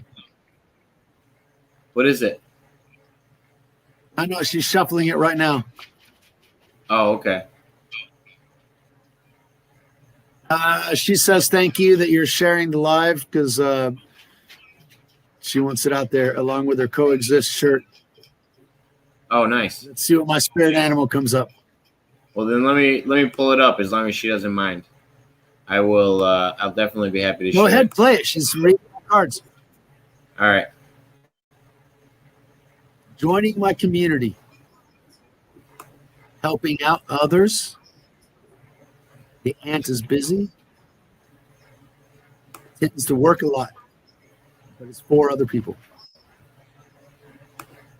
Sorry, I'm trying to get it all worked. Yeah, it seems probably faster than mine. It's hard for me to do while I'm streaming, I believe. No, but that has nothing to do with what I'm doing with you, right, Jake? Communicating with community and helping others. Bigger picture. For a bigger, I feel like saying awakening, okay? But yeah, you're helping your community. You're opening their eyes to things. And it's just a time of working together with other people and working a lot for your community. I also see that you're very passionate about doing so. And just like the ant, they never stop. They keep going. They keep doing what they're doing. They keep pushing on, pushing forward. And that's exactly saying Michael. I don't know if that's actually me, but a spirit animal, I'm assuming. All right. So I hope that helps you, Michael. Thanks so much, you guys. Appreciate it.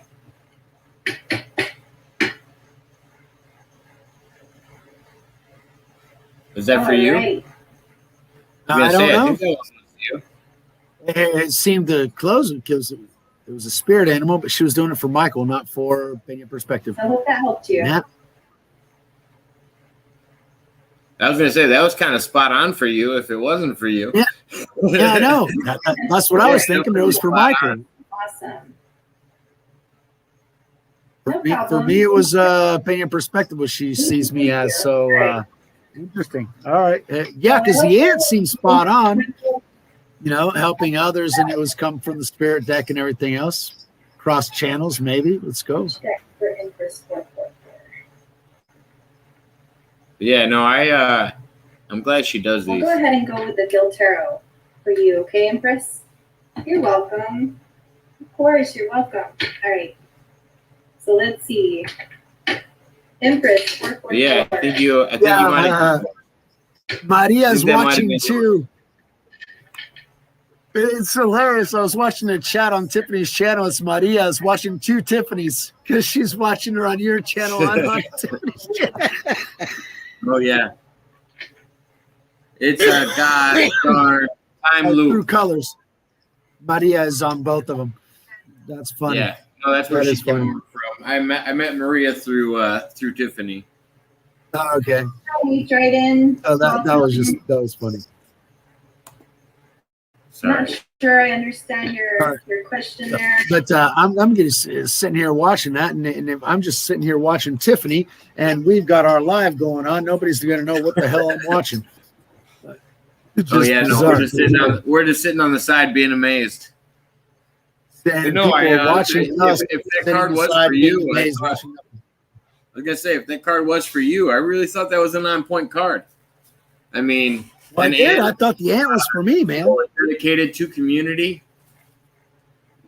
Helping others. I mean, that ant seemed like my card. Now let's figure out if she's going to actually draw mine. I mean, let me know if it comes back on. I'll pull it back up. I just didn't want to. I didn't want to give in case anything. I mean, she just asks the spirits when she's pulling these cards, but I don't want her to. I don't know. I've never seen a bad one come up. No, but then again, whenever I said that you're sharing her live, she said thank you. So I don't think it's a bad thing. Well, I don't know if she knows that it's actually us live streaming it, or if she thinks I'm just sharing it. Oh, I don't want her to okay. think I'm stealing her content or anything like that. Or I we're don't. not stealing her content. No, I just Remember, there are no comments. YouTube does. There are no copyrights because we are actually commenting over it. So it's our commentary of her live, so it makes it. That was Melinda. Yeah. That was a different girl. Okay. I haven't. Me and Tiffany are possibly going to do a show. We've talked about it, and maybe we'll set something up, and maybe I don't know. Maybe I'll just have her come over here and see if she's willing to do a card pull for everybody and kind of talk about how she got into that. But I would have to sit down with her more and figure out what she wants to do. The thing was that you had Tiff on Saturday, wasn't it? And that's when the bots started coming on. No, she was just in the comment section. Oh, she was in the chat. She wasn't actually on the channel. Yeah. Oh, no. wow. Wow. And the bots did that. I was Holy actually crap. I was on her channel though, either last night or the night before for, we were on there it was our first 3-hour show. You don't do less than 3-hour shows, do you, Jake? I just gotta push that limit for some reason. For some reason. I don't know. There's something about it. I don't know. I like Doing Monica. I guess she already did mine. I feel like there's I'm gonna have to rewatch this time again. you stay on that extra half hour, and then somebody in some country is looking through lives on YouTube and they decide to jump in. Well, that's how we got in so New much fun. Zealand, and that's how I got in trouble because it was like 5:00 in the But morning. regardless, once you got over that part, did you realize she had some good conversation too? Of course she does. She's a great human being, and she's very interesting to talk to. Absolutely. Her mind was absolutely fantastic, and I love that. You know? But then again, I'm just what was the word that everybody used when I was a kid? Oh, yeah, perv. I don't know if that's the word I would use, but slightly aggressive. You know, mind in the gutter, let's put it that way. Yeah, that's the And I've best been way. trying to get my Well, ass out of the gutter forever. I don't think that I wouldn't even say in the gutter because I don't think there was any ill intention. I don't think you were being rude as much as you were coming off aggressive. You know what I mean? I didn't want to. I am aggressive. I mean, how the fuck can I come off as not what I am? But I know some people's compliments can come off aggressive, but they're still like you have to think of them as a compliment sometimes. But at the same time, you know, it can still be taken the wrong way, like anything. Of course, and everything can be taken the wrong way. And there's this meme that I used to love that showed up on Facebook. I am responsible for the words that I say. You are responsible for the way you interpret them. Yeah, we were just talking about the Maria's times just we saw. slipping back and forth. She's on both. That's freaking hilarious. Yeah, Mud Rabbit's been coming over to Tiffany's, and Terry's been over there. Terry's got some card pulls. Yeah, it's a lot of fun. I'm gonna have to I recommend it for rewatch hers. everybody. She might have pulled me, and I didn't even watch it. I think you watched it. I think that I think the ant Regardless- might have been me. I don't know. regardless, that ant was you. I mean, even if you regardless, pull the that card ant was later, me. I feel like it's going to be the ant card. If you got the animal deck, that's the one for you. The ant, and I always thought my spirit animal was like an eagle or a lion or some shit like that, and I'm an ant.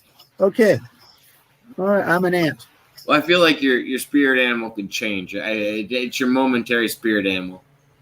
You know what I mean? It's at that draw. It's the energy that spirit's picking up about you at that moment. Yeah, that's the whole thing. The energy that the spirit is getting.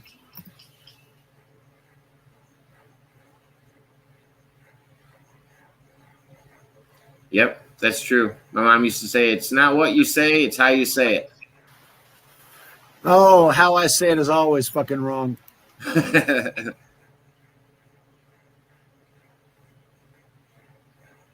Yeah, no, they're definitely fun to watch, and They are. cool that she We're enjoying retains- both feeds at the same time. It's cool that she retains that information about all these Wait, she cards. said it. She said, "Yeah, the ant was mine." Yeah, okay. Sorry, we have a confirmation.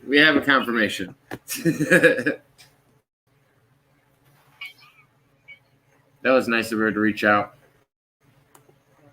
So cool. Yeah. So mine was the ant. All right, cool. So she got that. So I like to help others and integrate with the community.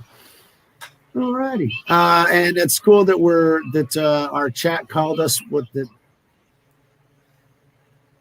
classmates. Oh yeah, that's Terry's doing. So we had a day where I think I don't remember whose chat we started in. We started in Tiffany's chat, then I did a live, and then I ended up ending the live, and then we went over to Aaron's, and then when we got over to Aaron's, Terry initiated us the classmates. So That was because we were just popping from classroom to classroom and sitting there jumping talking from classroom to in our classroom. desks. In junior high, when you had to change classes, you didn't have a home room, right? Everybody had to go from class, but we all had the same classes together. So yeah, that's an interesting concept. Definitely. So I am the ant. All right, cool. So we got more confirmation. But tell me how perfect that was a spot on. Like whether you accept the animal part of it, but The explanation of it was. I don't know spot why on. you're thinking of an animal that can lift 100 times its weight as an insignificant animal. But go ahead, it's okay. I feel like I have like five different ants. Small black ones that get into the sugar, larger red ones that can actually hurt, and I got some big ass fucking black ones that at night around 2:00 in the morning get into the dog bowl. They're really freaking serious. Those things can actually gnaw at a tree. In fact, the rotten tree, the part of the tree that rotted out was because those big black ants were eating everything else out. So they're big. But I had never thought of myself as an ant because I don't think them as thinking. They're usually the hive mind. But hey, helping community and I was going to helping say others and being in community. that's what's strange about that card is it's actually the opposite interpretation of what you would think of an ant. You'd think of an ant as like a lemming or a sheep. It's just one of the herd. But that card's the opposite. It's saying you're trying to spread your information to others. You're sharing rather than leading. Helping. Yeah. Helping. That works. So I was, because out of all the card options that you gave me, the spirit cards seemed the least problematic of them all. Why wouldn't you go with the angel cards? Huh? Would you be upset if you got a Dark Angel? Well, whenever I play Dungeons and Dragons, I played a drow, so yeah, I'm used to that. The problem is that I don't know. Are you saying druid? Drow. Droud? What's a droud? It's a dark elf. Oh, okay. I don't know Dungeons and Dragons. Yeah. It is. You have the mountain elves, then you have the wood elves, and then you have the elves that went underground. And those ended up developing other abilities and that sort of thing. They're elves, but they're really, really bad fucking elves. The the dungeon master that I was working with was actually quite questionable in his spiritual influence. I play a game very similar. It's called Talisman. Oh, it's a board game, and it's got like 36 characters of elves, druids, dark cultists, like priests, monks. You can be all kinds of things. Leprechaun. But basically, you guys all have these different fortunes and abilities, and you go through just like you would in Dungeons and Dragons. It's an adventure game. Yeah, you roll your dice and you see what goes. Exactly. That's my go-to game. That's my nerd out game. That's my favorite. I don't know.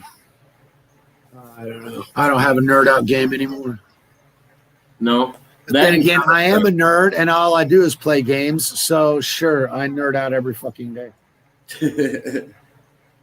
I guess it's just perspective then. That's what I'm about. Perspectives, man. Definitely.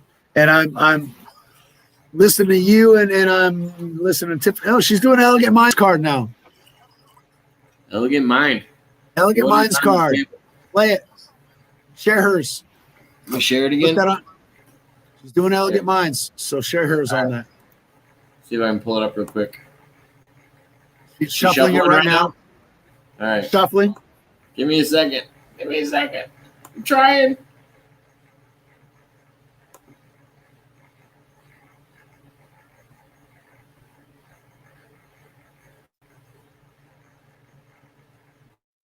She's asking the spirits. Interesting. For Elegant Minds.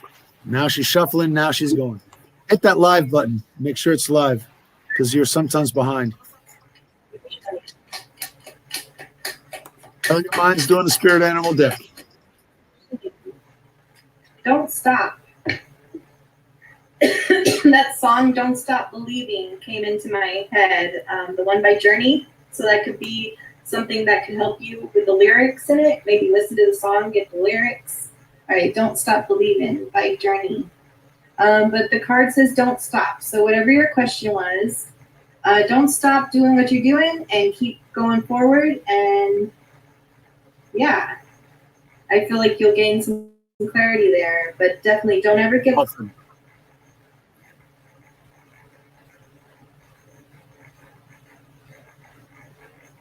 Be careful, Mud Rabbit. Sorry, the stream's got a little bit of a delay when I'm live. But I'm seeing a dolphin for Elegant Minds, and you showed some other card. Maybe I'm one behind. I could very well be one behind. I pushed live. Elegant Minds card was dolphin playfulness. Should be able to play it next. Like I said, it's just loading slow on here. Okay. So even Elegant Minds said, yeah, she needs to loosen up a bit. The dolphin is playful and that sort of stuff. So that's bizarre. How I never thought I was hoping for a dolphin or something like that, and I get an ant. Okay. I don't think you should interpret it like that. That's what I think you're overthinking. I will interpret it the way she interpreted the card, which was being helpful and integrating more with community, which is what I need to just have fun with it all. Here it is. There we go. Here we go. Dolphin. That's Elegant Minds card. You were one behind. Translation. That's stressful into something beautiful. I can't do it any justice with these delays. I apologize. See if I could turn on the quality and we can at least hear it. But it's just too hard to do while I'm streaming. It's already on pretty low quality. Too many things going on for your PC to keep up with it. I get it. Oh, yeah. That plus having Nightbot running on the side just to keep everything copacetic. Make it how you want it to be. But yeah, sorry, Tiffany. I don't wanna do you any injustice by getting all these pauses every 2 seconds. But if anybody gets a chance, pop over there and check her out. Yeah, let's give Tiffany some love, definitely. She's got 9 people watching and 19 likes, so anybody can go over there and give her some more likes. That's always a good thing as well. Always. So, what haven't we dabbled with tonight? I feel like there's we actually got farther down the road in some of the tiptoe topics than I expected us to get. We did well through the daisies. Yeah, well, a couple of people in the chat mentioned that today's was a light one, non-editable and non-bannable show, I guess. That's always a good thing. You should know because of the chat told us with all your white privilege.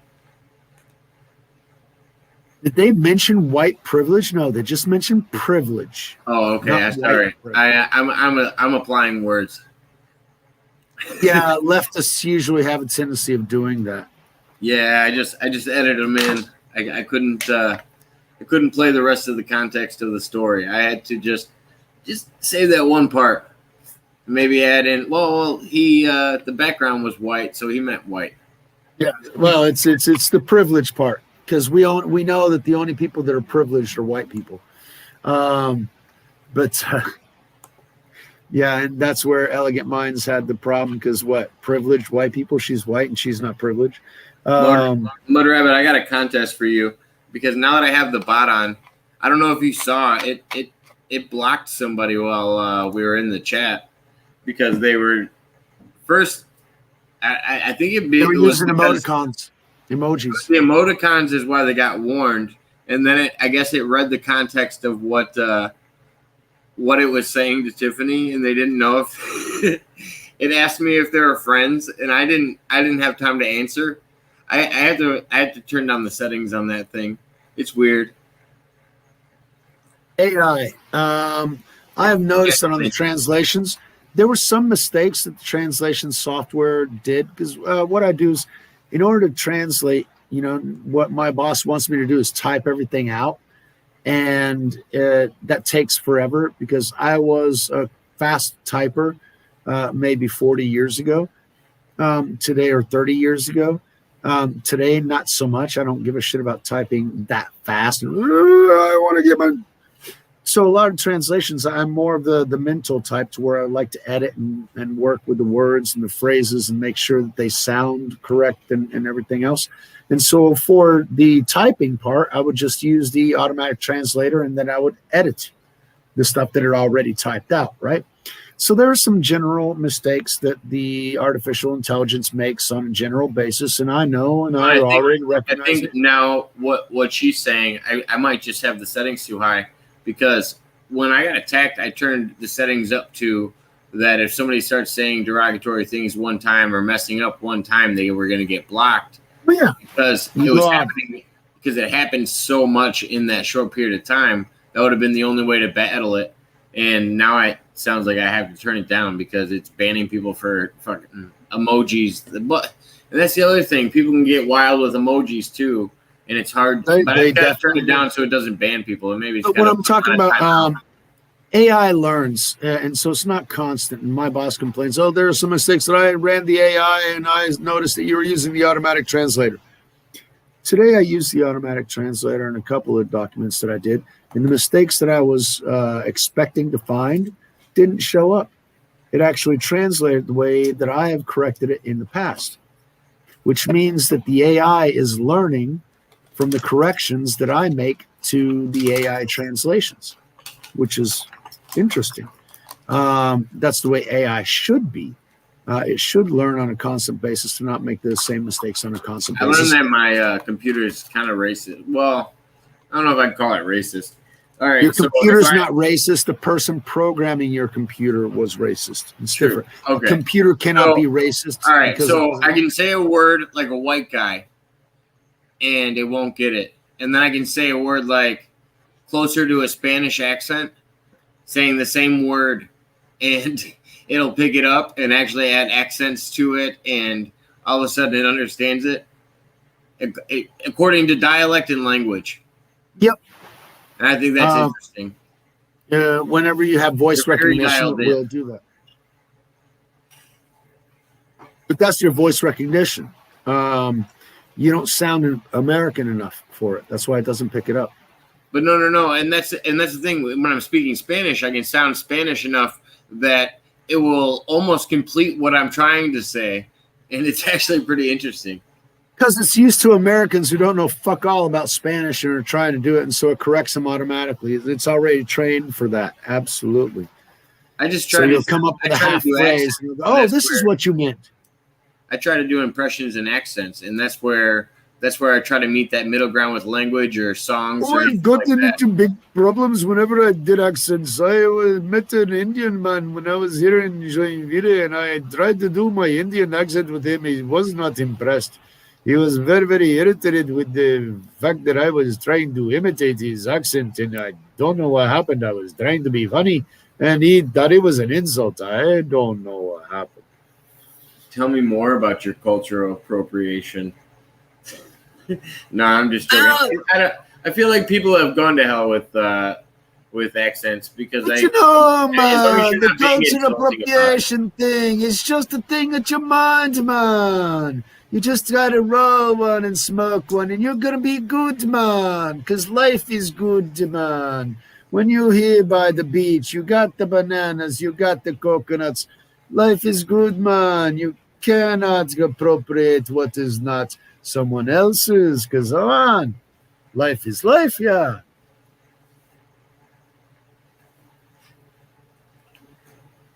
Yeah, publishers and parents. Well, yeah, the AI on these suggestions for YouTube definitely are learning on a constant basis.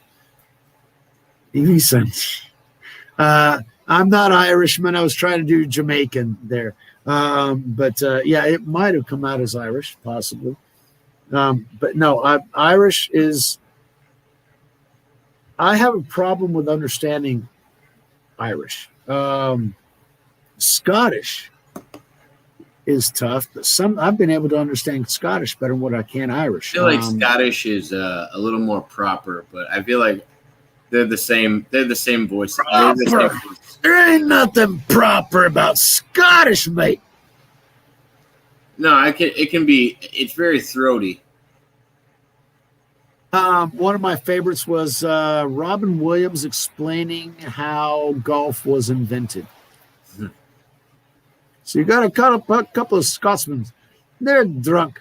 They go, I'm going to put a ball in a hole. Kind of like pool. Fuck pool. It's going to be on the ground. Like croquet. Fuck croquet.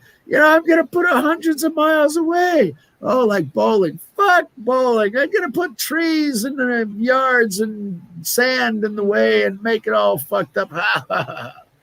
Mother ever said that it was Jamaican. It be ear, me son. It be ear. Okay, so she picked on my Jamaican, yeah, but she's better at Jamaican than I am. She's closer to them than I am. It'd be all right. I lived in the islands. It's gonna be all right. No, but that's all Jamaica, man. It's the weed man, the man that we all like to sing on those days. Irish son, yeah. Yeah, each accent has its own little hint to it, and I always used to play around with stuff because I consider myself a chameleon at one point, which is why you and Junior think that I'm an artist or something, because I like to recreate. I've had a couple of other friends that also say I'm like an actor, because whenever I'm trying to explain something, I get into the character of the person that I'm trying to explain, and they say it's like, well, it's like you're acting. No, I see No, it. just I see it in fucking chameleon. I see it in your body language. I don't see it in anything else. It's usually body language that does it for me. Well, that's how I can read you when you're not saying when you're saying a different language. Thank you, Maria. You have a good night. Maria, gracias. Que tengas una buena noche. We're all getting a bit. It's always a possibility. We're running on 5 hours tonight. So, yeah.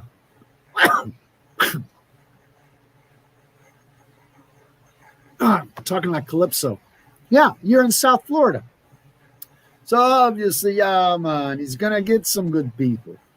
Yeah, Jamaica. I would love to go to Jamaica sometime. But then again, I wanted to go to Holland, but now I can't. Because now Holland only allows it for residents. De nada. Aparece, por favor. María. Gracias. Y Jorge, gracias también a los dos. Maria and George, just thanking them in Spanish. I need to find out where they're from. They speak Spanish, but that is the most widely spoken language on the planet outside of Mandarin. So there's lots of different places that they could be from. And it would be interesting to find out. I know the very simples of Spanish. Like what? The very simples of Spanish, like the necessities. Because I had to work, like, I don't know, starting out in landscaping, you had to learn a certain amount of Spanish in order to be able to work with other people. Because you're working with Mexicans, of course you got to learn Spanish. No, not all my crews were. I worked with different crews on different jobs, and some of them were, some of them weren't. I feel like the working class now in Chicagoland area is actually Polish. That seems to be the working class in most trades. Oh, Polish. That surprises me. Yeah, I'm not sure when it started, but when I was in Florida, I realized it was Haiti. People from Haiti were the working class. It's different in every area depending on the time. It's which really immigration class you have that is the poorest at the time, because poor people are going to want to work for whatever. And so they'll do whatever. A privileged people say, "Oh, I got educated. I'm not going to be a gardener. I'm going to be an accountant." So all the guys that I worked with, I worked with a few guys that were actually illegal, and they were the nicest guys I've ever met. But basically, I never Fifth had Amendment, a problem. man. Fifth fucking amendment. You cannot admit to doing things that are wrong. Well, no, they had Social Security cards, so they weren't doing anything wrong. All right, there you go. You're covered. We are not doctors. We are not giving medical advice. Right, exactly. But no, I knew they lived in houses of 8+ people in my neighborhood, and they were sending all their money back to their families. Like they were working for a different reason that wasn't for themselves. No, and they would live 8 people in a 2-bedroom apartment, so they would spend less different rent. Kind of hustle, just that I'm not used to. Yeah, it's a hustle, but they're not thinking about their own. They're thinking about somebody else, and that. No, they are thinking about their own. They're not thinking about somebody else.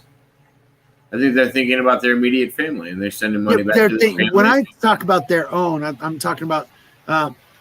They're thinking about their own family. They're thinking about others in their proximity, obviously, but they're not in it to, I'm going to make this $500 this week and I'm going to buy myself that radio system, or I'm going to, put a down payment on that car, or I'm going to whatever. No, I'm going to pay my rent. I'm going to buy some food, and the rest I'm going to make sure that my mom, my aunt, my uncles are doing better because they were really fucked up last week.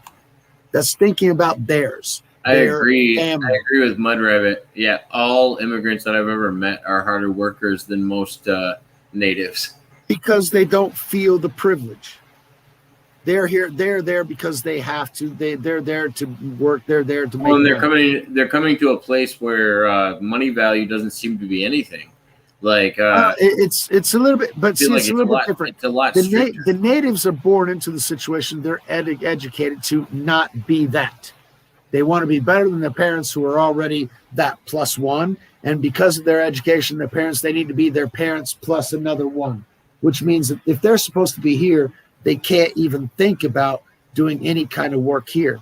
But what they forget about is that in order to get here, you have to start here and go through these phases so you can be a deeper and better person.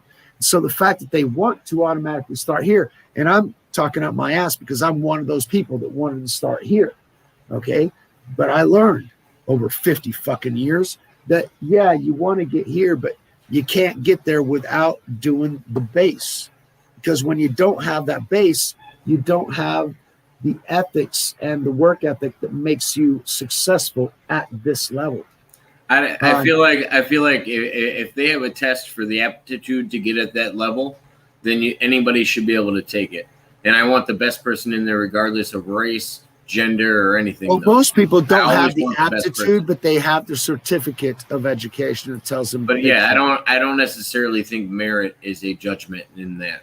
Sometimes I think merit gets overshadowed with actual knowledge and ability to present it to others. I mean, to actually share that knowledge with others.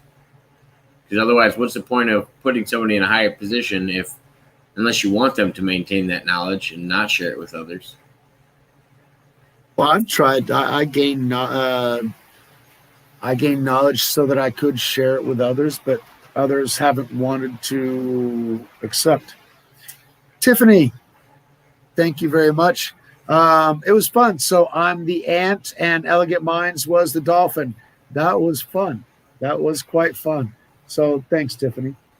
I have to go back and look at mine, but I didn't get to hear. It was kind of like lagging in the beginning, and it's because I'm streaming. You weren't doing anything. But it was cool. We actually we played it on this one. I didn't know if she streamed for an hour. She was on for 57 minutes. Yeah, no, I didn't know if she knew we were like streaming it on this one or if she thought we were sharing it. So I wanted to make sure that you were okay with it before we did it any further. I was just trying to get our cards on there.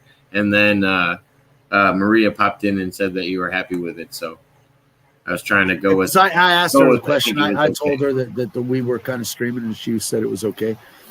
So yeah, Tiff, thanks for the cards. Those were good. I didn't. Yeah, it was fun. We appreciate you, Tiff.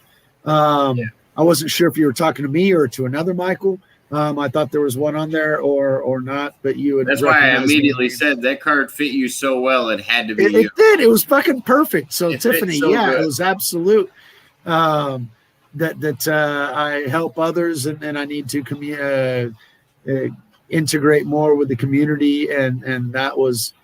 And I was like, but that was a Michael. But she talked to me as I was Peña Perspective. So it's like, well, think about no. Think about it like this: you're that same guy that didn't want to get a card pulled, and now you need to get more involved with community, and you need to talk to more of our community, the people that have been talking to you and have different perspectives of yourself. It's nice.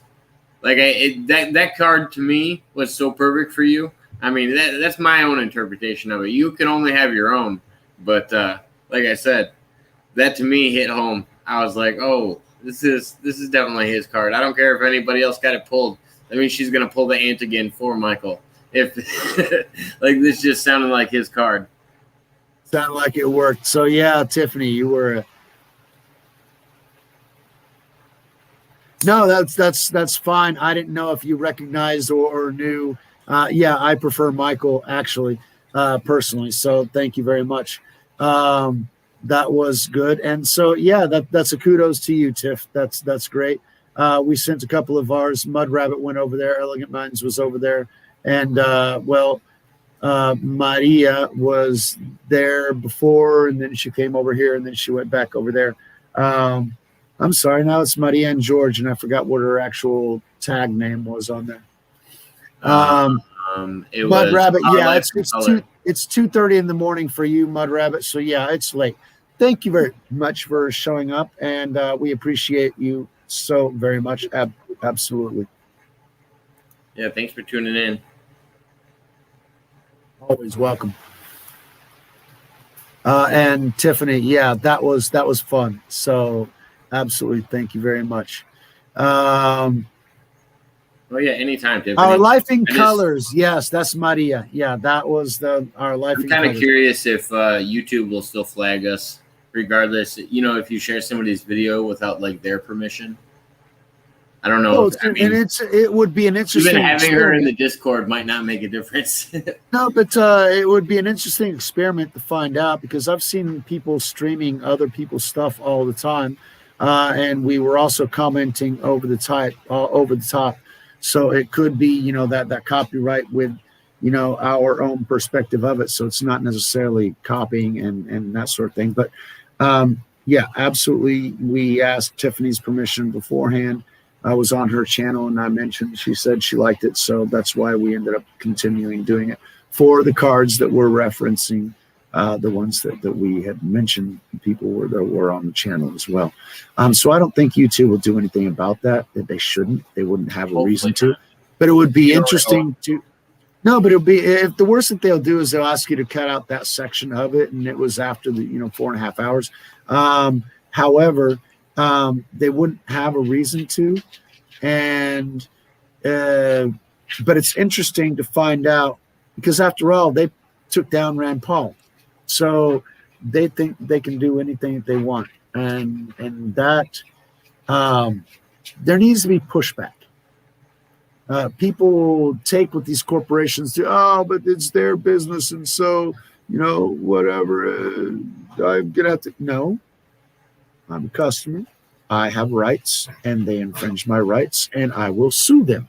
And so, whenever we start standing up to these guys, then they'll stop doing the stupid shit that they're doing. For example, the old thing, go woke, go broke. There's a reason for that. Because when Coca-Cola goes out and insults white people, well, guess what? White people stop buying Coca-Cola. And when white people stop buying Coca-Cola, their sales drop through the fucking floor. So, yeah, pay attention to your fucking customers.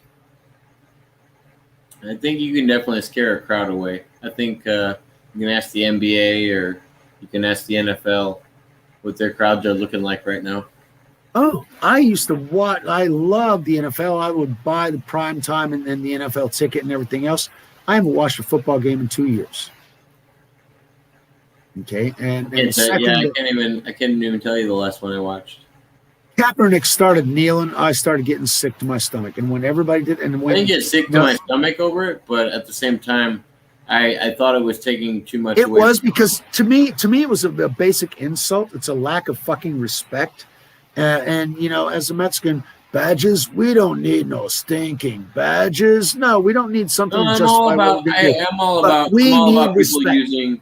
We're all about respect. And that motherfucker kneeling for the flag. I mean, I was here in Brazil, and they replaced me when I was a coach. And we were watching another team's game that I had also coached. And we were both Mexican, and so we were enthused because two Mexicans found each other in Brazil. How fucking strange is that? It's not in the odds. And so we're talking to each other, and they were playing the national anthem, the Brazilian national anthem. Everybody around us was staring straight at us because we were talking during the anthem. Sorry, you're right. Pay respects to the country you're in.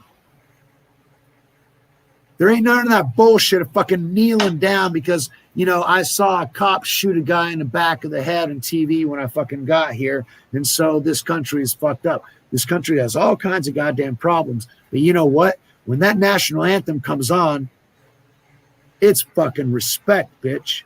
It's a question of fucking respect. And that Kaepernick bastard, that fucking rat fucking bastard, communist little piece of shit, can go fuck himself off over to Cuba. He can take his fucking shit and fuck off somebody else. Because when that national anthem comes on, I get tears in my fucking eyes. When I listen to the Star Spangled fucking Banner, I get all fucking choked up. And to see some motherfucker, I don't care what goddamn color his fucking skin is, kneel, I want to pound his fucking head into the ground. But yeah, I'm a football player. I'll fucking pound his fucking head into the ground. Kneeling is a Put me as a linebacker. I'll fucking take Kaepernick down in the fucking game because you don't fucking do that bullshit. That's a lack of fucking respect. Kneeling isn't a sign of disrespect. It is a sign of disrespect. If I saw somebody kneeling maybe on a flag, and you put your hand over your heart, if I saw somebody kneeling on a flag or wiping their feet on a flag or doing something like that, I think that would be more of a burning a flag. I don't think of kneeling as a sign of disrespect. You don't get it. The anthem isn't about he's kneeling out of disrespect specifically. What do you do in football when your middle linebacker or your quarterback's talking? You take a knee, or your coach, you take a knee. You're listening. Why? Because they are standing, so you show them. You take a knee so that they are on the top. Yeah. Okay. So when they're playing the national anthem, if you take a knee, what happens? No, the national anthem, everyone is standing up and at attention. That is respect. That to me is more the Pledge of Allegiance. It's not the national anthem. It's the same thing. I pledge allegiance to the flag. It's the same respect to the flag. You don't kneel for that shit. I think there's a border on being a nationalist too. Hey, look, that purple-haired bitch. It can be an unhealthy relationship. That purple-haired bitch fucking deserved to lose to the Swedes because of her fucking attitude. Who are you talking about? A football player, a soccer player who's fucking ain't worth her fucking spit. I don't watch enough soccer to know the reference. Do you watch the goddamn Olympics? No, not usually. Okay, so you wouldn't know who the fucking purple-haired fucking bitch is. The fucking lost the goddamn game. The last Olympics she's fucking worthless. She's a worthless human being, worthless fucking mentality, and her soccer skills are fucking piss fucking poor. I'm a soccer player. I can tell you that bitch doesn't know how to fucking play.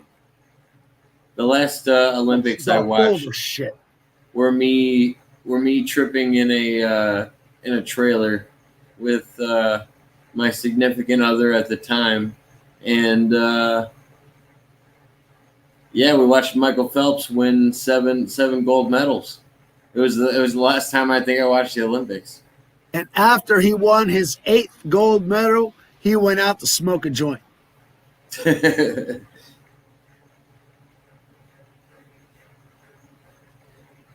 Yeah, I don't like it when they do anything to the flag. I think that's just a blatant sign of disrespect. Yeah, but see, that's also freedom of speech. They have that right.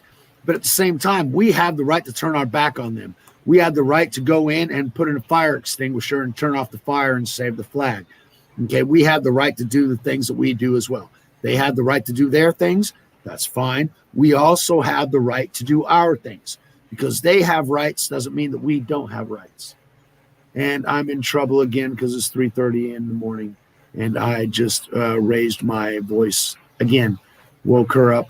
And she's got to work in about 4 hours. So, yeah, I overstepped my bounds again. But 5 hours is a good time to call it quits. Oh, yeah, that's a good time. All right. I appreciate Thanks much. You have a good one. Sorry again. And I get a bit carried away, definitely. But appreciate you, Jake. Give me a buzz. Oh, sorry. I didn't mean to drop you off. I was actually trying to share the no worries. But have a nice weekend. I'm sure on Monday we'll be on again. Tiffany, good night to you. Thank you very much. I know Mud Rabbit is gone.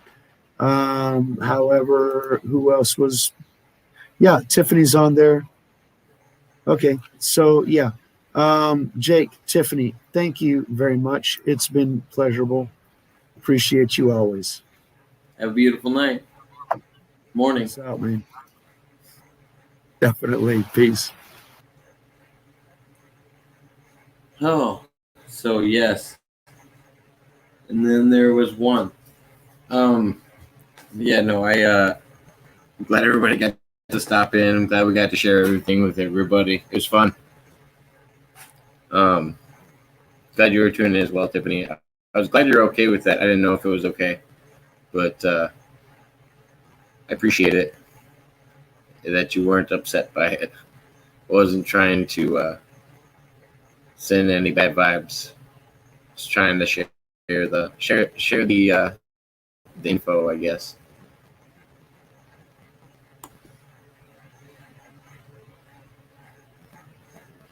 Oh, I know. I just, some people take it differently. I was hoping you took it that way. I'm glad you had fun. But yeah, I'm probably going to wrap it up for the night. 5 hours is enough for tonight. It's a good one. I think I'm doing 2 more tomorrow. I think I have 2 interviews set up for tomorrow.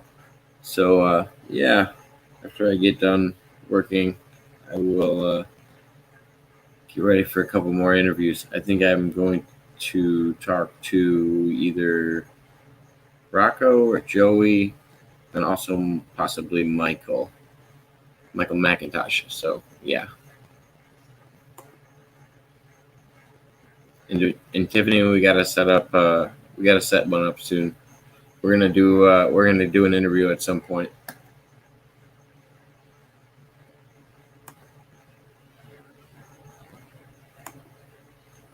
But yes, have a good night, and I appreciate you stopping by.